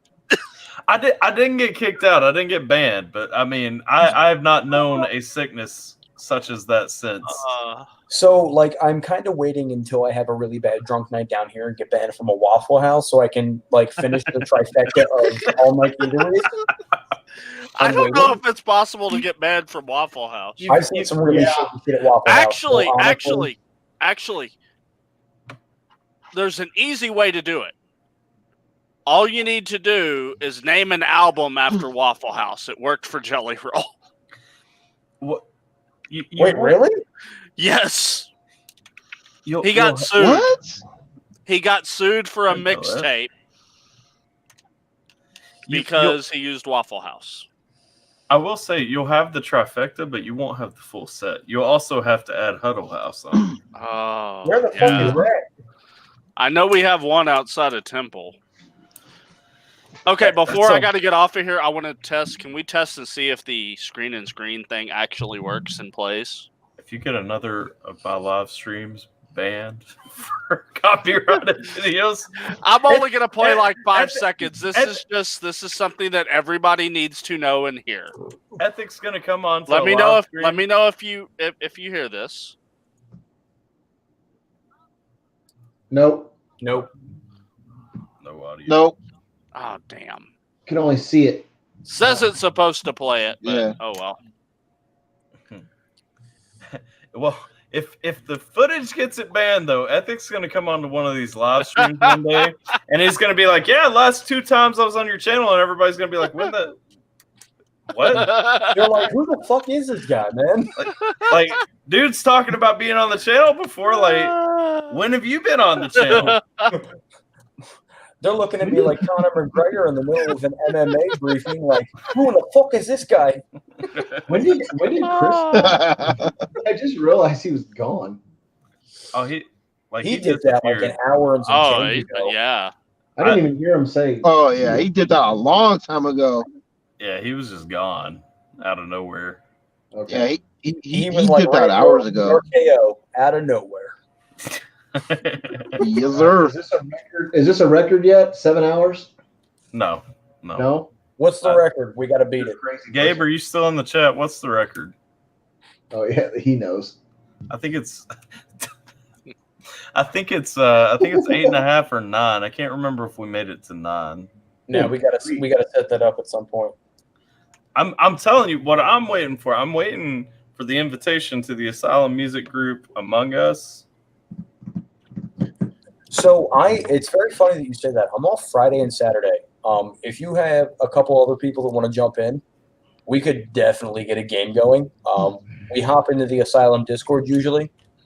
So I'll have to send you an invite, and anybody you're playing with an invite, and we'll give them like admin. Yeah, I don't privilege. know if I can send him an invite. I know I'm in y'all's Discord, but What I'll have you do, send me your Discord tag after we're done or tomorrow.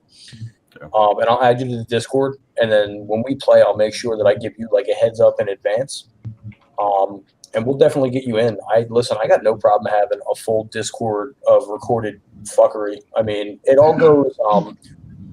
Maniac is a gaming channel, so it all gets featured on his gaming channel anyway. Yeah. So like that would be funny as hell, and you will hear some very obnoxious things come out of our mouths.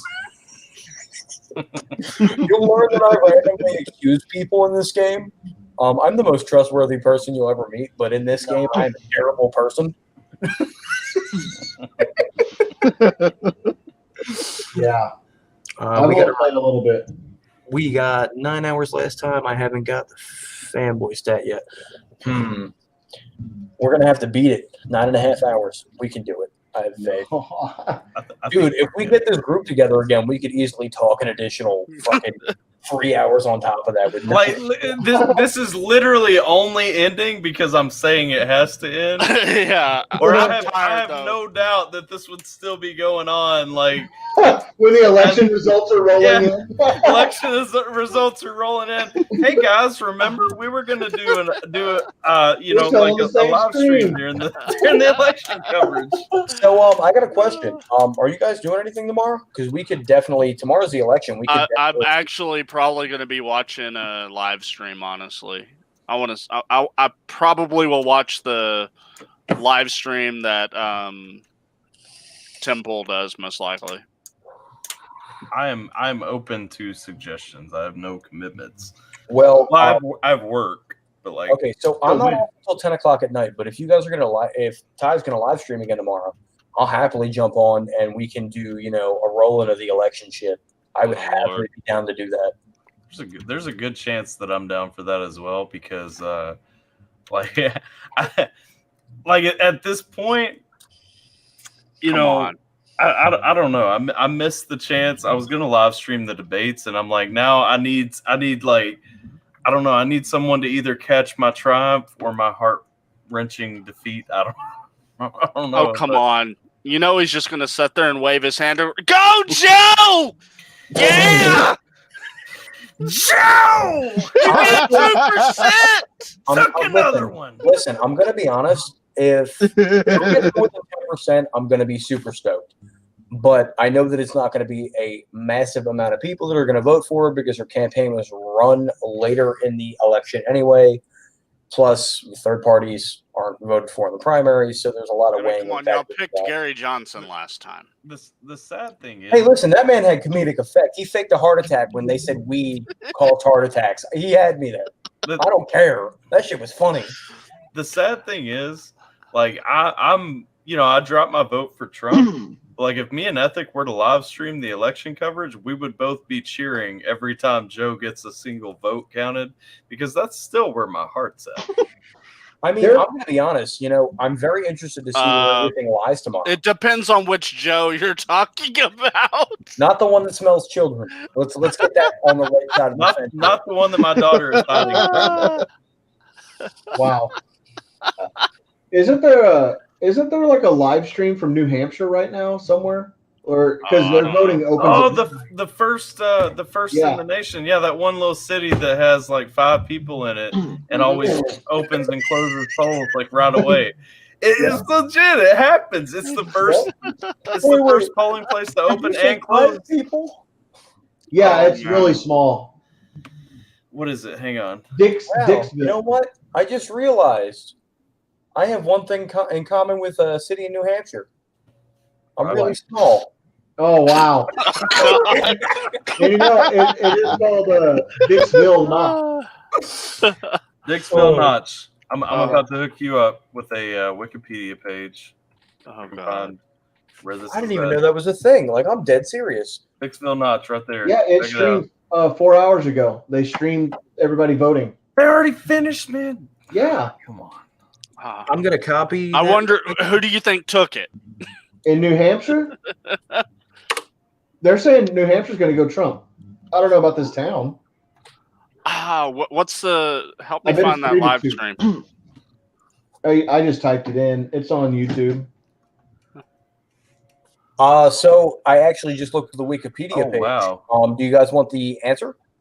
I Sure. see it. I'm looking at it. So they 5-0'd Biden, believe it or not. What? and there was one write-in for Michael Bloomberg. As for the Republican primary, but for the final, election, it was a 5-0 for Biden.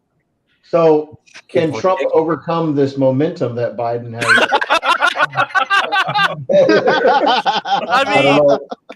I mean, according to his 5-0, rallies, that's like half of his voter base. Hold on a minute. We have to look at this though, because this is super important. Yeah, I bet. It's 5 and under is the way Biden likes to swing. So come on, whoa. Speaking of 5-0, someone needs to call him. Oh my god. Only thing you need to call on Joe Biden is CPS. Come on now. CPS. Oh boy.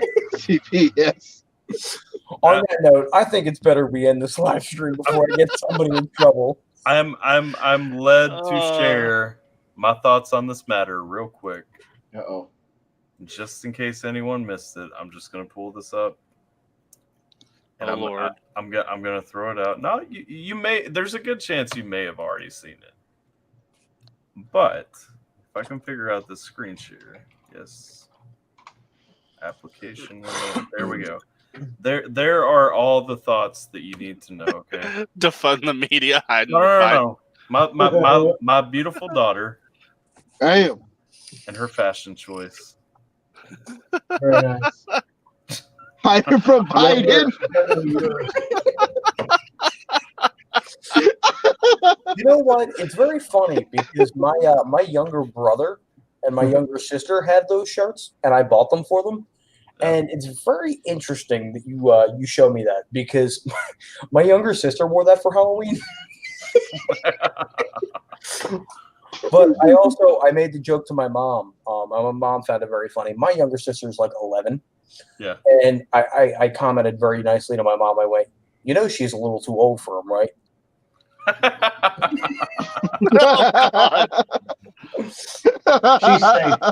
She's safe. Yeah. Biden's dating preferences are definitely defined by, the clock, because, 12 and under. Oh, God. Oh, my God. Okay, I got to stop Where now. the hell? No, I've got to find this picture. I know it's here somewhere. Oh, here it is. We're about to finish now. You sound like my clients. I'm done.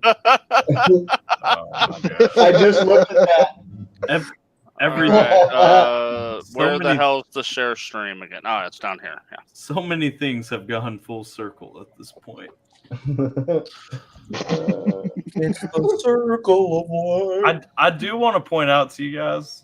That we have officially spent a full working day on the stream almost. I know. Right, you ready? I was supposed to be doing. Oh, you guys did at least. Hey, can I throw up my picture? Let's see, I got to remember how. Okay. Yes, that one. Can I do oh my God. I got a question. Look at her face. Is so perfect. She's a great actress. Oh my God. But there was also this one here. The two little girls. Come on. Oh God. Let me see if I can find them. There it is. Wait, hold on. Let me. No. It was on Twitter. Let me see. So I'm gonna Ty. Do you mind if I self-promote real quick? No, go for it. So in case anybody hasn't had a chance to follow me, I'm at 1,399 subscribers. So in order to hit that 1.4K mark, which would be super amazing, just go to my channel link. It is youtube.com/JKMD1994. That'll link you to the Ethic the God page. Feel free to sub up if you enjoyed the conversation tonight. I enjoyed chatting with everybody, and I'm probably going to be a very frequent person on the channel. At least from the conversation tonight, I had a phenomenal time talking with everybody. But I would appreciate, anything y'all can help me out with, as especially as a underground artist. It definitely means a lot. Yeah, that's it. No, nothing crazy. When you asked, Why if you can't should, I find your channel? when you asked if you could self-promote, I should have said no. Only I can promote you. I'm sorry, it's in the contract. I would have been like, okay, that's totally fine. That's fine. Wait, what'd you say the YouTube or the name of the thing was? If you just go look up Ethic the God on YouTube, you'll find me with no issues. There's no one else under that name. You can also go down in the description on this video, and I've linked it. Oh yeah, look at that. Ty's There you doing go. it. Ty's doing the work. There you go. God, put the- maybe another. Oh shit. Tyler's the man. I'm Hold on saying. a minute. I've got, for anybody watching this later on as well, I do have Jason's channel linked in the description. I've got Ethic's channel linked in the description. Hey, and we just hit 1,400. It's still a little bit. 1,400 on the dot. Y'all saw it. Nice. So we are officially at the 1.4K mark, which is super, super dope for me because I've been sitting at 1.2K for like the past couple months. And ever since, doing the interview and my track hitting Spotify, I have finally gained something. So much love to everybody. That means a fucking lot. And I'm probably like looking like a dumb idiot right now, but like I'm super fucking stoked. It's super exciting, man. Hey, that's better than me. I just hit 552 myself. Oh wow! You know what? My goal for you is by February next year, we're hitting you on 1K. So I'm gonna start pushing people over your way. Dude, I would so appreciate that, man. Trust me, with community tabs being open, once the cut version of my interview's up, I'm definitely gonna put Ty's, like the interview that I have on Ty's channel, up on the community post. And I don't make community posts all that much, so they get a ton of engagement when I do them. So that's the easiest way for me to push people. So if you have anything that you want specifically pushed, just shoot me a message on Instagram or Twitter with like what you want pushed, and I'll put it up there with no issue. I have no problem with that. Bro, that's what's up. That'll be. I'll tell you, the interview will be 100% up before Saturday. So I mean, it'll be up in the next day or two. It's literally just me taking the time to rewatch it for 3 hours. That is stopping me from getting there. You know what I mean? No, listen, that's totally fine. But once it's up on Saturday, I got to make sure I show it to the girl that I'm talking to because she swears to God that I wasn't in an interview for 3.5 hours. She goes, "There's no fucking way. You were definitely doing something." And I was like, "Listen, I promise you, it was an interview. It just went a lot better than I expected, and we just kept talking." And she goes, "Wait, what are you doing tonight?" I went, "Oh, I'm jumping in a live stream with the same guy that I did the interview with." She goes, "Damn, you really like this guy, don't you?" I went, "Yeah, we're kind of cool." Like I can tell you, so I mean, you can see it right here. Damn, they hit you with the big red X like this was America's Got Talent, man. Yeah, it was like no, nothing from this. Like you're not taking this. This does not belong on the internet. Straight up. Well, Alan left. I guess he was tired of waiting on people to say bye. Bye. Yeah. But we'll take it easy. Peace out, Alan. Oh wait, Alan's back. Oh, there we are. Oh, okay. I was trying to show my screen, but it didn't work. I don't think. I didn't introduce it yet. You can throw it back up though, and I'll put it in. Oh, it was just a funny picture. Y'all were looking at. Throw it up. Let me see. I'll tell you how funny it is. Okay. Let me see if I can figure this out again.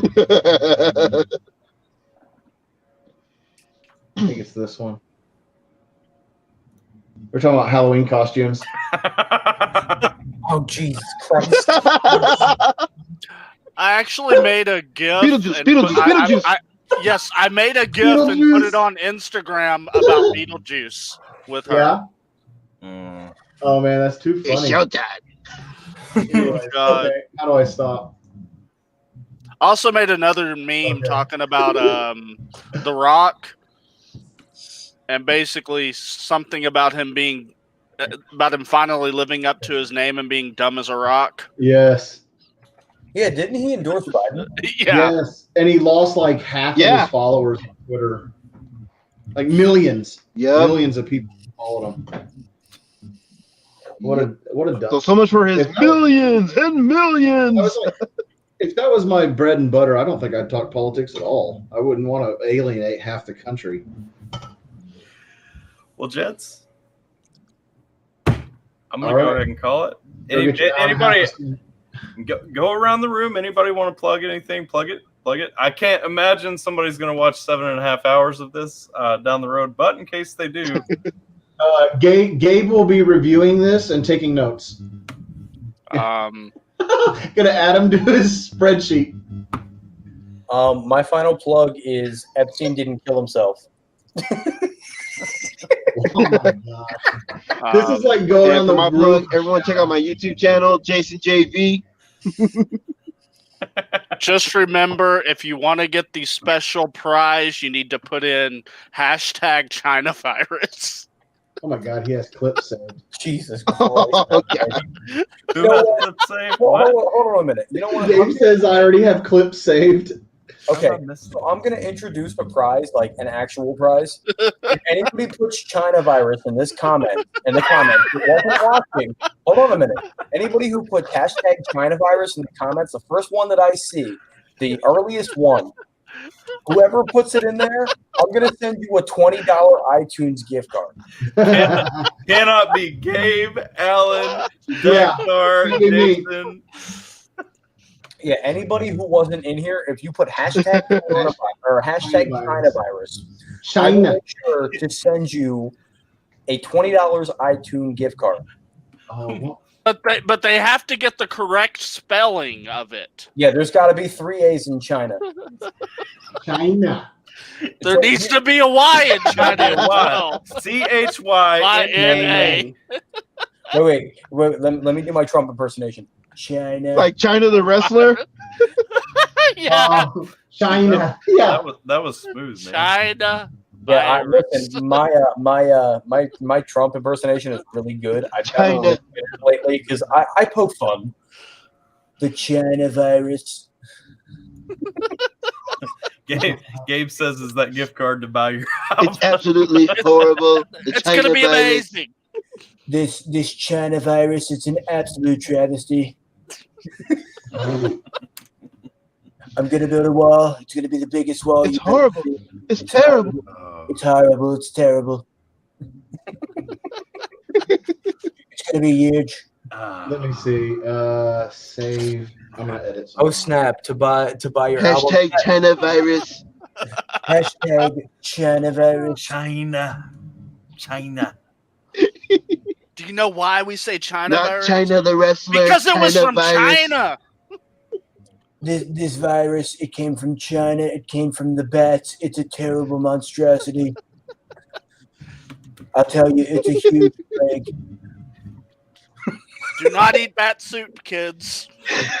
Oh Today I man. learned in school that China is a terrible place. Don't You know- forget me you know- later. You know what's gonna be crazy? Somebody You out know of what morbid. China rhymes with? Vagina. Yep. Grabbing by the China. Someone months from now, out of morbid curiosity, is going to open this video, comment on my video with China. They're going to come out with hashtag China virus with 3 A's and a Y. And I'm going to have to give them a gift card because I've already promised it. They're gonna do this, and I'm gonna look at it, and I'm gonna be like, "What is this?" And then I'm going to have to go back and rewatch it. And it's drunk these days. Tyler, look at the picture I just shared. Oh God! Screen. I made that for Halloween, and I had it next to the candy table. What does it say? It says Wait, the most hold on a disgusting, vile creature you will see tonight. Hold on a minute. This is the most China. disgusting vile I got some looks It from came the from people. Batman. Hold on a minute. Wait. I gotta see if I can do this. Oh God! This is the most disgusting, vile creature you're going to see all night. The coronavirus came from China. The coronavirus bat. I had that bat on display. Oh God. Oh my God. We don't like that here in the United States. Man, where the hell is Batman when you need him? Yeah, Hold no. on a minute. You know, Batman was built on the fear of bats, and you know what? I'm siding with Batman here.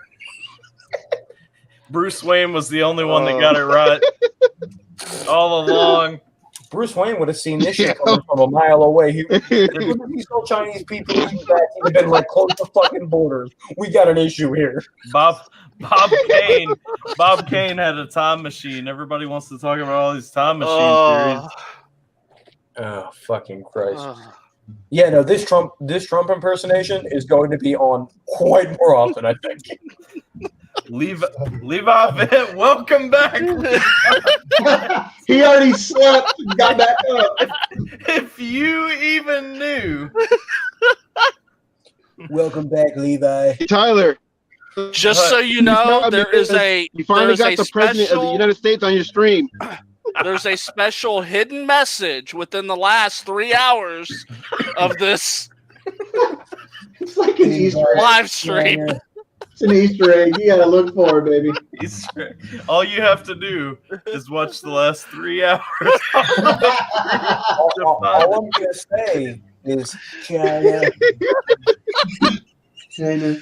There was this virus from China. It's going to be huge. It's gonna be a huge hashtag, a huge one. It was Huge. huge. It was Huge. huge. 1 Y and 3 A's, baby. Yeah. Yeah, see, he's got it. Look, he's got it down. This man's going to get me in fucking trouble. Fuck. Uh, I'm going to have to dip into my savings account to pay for the fucking iTunes gift card. You see Gabe rename his tweet on find the Easter egg. It's more of a bat turn in all reality. Find the giveaway. Retitle it, find the Easter eggs. It's only 8 hours long. That's a big league Easter egg. Oh God. Oh boy. Big league. Uh, I always figured he was saying big league, but big league is. No, Come on, Kafifi. He was saying big league until he realized it didn't make any. Or no, he was saying It's big. Kofefe. And then that made no sense, and everybody made fun of him. And then he changed it. Oh, okay. I thought he was just being like lazy. Kofefe. Kofefe. Kofefe. Oh, Christ. That shit, Kofefe. that was the stupidest I thing think I've seen people tear into on the internet. Like, people don't make spelling mistakes. Jesus. I know. Kofifi. No, but it was funny because there's one of the people I watch, Unsafe Space, actually has. That's what one of their weekly shows is Kofifi Break, and somebody put in a thing saying, so if Biden wins, are you going to change it to whatever the long word is, break? I was like, oh my God, that's so wrong. Oh man. Find the bat. Oh God. Find a bat. And then rewind X amount of minutes. Tyler's never going to end this stream. He can't. We are now at the point where I either have to put on a pot of coffee.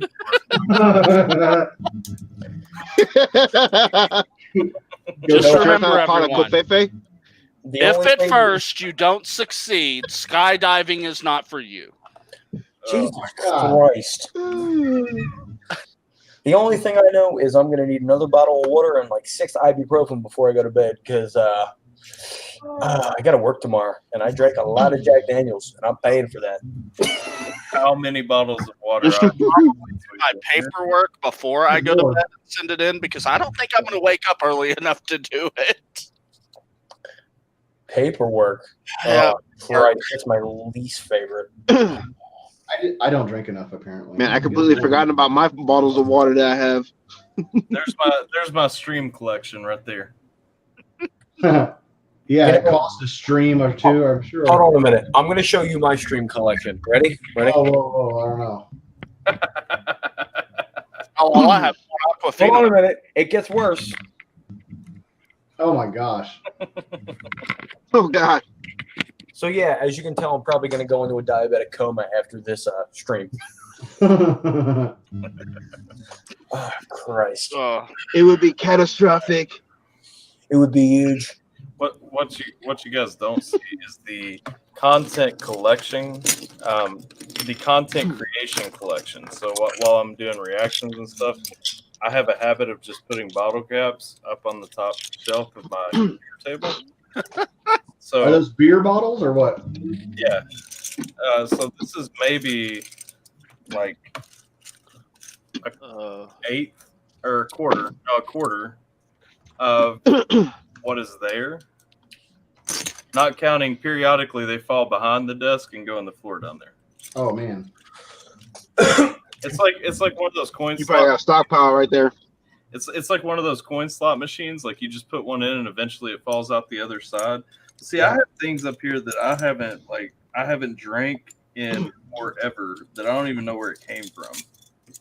And obviously, So, if it counts for anything, this should tell you how well this live stream's gone. I'm so tipsy that I just chewed ibuprofen. Oh God. No. So, as you can tell, I'm in a fantastic mood Nice. right now. that's not that bad. It's literally the only thing that I will take for headaches or body aches or anything else is like BC powder, which is basically just chewed up pills. Oh my God! No, I just literally, I just stupidly chewed two fucking 500 milligram Tylenol because I know I'm gonna wake up with a headache tomorrow. This is a wonder drug. Let me read you the ingredients, okay? If you've never taken it, I suggest it. 845 milligrams of aspirin, 65 milligrams of caffeine, and then 50 milligrams of potassium. Yeah, gosh. Hey, Tyler. You'll get a good laugh out of the picture I have. You know, I could get the same results out of a couple bananas and a line of Coke. So I mean, Incidentally, oh my.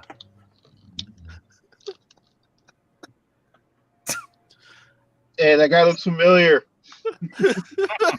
oh, I think I reacted to him once. Does he write for somebody? He writes for like a big name somewhere, I think.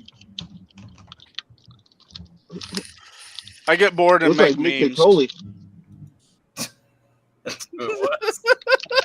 wait, did somebody say Nick Natoli, aka the guy who bought everything he put out? Wait, what? Oh! This is the other Yep. one I made for him. Fucking Nick Natoli, that botten son of a bitch. What'd you say about For him? real, dude. Hang That on. man bots literally everything. now. Yeah, so that's him. That's him. It is, I know. What do you think of my meme? Hang on, because I'm trying to get this. You have Nick Natoli beef ethic? I don't like him at all. Why? He's a fake. Okay, listen, I'm sorry, but the dude bots literally everything. Spotify streams, SoundCloud streams, YouTube streams. He is botted to the extreme. And the reason I can prove this is because you can pull up YouTube timelines, because I do federated searches and shit like that. That man has dropped videos. They would tank in the first day, ideally, based on the algorithmic changes and his vidIQ scores, and they fucking skyrocket because of fake viewership from Indonesia and India and other bullshit. Yeah, no, fuck that. Nah. You're paying somebody to watch your videos. Nah. Yeah. Fuck out here. Have you seen this video, Ethic? You Yes, I have. I have your Up Church video with Nick Nicole. Yeah. Yep, already watched it. my clickbaity video? Oh, boy, did I watch that. Yes, I did. And I was so happy for you. That made me so fucking happy because you were like, nah, listen here, son. I was literally too. I wasn't even going to do that video that day, and I saw a comment that pissed me off. I got out of the shower. I was on my way to my daughter's birthday party. I got out of the shower, threw on my like the first thing that I found, came downstairs, and that's why it was so discoordinated because I'm like, I'm just going down. I told my wife, I'm like, I don't even know what I'm doing. I'm recording this video and then I'm uploading it. And that's what I did. Listen, I ain't mad at you. And then, I mean, ironically enough, I did a reaction for Tyler's Nick Natoli video when he was exposing him. Yeah, I caught that one too. I really liked your video because I think you had more coherent thoughts than mine, because I went down and it was just like diarrhea. I'm like, I know like 10 things. I'm like, I know like 10 things that I'm going to talk about, opening all these tabs, and then we're going at it. And so I'm like, this guy sucks. Here's what's happening here. And then, and honestly, when I made it too, I didn't expect it to kind of get the attention that it got. Because like you did a reaction to it, a couple of other people did a reaction to it. Dylan Talks did like show clips from it in the video, and then like a bunch of people like after that. I noticed a lot of other channels chose not to give me credit, but a lot of people started talking about it after that. I'm like, I feel like I started this. Yep. You did. You were the first one to help expose that dude. I still have a second video I want to make, because after like that video came out, I got a bunch of stuff. I know what company they work for. Like I did some digging, like I found the company they work for. I found like a bunch of other stuff like after that. Well, Ty, I told you in the interview, I'm able to do a lot of real deep searches on people. Yeah. And I enjoy doing it. So if you need any help, please let me know. I love exposing people on the internet for like the frauds that they are. Yeah. Like the whole screw thing for me was phenomenal, because I knew that he didn't spend the money that he made on his craft, like for his craft. I knew that like literally everything about this man. Same thing with like the whole Nick situation. This man has paid for every fucking view he's gotten. Yeah. And it's just a shame. Well, it's obvious. It's obvious, and I'll show this real quick, because didn't Crypt and him finally have their falling out? Who, Screw and Crypt? Yeah. I am not in the. Okay, I am not supposed to be able to talk about this. So short and sweet. To the best of my knowledge, yes, we'll put it that way. Here, I have a genuine. Hey, just hit me up in Discord sometime. We can chat about it. Sounds like a plan. I'm gonna show you this real quick. This is all I'm gonna say about Nick Natoli, and then I'm leaving for real. I'm not gonna show like the video image or anything so that he can't make any kind of claims. But I've been screenshotting this periodically over time. You'll see 20,000 views. Meshed with 21,000 subscribers. That's kind of odd. 20,000 views though. 86 likes. 21 dislikes. 2,000. I can make that 22. Look at this. Look at this. Look at this. The comments. Look at all these 2,000 comments. Literally just emoji spams from the same people over and over. Yep.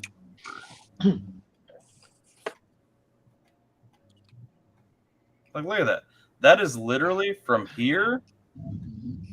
I mean, shouldn't you be able? Isn't there a way to report something like this to YouTube? No. There isn't, because the YouTube copyright. No, because YouTube should be able to automatically pick that up. Yeah, but you can blame Susan Wachowski, whatever the fuck her name is. She doesn't do what she's supposed to do as the head person of YouTube and YouTube security. So because she doesn't follow up with anything, she's fucking useless. And the people under her are just as useless, because they hire people that are fucking brain dead for a mass multi-million-dollar corporation run under Google. Sorry, did I say that? I'm so sorry. I'm probably going to get banned. I found another rabbit hole I want to dig down real quick. So, which one was that? Shrek? Yeah. Because here's because then let a smaller YouTuber try to pull let a smaller YouTuber try to pull that same shit Nick is pulling. Guarantee you YouTube, they'll be on that person like white on rice. But look at this. Look at this. So here's a reaction channel, right? Comment right here has 11 likes, 73 replies. 73 replies. Their reaction, 27 views.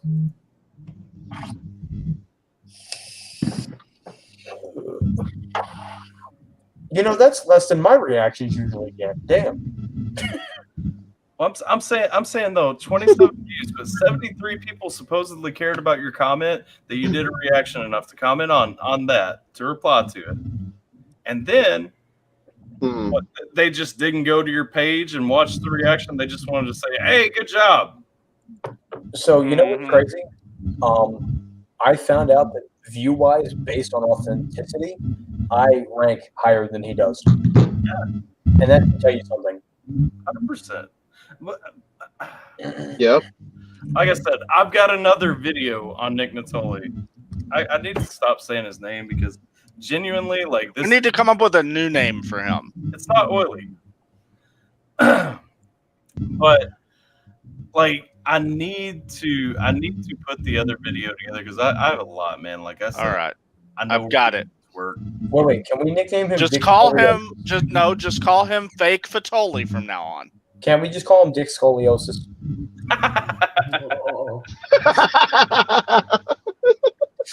I just feel like it's more fitting. So God. I'm gonna stop now. We're at 7.5 hours. Levi Vint, you asked if we're going to be watching the live camp. I think that Ethic and I have both expressed the willingness to do so. I can't speak for anyone else, but I may hop in. I don't know. It all depends on how I feel. All right. I'll be doing nothing but sit here watching. Return anyways. I will. I'll definitely be taking part. I don't get off until 10 o'clock tomorrow night.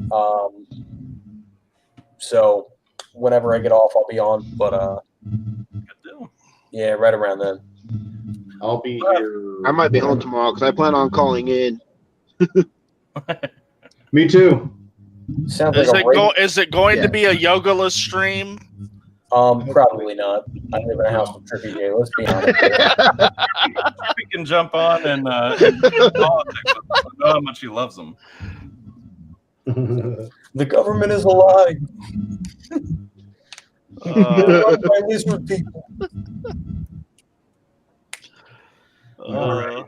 Well, Gabe, Levi, gentlemen, it has been fantastic.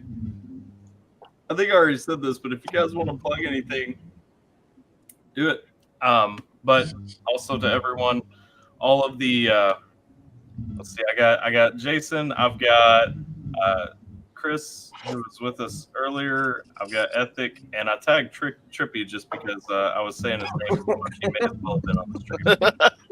If you guys are interested in checking any of those things out, definitely hit him up. He was technically on stream. Oh, he was.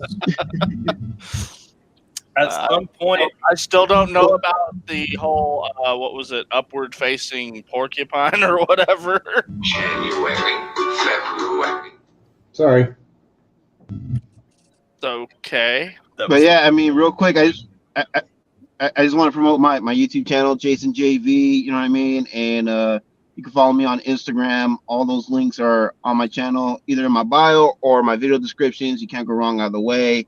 I got some music out there too, Spotify channel. If you guys want to follow me there. Again, all of that, it's all in my channel. And also, I just want to say, tomorrow, there's most likely to the highest probability going to be a stream. Make sure you come out. In the words of Trump, it's going to be huge. But just make sure you guys come out and support as per usual. And we're all looking forward to seeing you tomorrow. I think it would be fantastic. I'm so excited. If you like channels that never put up any content and may occasionally show up on other people's live streams, go ahead and sub to Dactar today. So if we get Dactar to 1K view or 1K subs, I'm still not going to post anything. I will make a Pornhub. What? I already got an account. I mean, come on. No. I mean a verified account, and I will fuck a watermelon. Watermelon.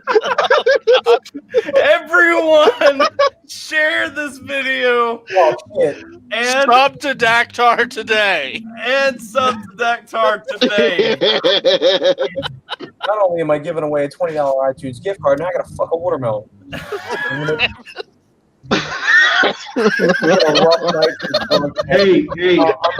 Rough night. Hey, seedless is the only way to go, brother. Well, I mean, unless I want to get a seed stuck in my pee hole, I would assume so. If I wanted that, I'd just go out and get a pumpkin because it's the season. Isn't it? Don't forget, you should always use protection. I was about to say. Wait. I have protection. We're good.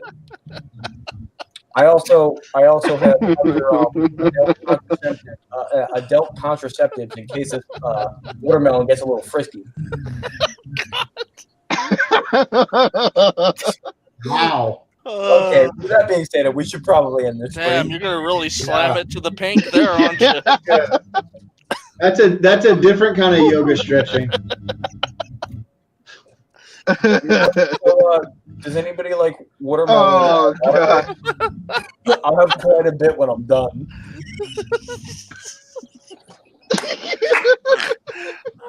If you could somehow figure out a way to get a certain roommate to have some watermelon afterwards, I'm chopping. Just FYI, if I don't change my mind, I'm chopping up about the last 30 minutes of this live stream, and every 5 minutes, I'm gonna zoom in and input the clip of Trippy falling on his face doing wall push-ups. And it's just going to be the last 30 minutes here, plus every 5 minutes just a pa. oh God! Oh man! And I'm gonna have in the background playing, like every time he goes down, I'm gonna get that run.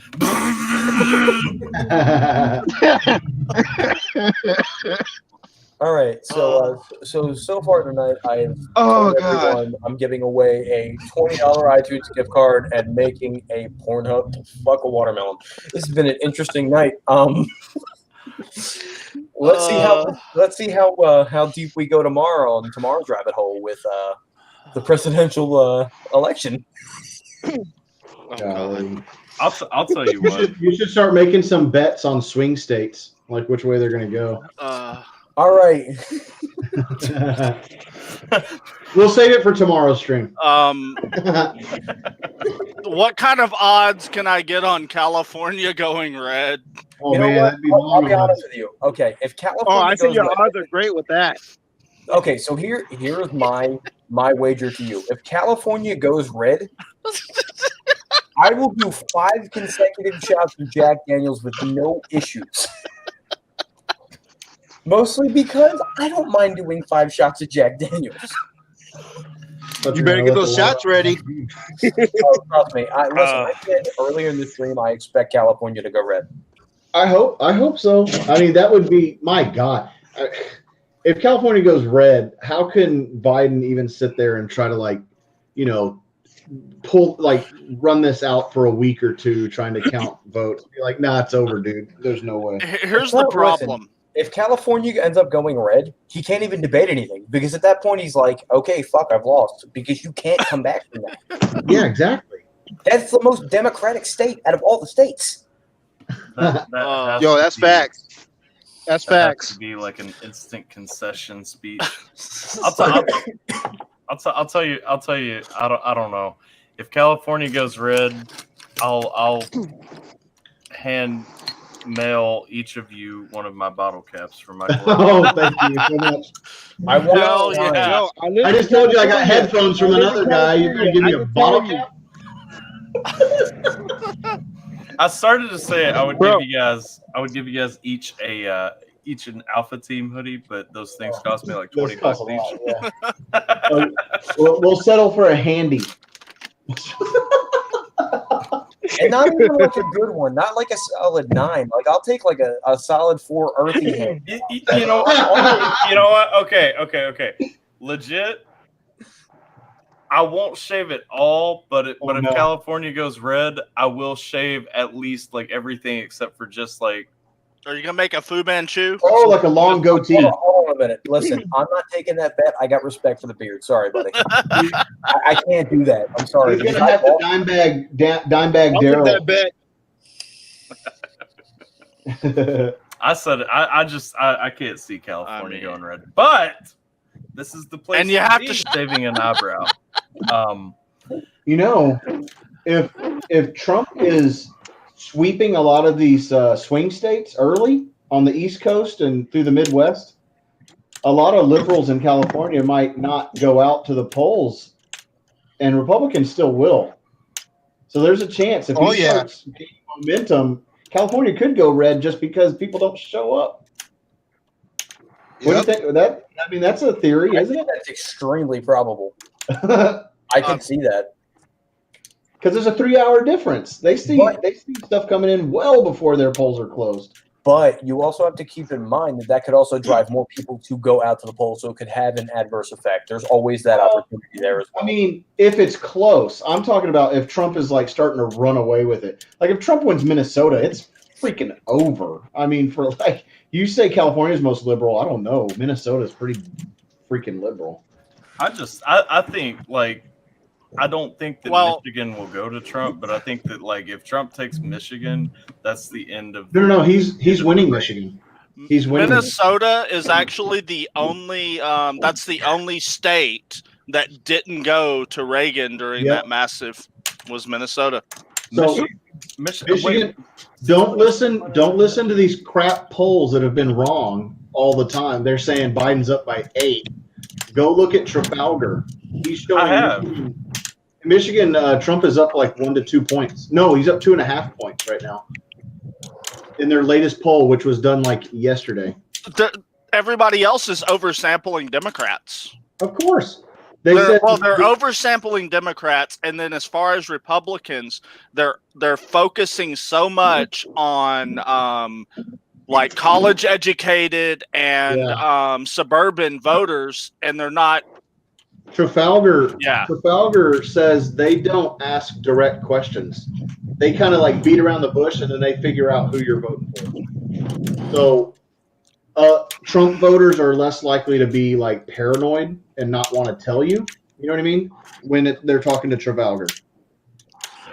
The other one that was funny was there was another poll that came out talking about the question they asked was actually a different question. Was who do you think your neighbors are voting for? Yeah, and Trump ran away with that. I saw there was a poll done. I just saw it on Twitter. 380,000 responded to it, and it was, who do you think is going to win? And every state on the map was red except for Colorado. Colorado, yep. So everybody across the country thinks Trump is going to win, and that's a good sample size. 380,000 people. Yep. Oh. California's going to go red. So are you looking at Michigan again? I'm still thinking. Yeah, I'm looking at Michigan. I think Michigan is really where it hinges. Like if he is winning Michigan, if he ends up winning Michigan, I think that's apparently all of the union workers are pro-Trump. Yeah. I was listening to a radio show and they were calling in one after another and in different things like auto workers as well as steel workers. And what's Trafalgar showing on Pennsylvania? I'm just curious. Trump is up. Yeah, Trump is up in Pennsylvania. I know that. Here, I was actually going to read these to you earlier, but the conversation kind of got away from it. That happens. Yeah. So I just didn't bring it up, but hold on. I would honestly be very surprised if Trump didn't win Pennsylvania. I mean, so I know Ethics said that earlier, but I mean, I'm legit would. Yeah, and listen, honestly, I can see Pennsylvania being like a 63-37 split. No way. It will be closer than that. You think so? It's definitely. Yeah. So I'll read off 40 at max. I'll read off a few of their I think he wins by about 4. They've got him up by 4.3 in Georgia. They've got, when I say him, I mean Trump. Yeah. We've got Trump up by 0.7% in Nevada. Yeah, Nevada. They've got Trump up in Florida by 2.1%. I think he's actually. I think he'll win that by more. Here it is. Pennsylvania, he's up by 1.9%. I'll tell you something. Smart. Ohio is up by 5%. Jesus. I'll tell you guys something smart that Trump did that he's not getting a lot of credit for. When he changed his home to Florida, he got massive boosts down there that nobody is factoring into any of this stuff. Right. It shows he's up by 2 points in North Carolina, 2.5 in Michigan. Any idea on Jersey? I'll see if they hold on. I'll see if they say he's up by 2.5 in Arizona. Yeah, I see that one. Let me look. Let me go try to find it.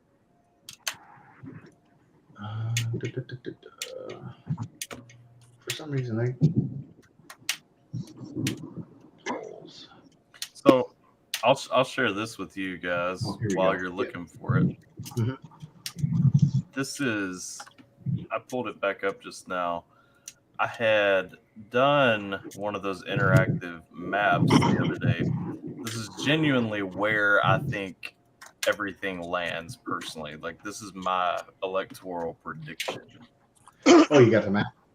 Okay, I have a question. Why is everybody suggesting a split in Nebraska? I'm just curious. Honestly, I'm not. It was the default, and I left it alone because I didn't need to change it. You know what? That map is extremely conservative. Honestly, you're being conservative in the way you think it goes, I think. Well, and I was intentionally conservative because I didn't want to lay it out in a manner that kind of leaned too far my way. Here's Wisconsin. They have Biden up by 0.4. That's easily within range. In Minnesota, Joe Biden is only up 3.2%. I don't think that's right. That's Trafalgar. That's Trafalgar. Yeah. I trust them. Well, I know. I think he's got I would bet more on Minnesota than I would on Wisconsin. Oh no, I just can't ever bet on Minnesota. They're freaking crazy. I mean, like, I think it shows like Kanye West getting like 4.5% of the vote in Minnesota. They're crazy people up there. They voted for Justin Trudeau. I didn't think about the Kanye thing. That is interesting. No, I don't know. I said he was going to win Minnesota when Minneapolis voted to defund the police. I was like, he's got it. Like, there's no way they can retain Minnesota, but I don't know. Bunch of anyways. It's just their, most of the people descend from Scandinavia, where socialism is said to work. So they're just very liberal people. Well, not only that, you have such a large contingent of all the people who vote for Ilhan Omar. Muslims. Yeah. But guys, we're 10 minutes away from 8 hours, and I can't let that happen. All right. Okay, everybody do a map. If you guys choose to compare your map against mine as well as the live results, I will have it up tomorrow as well. It'll be the same map, no tinkering. I have an idea. Is there a place we can like fill out our own map and then send it to you so you can like save them? And it'll be like a bracket contest during March Madness. You can send me a screenshot. You can go to send you a screenshot. Yeah. Okay. Here. And then we'll see who's right. Go here and send me your screenshot. Okay. Yeah, it's going to be like a March Madness bracket contest. Come on. Jason's going to have that big old California red there. Hey, man. Whatever. I'm telling you, California red. I'm telling you. Jason sends it in. You're out automatically.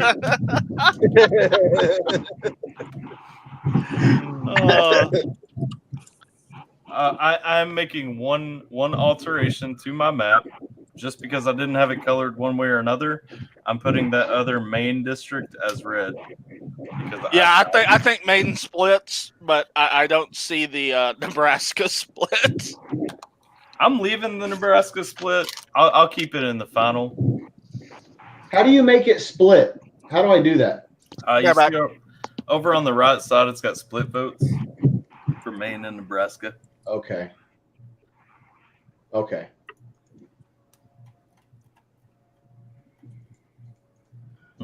Cutoff time for your brackets, gentlemen, is 7:00 p.m. Eastern time. Yeah.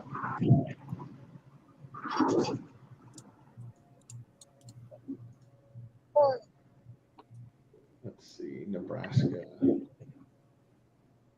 I don't know. Why are they saying Nebraska is going to get a blue vote? I don't get it.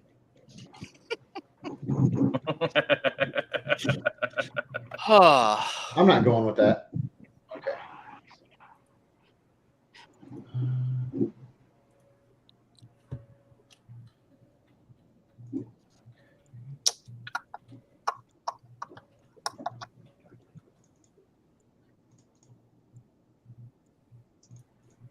Oops, went too far.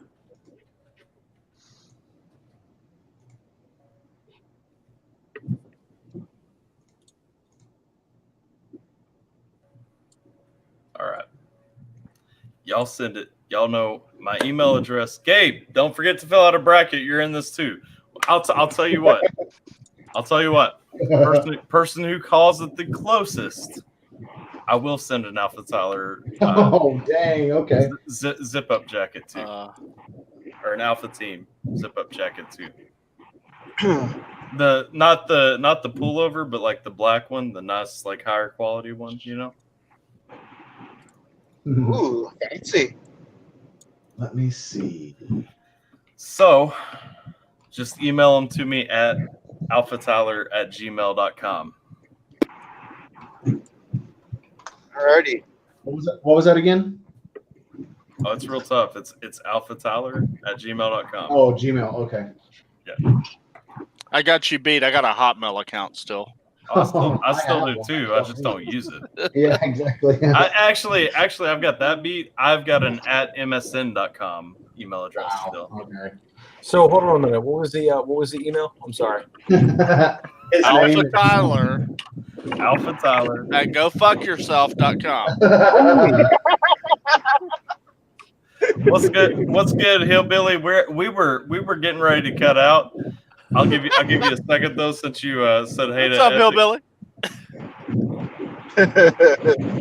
But Hillbilly, if you want in on this, alphatyler@gmail.com. Send me your electoral college map projection, and then be there tomorrow.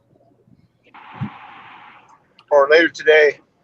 Today, yeah. No joke. I forgot. Some of us have to work in an hour and a half, so. And some of us just got off work.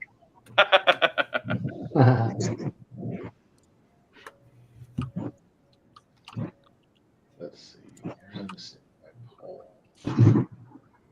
Yeah, I'm a little mixed on Virginia. I think Virginia Hey, has been what's up, Hillbilly? Democrat.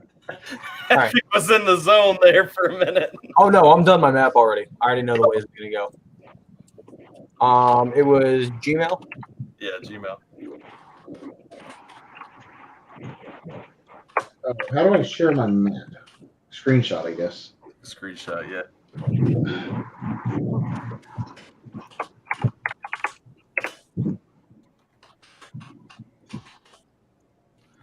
What up, Tom?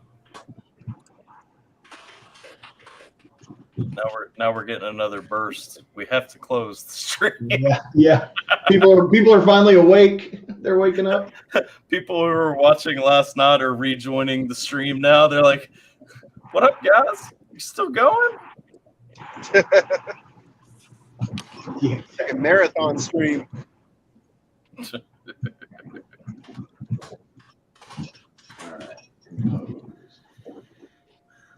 All right, I've sent the link to my map to you. Let's see here. Refresh. Oh wait. Why is it on my phone but not on my computer? Just hasn't updated yet. There we go. Let's see.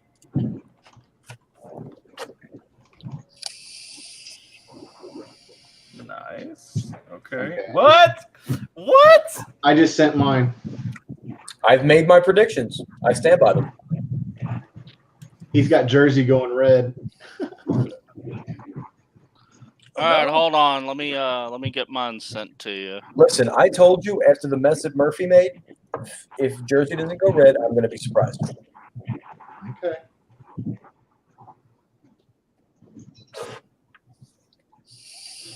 Did you get mine? Wait. Hang on a second. I want to know I sent it to the right place. Am I looking at ethics? Make a typo. I don't think you updated Jersey. Did you want Jersey red, Ethic? Yes. Did I not update Jersey? It's a slight red, not a full red. Oh, I didn't really pay too close of attention to all that. Yeah. As long as correct colors there. Let's see. I just want to see at the end of this who has. Does any of us have it the same? That's what I'm about to check. Or do any of us have it the same? I want to see who has who winning by the most too. That's probably Jay. Jason. If he's got California going, then Ethic gave it to him too. I can't do my math. I'm driving home right now. Oh, okay. You got time. Okay, I just got off work. All right, I think I just sent it to you. Let me know if you got it. Mine's not as conservative as Tyler's, but it's still right there in the realistic category, I think. Mine's probably a little bit more to Trump than yours is then. What was your final number? 316. Yeah, I'm at 322. So you gave him like maybe Minnesota or something? Okay, No, did wait, you give him you didn't give him Nevada on yours, did you? Yeah, I did. Okay, then I'm trying to figure out where 6 different. I did give him Minnesota. You did? But I'm trying to figure out where the other. Do you have I split Maine, Wisconsin, or? Dang, Dactar. Like I said, I'm take a red marker and color the whole map. I didn't go California or Colorado or Oregon and Washington, New Mexico, or most of the upper Hawaii, yeah. You know, Northeast. Illinois is still blue. I'm wondering if Virginia will go red, but I thought about it, but I wasn't gonna go there. I decided to go with a full sweep of the top with Nevada for 322. It seems like Virginia just seems to be like Washington D.C. is like spilling out into Virginia, and it's ruining everything. There you go. There you go, Tyler. Send me an update. No, just share my screen. Oh, hang on. Get it. There you go. Okay. Yeah, the stronghold of Illinois, or better yet, Chicago. Yeah, Chicago.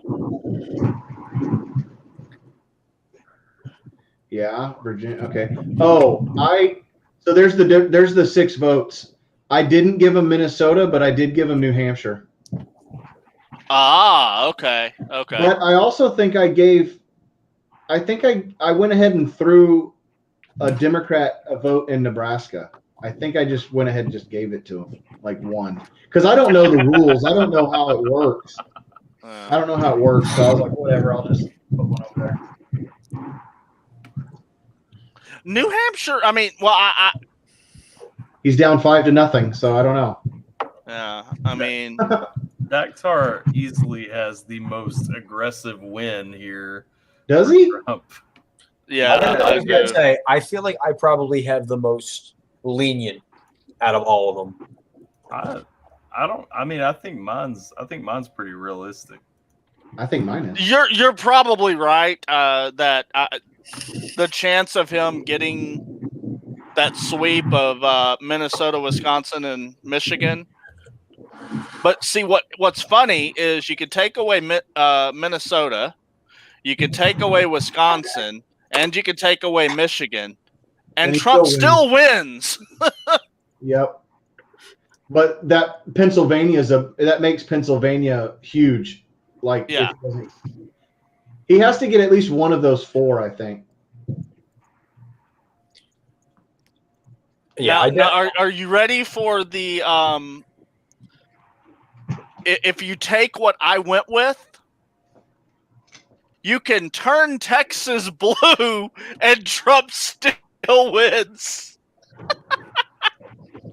Oh my God.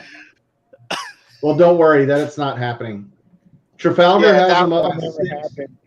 Trafalgar has him up by 6, but I think he's going to win by more than that. But hold on, but look at this. You cannot even give him Minnesota, And he still wins. and he can still win because if he picks up Nevada. I don't know. Please turn that map off. I don't like seeing a blue Texas. That's sacrilegious.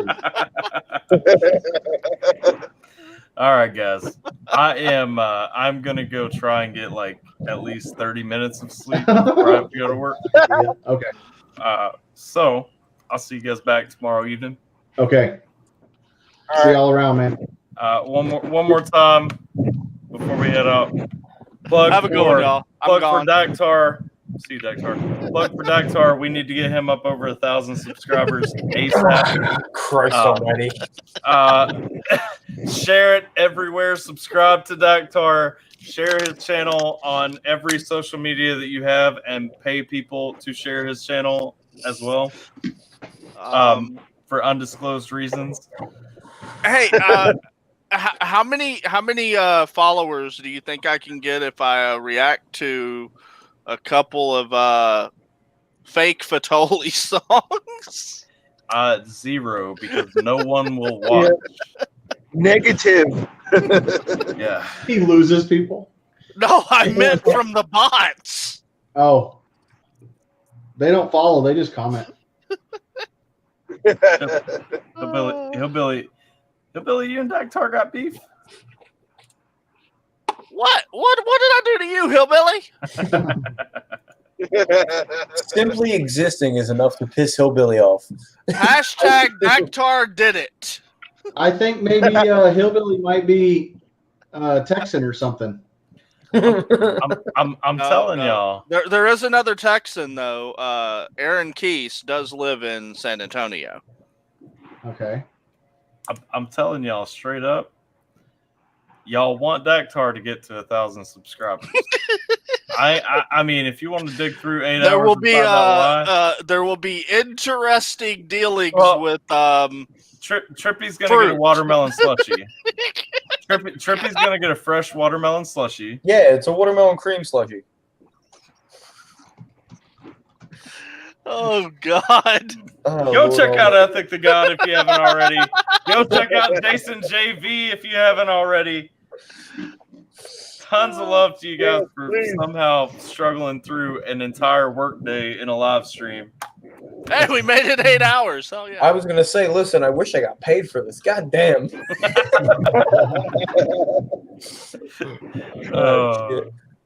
Man. Okay. All right, guys. See you later, guys. This was the All right, see you pre-election guys. coverage. Imagine what's coming tomorrow. Yeah, Oh, tomorrow is going to be interesting. But have a nice night, guys. Be safe. It's gonna be like 5 hours of shit talking. Okay. See you. Later, all. Have a good night, Joe. Oh.